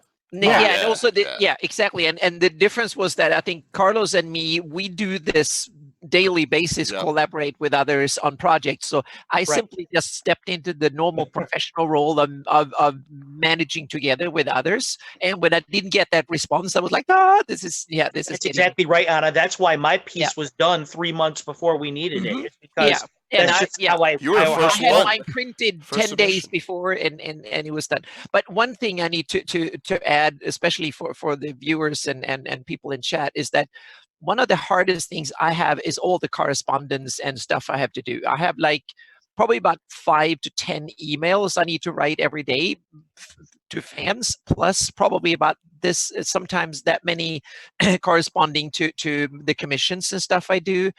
And I have Facebook, and I have Discord, I have my website, and God knows what more, so to speak. So I usually go every 2 or every 3 days and spend 3-4 hours on Facebook and website and stuff. So if a lot of people see that, and I don't get a response, I sent an email this morning and you haven't responded, or I put something in my Facebook group, I check my email twice a day. That's it. Dear Morning Amber, and what is evening. our topic for Wednesday? Yeah, there you go. Exactly. Yes, exactly. Yeah. Yeah. And then I have certain things that I kind of filter out. I have certain Discord groups that I have. One I have for one of my commissions I work for. I have to look at them. And the email in the morning I have to look at. Wolfgang emailed me something about Kobo Press that I need to look at. And then I might take a quick glance at lunch when I'm eating on my phone to see if there's anything and then I just throw it aside. And then if I lose concentration, then I say, okay, now I'm doing, or simply next morning I sit down and I take 2 hours and I answer things and I look at things. And that's the way, because I don't want to have Facebook up and check my email and stuff when I'm in the work. So Anna, you've hit it right on the head. In fact, my Merch Valkyrie, which my wife's official title is Kessler Payment Merch Valkyrie. She often tells me that I need to find a way to make myself less accessible, because I spend so much time answering feedback or personal correspondences that everybody sends me. I have a hard time doing that because I love the fact that people are enthusiastic about what I do. Me too. And I just want to love it. be there for them, and I want to be like, hey, I'm glad you love that. And I think it's good for people to have a face to put to the company and a personal touch. It's just hard to know where to draw that line. There's too much social media. But also that thing, I think that you don't get into making fantasy maps if you love to babble with people on social forums. Then that's the thing. So you dig deep into it. But on the other hand, that's where the audience is, and I just love it. It's like this when people come to me and say, "Oh, I love your maps, and if you do this, and when are you going to do that?" I just love that. And the thing is that takes 2 hours away from my day, and 2 hours the next day, and all of a sudden it's the whole day of the week has gone. And that's the thing. There's only so many hours a week, and a lot of times the reasons I can hang out doing this is that I can actually do work while I'm doing it, and it actually focused me because it keeps me at the computer, and I've basically done 3 hours of effective work, so it's good. The number one thing that gets in the way of me with writing faster or producing things faster is the fact that I'm producing 2 shows and I'm trying to get a third one underway. So I'm running auditions, I'm talking this, I'm doing that, I'm getting DMs prep over here for this game and DMs prep for that. It's like I got so spoiled. It's like Bandits ended and I was like, well, Salt March doesn't begin until June 11th. I mean, okay. And it's like, so I'm doing my prep, and then it's like, well, I don't have to. I'm not running a game tonight. No, all right. I didn't know what to do with myself with that extra time. So it's like, I'm reading the chat, and I should mention, just in case everybody doesn't get clear.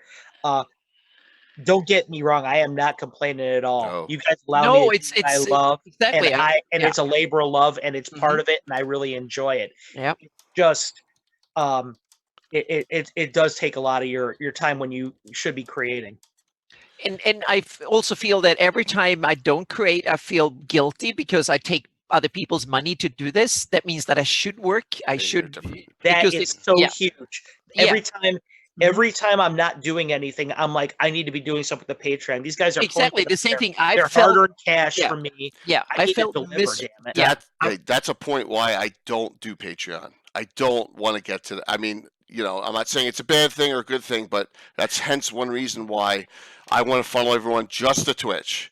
That's Right. it. I mean, that's it for me. Twitch is the Yeah. spot. I talk to people on Discord. I talk to people a lot on Facebook, but Twitch is Yeah. my thing. Yeah. And I can understand. Well, there's only so many hours in a day. You have Yeah. real lives. You have other. Yeah. It's Yeah. a lot. Well, frankly, for me, Twitch, what Patreon allows me to do is I have a 12-hour a day job. I'm a 12-hour shift guy. Okay. So, but I am not independently wealthy. So what Patreon allows me to do is it allows me to improve my product by putting interior art in there, Sure. by getting better quality cover artists, by hiring editors, by doing stuff like that. That's made my product. It really has had a tangible effect on my product. So that's what my Patreon has done. You're Patreon, I'm Twitch, and I do the same thing with my Twitch. I invest on terrain. I invest in more. I invest in figures. I have my 2 sponsors who help me out with stuff, and it just you want to bring a better product out. You always are trying to strive to be better. All of us are, and that's the great thing. We're all trying to do something really cool. So for me, the heraldry has always been kind of this passion project. I don't normally do. My worst experiences so far have been trying to build heraldry for other people. That's no offense to you, Carlos. That's you, Jay. He said No. I make an exception for Jay because he didn't ask me to do anything. I just said, "Hey, what are you doing? Have you thought about this?" And I said. And we batted around some ideas, and he inspired me, and what was it? I think I had most of that stuff done within 3 or 4 hours. Yeah, here's the base core. The Order of Yuluk, Order of Yuluk Celine, Order of Yuluk Greyhawk, not that one. Order of Yuluk High Forest, Order of Yuluk Shieldlands, and there's a collar chain, partial collar chain. Right, and so for me. It's like if I'm inspired by something, I want to work on it. And so, like the thing that's cycling through on the other side, when you get to that, the Keelland Lion, Saltmarsh inspired me to do that. The new book. I said, oh, how can I do that? And so I'm still futzing around with extra frills around the edges of it, but that basic shield, I figured that out in an hour. That's awesome. And that. That stuff. All the other stuff is like me just tuning knobs and dials like Anna does, and I teach myself things. Like when we had that discussion on about Alyssa and the South Province in the Great Kingdom, I really want to make that South Province shield. How can I do that? And I realized the stuff I had wasn't going to work as it was. I was going to have to modify or create. And I God, I haven't worked in Illustrator, where I'm actually creating something in so long. Do I even remember how to do this? And I realized I didn't. So now I got to go watch a bunch of damn YouTube videos and dig out my old. You know what, Brian? Though, when you look up at that screen over there, isn't it all worth it? You're out there in front of thousands of people. Oh every time I go to a convention, it's like, wow, this is worth it. This job, I love it, and I'm getting that feedback now from people like, oh, they appreciate it. Like Jay was super appreciative of the stuff I did, and that was a different experience for me. Because before I just did, this is what I'm doing, and I'm going to put it out there, and if you like it, you like it. If you don't, you don't. And like the shield I did for when Gygax died, and I scoured the internet looking for a description or a picture of Mordenkainen's arms, and I finally found what Gygax said for it, and I took a little bit of liberty with the lightning bolts, but I created that because that was my gift back to him and his family for all the joy and all the experiences. Like, finding D&D saved me socially. I was not a well-equipped person to handle my peer group, and it changed how I read and the language I used, and it changed my life. And I didn't know Gary personally, but the impact he had on my, he's probably the second greatest impact aside from my father in terms of my development as a man. And that's huge for someone I didn't know.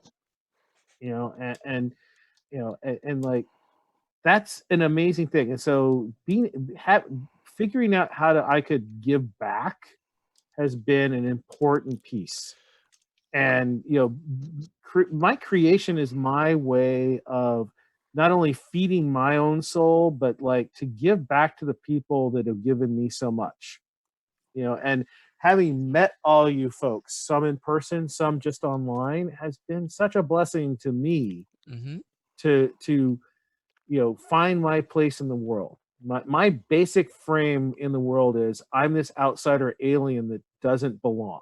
And I know that's patently not true, but I have to remind myself every day that that's not true. And you guys help me with that. But and I totally want to agree with what Brian said. And it's so cool that to be now what they call a creator, that's the new kind of job title. And I guess in my case is probably very appropriate.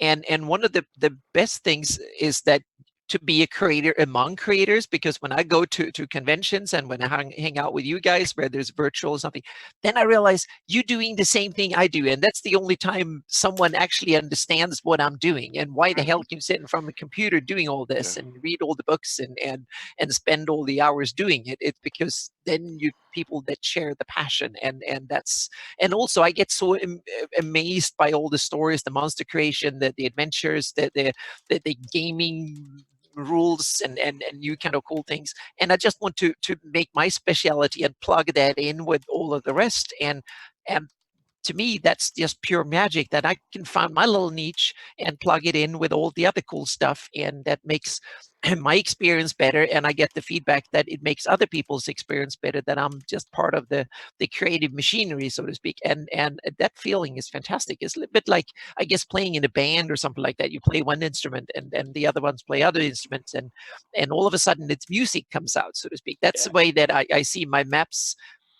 fitting into either the production of a big book like the Southlands or something, or in the fan creation of all the cool stuff that comes out.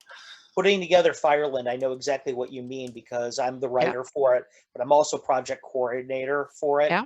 And you're getting the map from Robert Lazzaretti, and you're getting the art from some of my artists, and from Jeff Easley and things like that. You're just watching all these pieces fit together, and like you said, it's crazy. It's so rewarding. But going back to something that Brian said,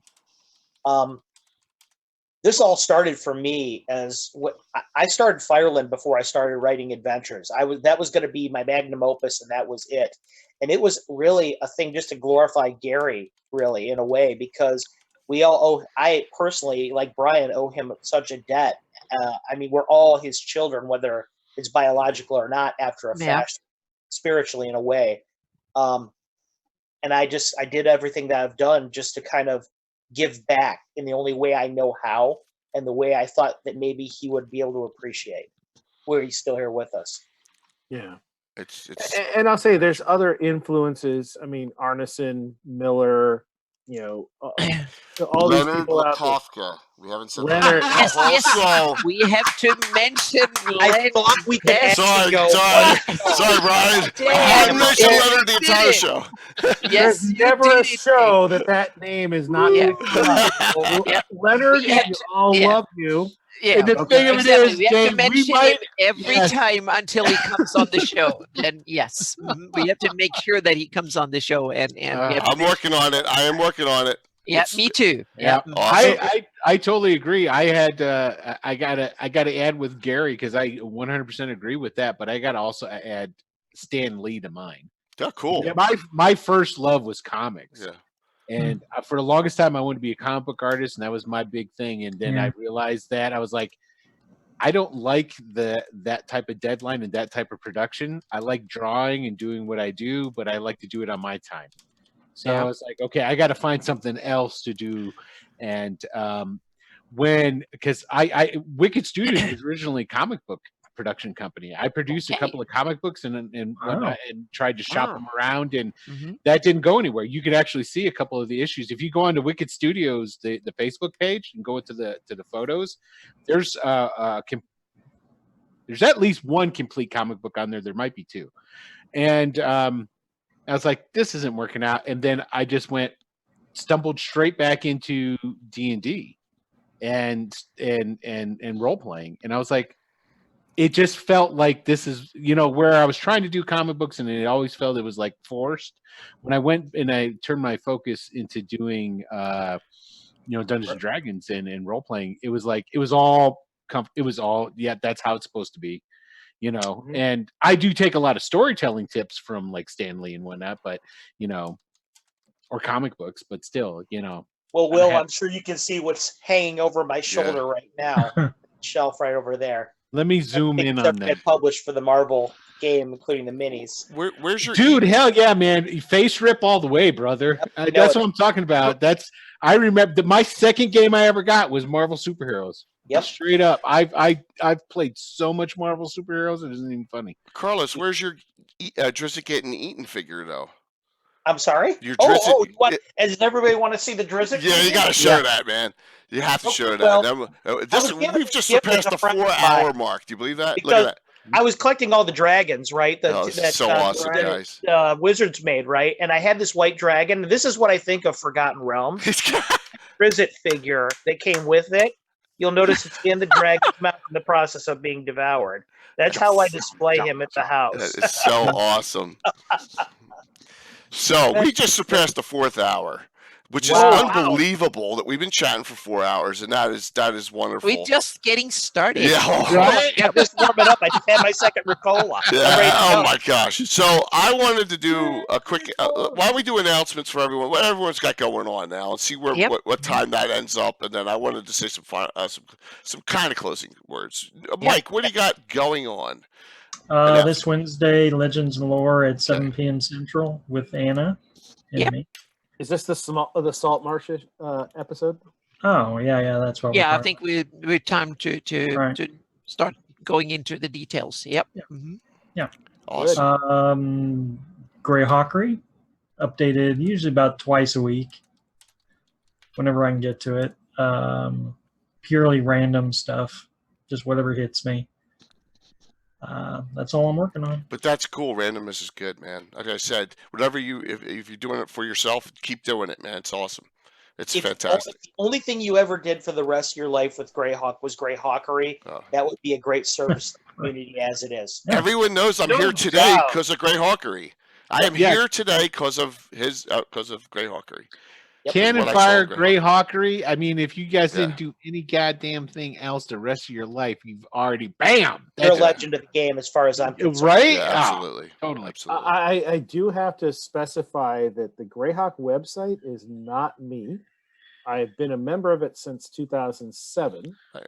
But that is actually run by Gary Holland, and Severon is Brian, I believe. And I know a lot of people by their handles and not necessarily by their name. Right. And I run the Facebook page for Cannon Fire because none of them want to be on it, and so I said I'll do it. And that's kind of my gig. But you just surpassed 1,000 people on there just recently, so that's an awesome. Yeah, I took it from slightly less than 200 people, and just slightly over a year, we've gone to just over 1,000 people. And that's been a slow, steady progression. I've been really happy with the community we've built. It's welcome to all additions. The main thing is you like Greyhawk, and that's the key criterion there. I have some pretty basic rules. The basic rule is Will Wheaton's "Don't be a dick," and and if you can follow that basic rule and you can see the specifics that I put in there, you're going to do just fine in that community. I think you've cultivated a great community there, Brian, because not too many people are. So, Brian, you want to do a little bit more about Discord and what's going on there, and some other, what else is going on with you? I run the Discord. I haven't really had a heavy hand in that. It's the Greyhawk Online, which is associated with the Greyhawk Online website that Christoph runs, and he and I are things, but I did the basic setup and the research. That was a nice 2-month dive into bots and all sorts of fun stuff. But really, what it is I also have I'm making space for other creators. So Jay has a line in there. I know Will has one. Though you have your own Discord now, correct? Oh yeah, I just started Yeah. up the Wicked Studios one, which wasn't that long ago. It was right when we started Salt Marsh, and right when we I think I opened it up when I started Tales of Savage Land. So you're right. So it's like maybe 2 months. Yeah, and Jason Zavoda just had his own section created, for his blog. So my whole push this last year has been to create platforms to support people who want to move things forward. And fortunately for Carlos, he has, Amanda, his lovely wife. Shout out to Amanda. And she does she have a sister, by the way? Just checking. Nice try. But the main thing, my push has been, and probably at the detriment of my own creative stuff, has been to push this piece for the community so that we all have a place to meet and work together and kind of build something rather than tearing each other apart and tearing down things. I want people to look for the things to build up, the positive things that we can look at, because that is going to make whether WotC gets involved or not, that is the most important thing for us as a community, to welcome people that are not already a part of it, because there's nothing that will kill a community quicker out there, folks, than unloading all your negative baggage in front of people that have no idea what Greyhawk is or what this community is. They don't want to hear it. They don't want to be a part of it. So, well, let's put it this way. Why? I mean, why come negatively with something about stuff like that? It's totally unnecessary. I understand why people have those kind of hurts, and I understand that people have been burned. I mean, Carlos kind of spoke to that piece when he was speaking about WotC. It's not unearned. WotC has done some things in its past that they were not really nice. And let's face it, TSR back in the day, they had a whole cease and desist policy. That's the whole reason Cannon Fire and before that the mailing list came about. That spawned Cannon Fire. There's some bad history out there. But what I'm saying is, and this is kind of where I've come from, is I've really tried to create an environment where all of us and the people that are reading the stuff that we're doing and seeing the stuff that we're doing can come together and share in a nice place where we don't have to be at loggerheads about things. We can disagree. No problem with that. Yep. But we need to be nicer to each other. We need to be supporting each other and lifting each other up, because that's the only way we're going to grow. It's the only way we're going to be beyond who we are now. And if WotC chooses to be a part of that, that's awesome. If they choose not to be, we're still going to do it anyway. That's not the important thing. And so that's what I've been doing. Now I'm probably going to kind of pull back a little bit from that. There's now other people that are helping me with this stuff, and I'll probably bring some more people on board. But I need to start doing some of my heraldry again and kind of do, and people are encouraging me to write. I'm not sure how well that's going to work, but as a dyslexic, I'll work on it. And that's kind of where I'm at. Cool. I also want to play a little more. So that's amen to that. Yeah. That's the important thing. It's like, you can't create in a vacuum, people, and you need to just get out there and figure out how to do it. There's so many options now. If you can't get a group together at your home table, there are virtual tabletops, there are game stores, we have bars in this town devoted to gaming. Oh yeah. And, I got to say one thing about that. Yeah. I don't think the virtual tabletop gets enough credit for the spread of D&D. I really, really don't. Everybody goes and they're quick to go, oh, Critical Role or this or that or whatnot. When because I had a hiatus, it was, I went through, I got married, it was raising a kid, blah, blah, blah. I wasn't doing stuff. When I got back into it, the first thing I looked into and I found was like, wow, this virtual tabletop stuff is great. I'm old school, going to have to go to the hobby shop and look for the flyers. But when I saw the virtual tabletop stuff, I was like, this is the greatest thing ever. Now, granted, you kiss a couple of frogs before you find the prince, but I mean, still, that alone, with the ease of being able to play again, that is so huge. I can't even begin to talk about it. Yep. Yeah. Okay, should we continue with? Yeah, this is great. It's a great divulge because like Celestian, No, it's okay. Mike Wilson just popped on and discussed it. Mike's the one who created the 2E version of Fantasy Grounds. I mean, he's the one that did all the coding for it, and I know Duff at Prater's Rejects. That's his. He uses it a lot of VTT on FG. And I did a show a couple weeks ago on it, and it's vital. You're absolutely correct. So, Anna, what do you got going on? First of all, I can start with my patrons. I'm working on the special maps for Realmworks Campaign Manager, and they can be used in others too. So I basically taken the Flannies map, cut it up to more than 150 pieces. Each of them comes in a player version with hexes, no labels, and just the things that are visible to players like roads and stuff, and all the other dragon lairs and names and stuff like that is hidden. And then there's a DM version that matches with everything else, but no hexes. And so that is coming. I wrapped them up today, so they will come out hopefully tomorrow to my patrons. And then it's the Atlas will come out for everybody by next week, because I'm going up to Portland to see Brian and a bunch of other people and go to a wedding to one of my best DM friends, Brian Darnell and Heather. They are getting married. Oh, cool. So I'm going to drive up and take a week off, drive up the coast, and then first drive up through the desert and then go to Portland and then drive down along the coast to take like a 6, 7, 8 day vacation, something like that. Nice. Yep, and then after that, it will be. I have a whole slew. There will not be much done for Greyhawk before Gen Con, because I have 2 made things that I need to wrap up before Gen Con. That's the goal, to wrap them up before Gen Con. So not that much. I have a few little cool tidbits that will come out. First of all, that will be. I'm working on to revise the area around Saltmarsh, so it will match the book. That is coming as a special little revision coming in July. That's the only thing I can confirm. I have some other cool little ideas and tidbits, but not much. But then after Gen Con, that will be when all the basically full-time Greyhawk. That's when I will start digging into the 576 map.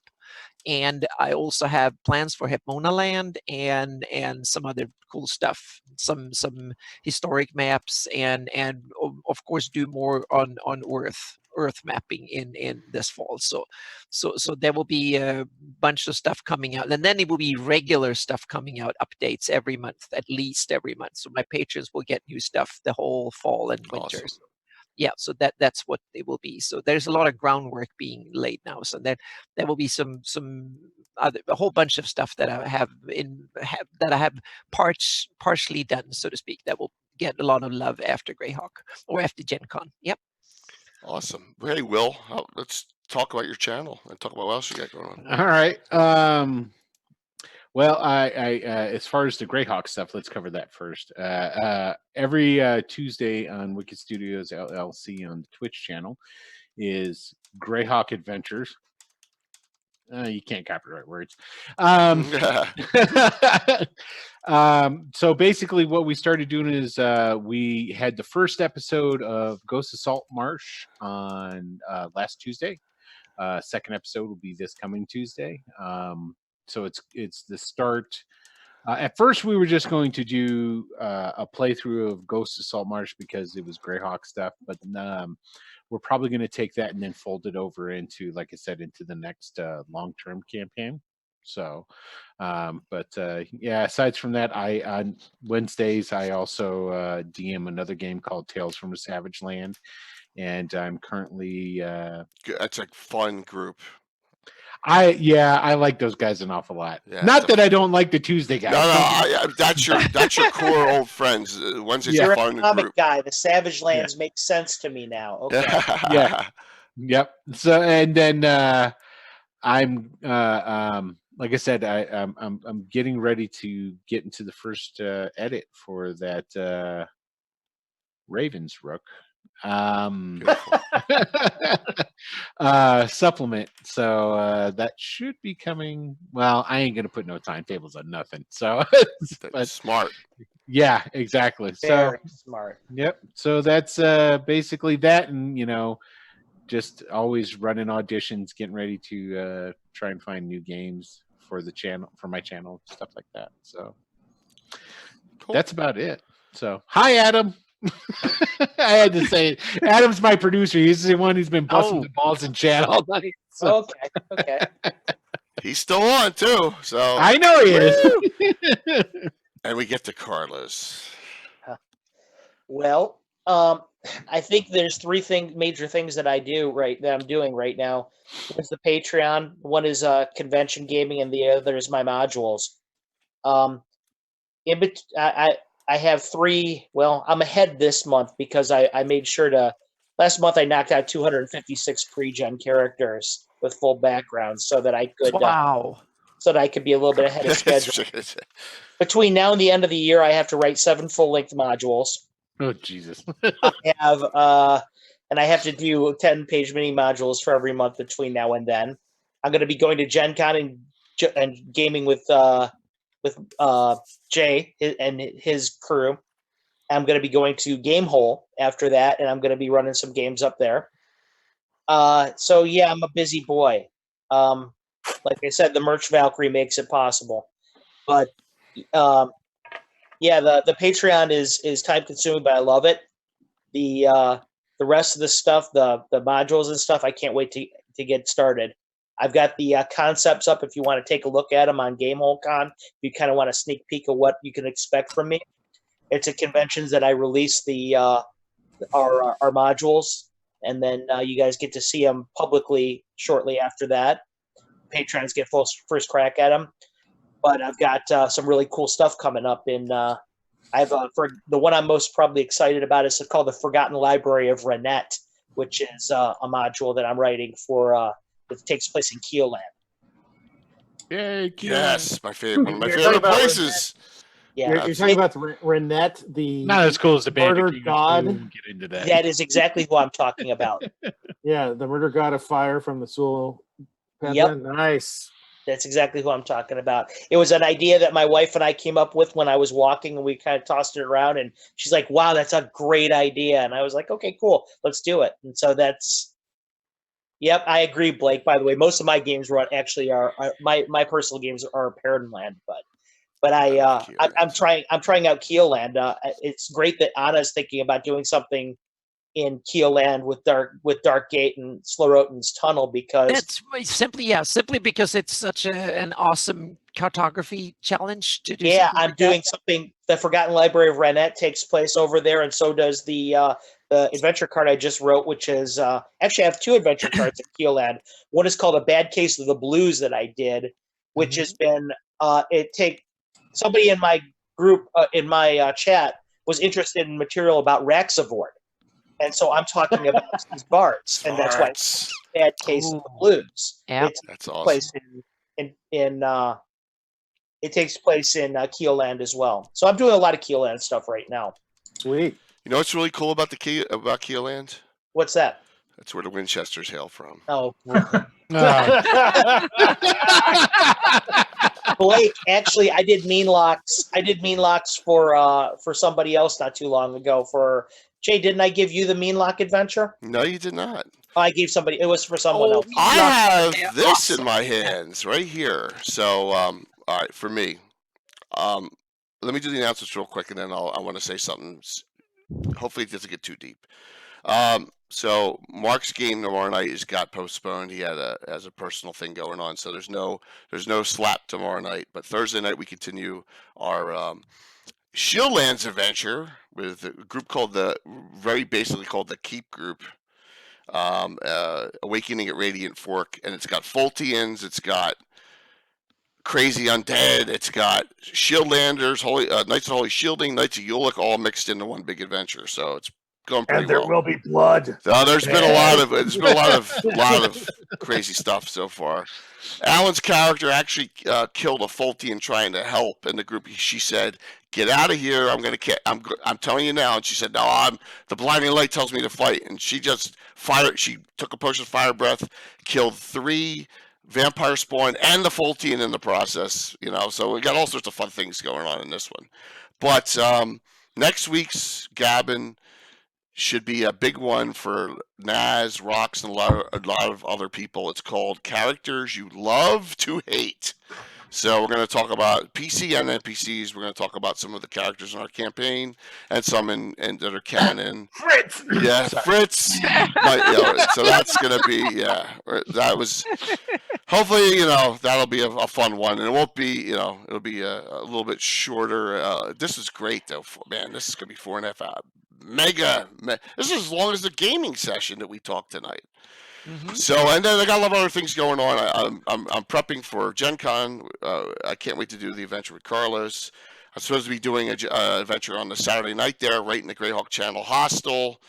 Tabletop style, my style, with all those people playing. So that ought to be very interesting, to say the least, how that goes. Plus all the other things I got going on. Lots of fun stuff. I'm just trying to keep it moving forward, trying to come up with some great ideas. After in a couple weeks, I'm going to run in this order. I'm going to go back to the group that Carlos ran adventures for. I'm going to run this gem, the Hidden Temple of Erethnal, out of Vortex magazine. I finally got the copy of the Vortex. Finally found one. Took 5 years. Vortex number 8, 1993. And then after we run that, we're going to run Carlos's 3rd module, the Tenebrous Deep. So Nice. we run Carlos's 3rd, and hopefully Tim's character doesn't die in this one either.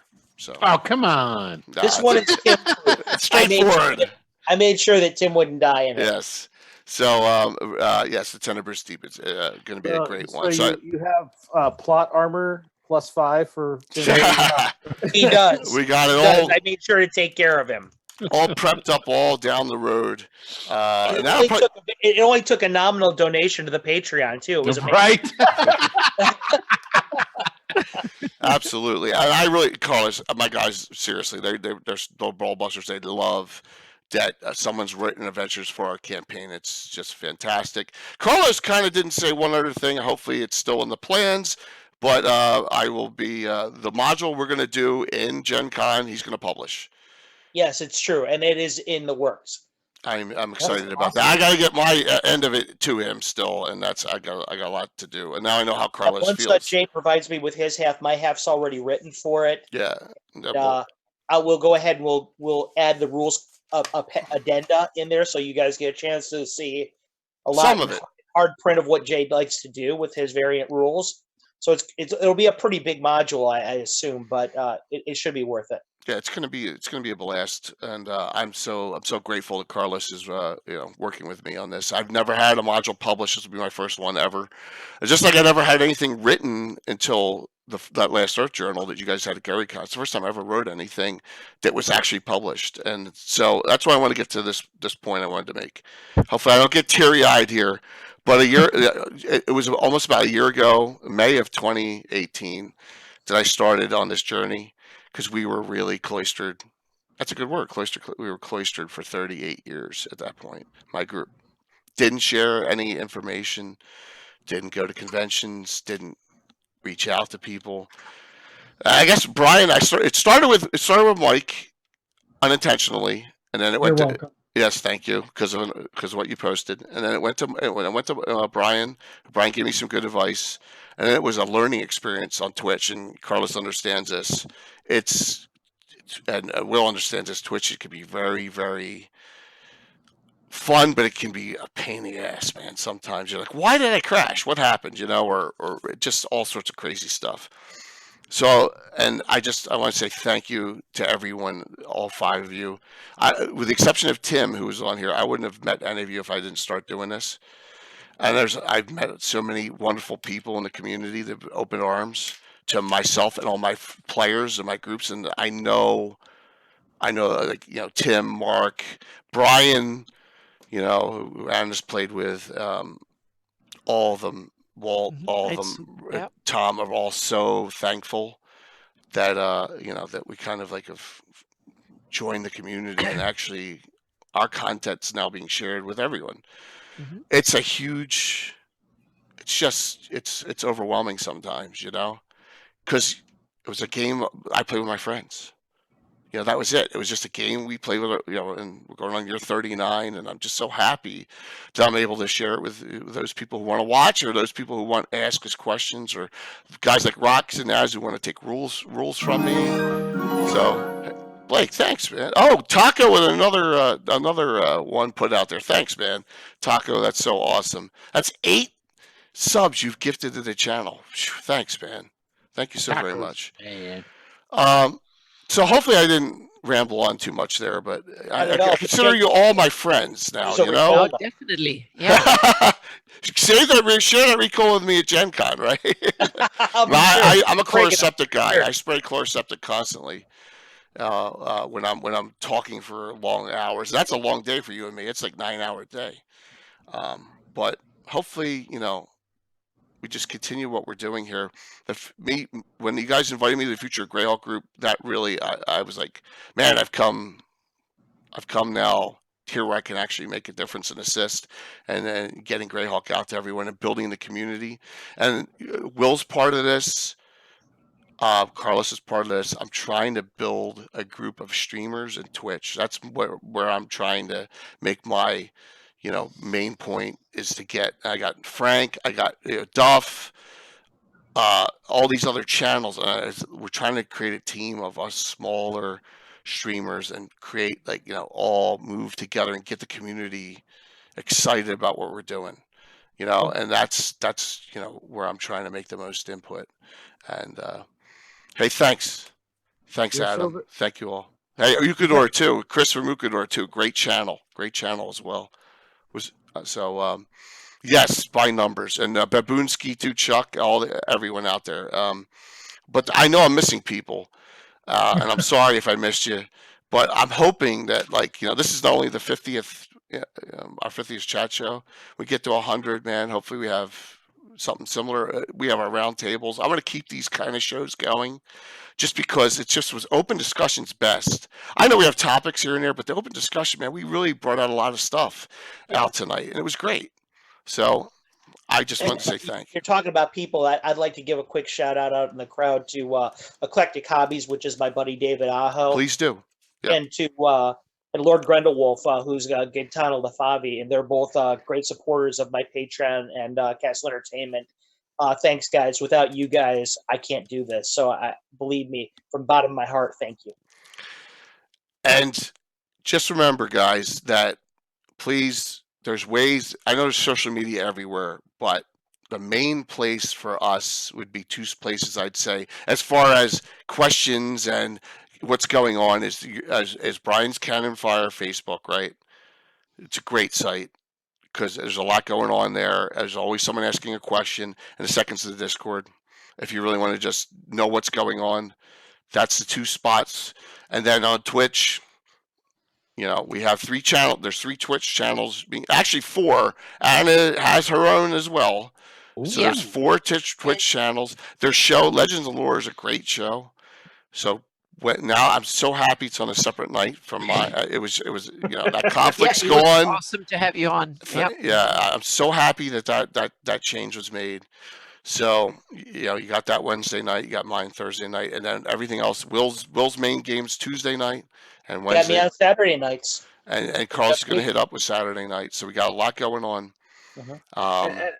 And I have to say, Jay, thank you for having me on your show. What is this, my 3rd time now? Yes, 3rd. Yeah. And I never expected to be talking to people like this. I've talked with Anna in private. I've talked with Mike in private. I've met some of you in person, and just being able to communicate this is so much easier than doing it by text and by posts and whatnot. You all being able to see us and our faces and how we talk with each other. This has been such a shorthand and such a service to the community for us to kind of see it. Not just the gaming, but you being open to having people on there to express themselves and share ideas. Oh, and Carlos, on your Reddit adventure. Here's my freebie. I've been a couple of years ago. I was thinking about it. It's like Jorme is a echo of Reddit's death, and she has a real mad on for Primeus. So use it or not, but that was something I had been thinking about.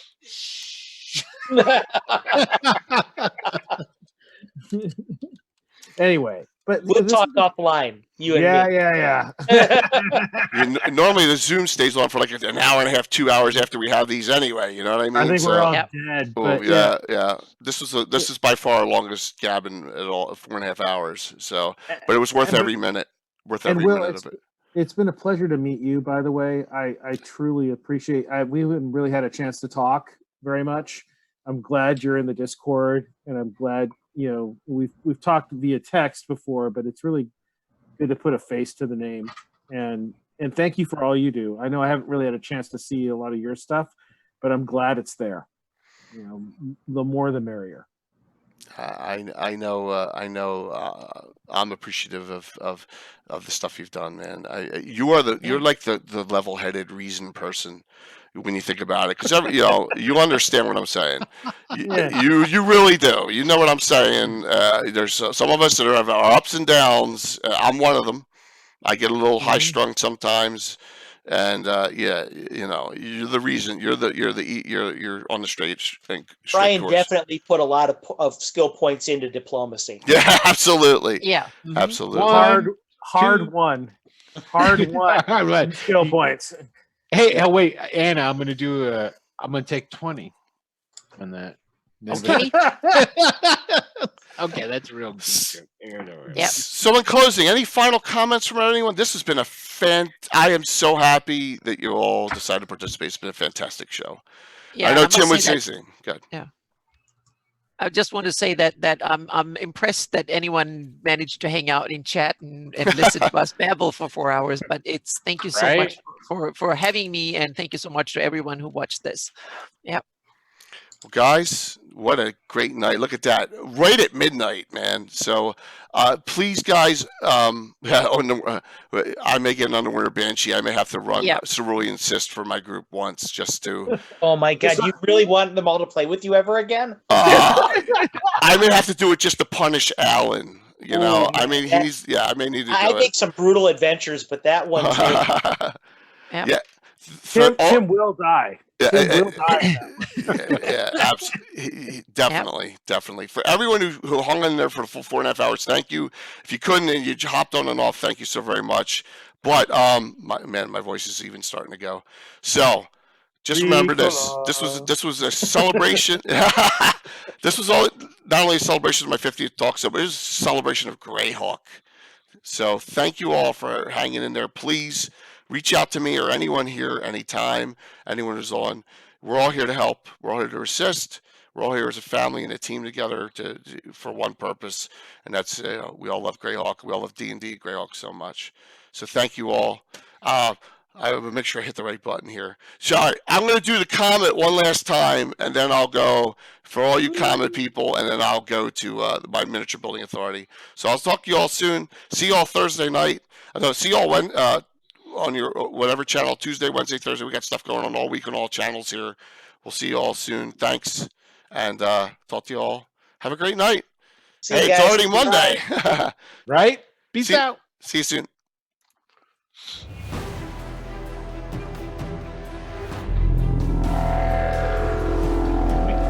There it is. Yeah. Now I understand what the comment is. I didn't Yes, realize the that. comment has been a joke of mine for 30 years. The comment when the comment shows you're going to get unmoney hauled. Stat wise, gear wise, yeah. So 126 people watching. This is awesome. Yeah, we only dropped down to 109 at the end. Wow. Right? Yeah. I mean, that's some damn endurance, I'll say that. Yep.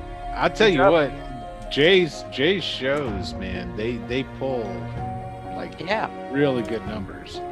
Yeah. I mean, for just a guy playing D&D on the tabletop, not really doing much self promotion. I mean, Yep. Thanks, Will. It's almost as if he's got a personality or something.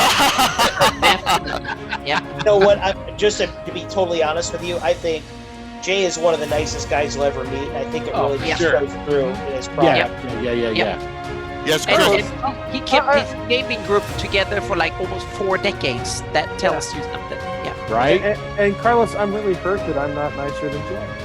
I said he's one of the nicest guys you'd ever. One. Are you failing that diplomacy role? No, he's succeeding right now because he's making you feel bad. And he's gonna make up for it. Like, oh, sorry. No, I like having some self-deprecating humor about myself. It keeps me humble. You know, even you know, it's so easy to get a big head these days about things. And you know, I really am appreciative of being in your guys' company. I mean, the stuff you guys do is amazing to me. I know I contribute, and I know a lot of my stuff. I know a lot of my stuff is behind the scenes. Dude, You help out so much. It's awesome. That is huge. Have a good one, everyone. Yeah. See you soon. Proponent of this.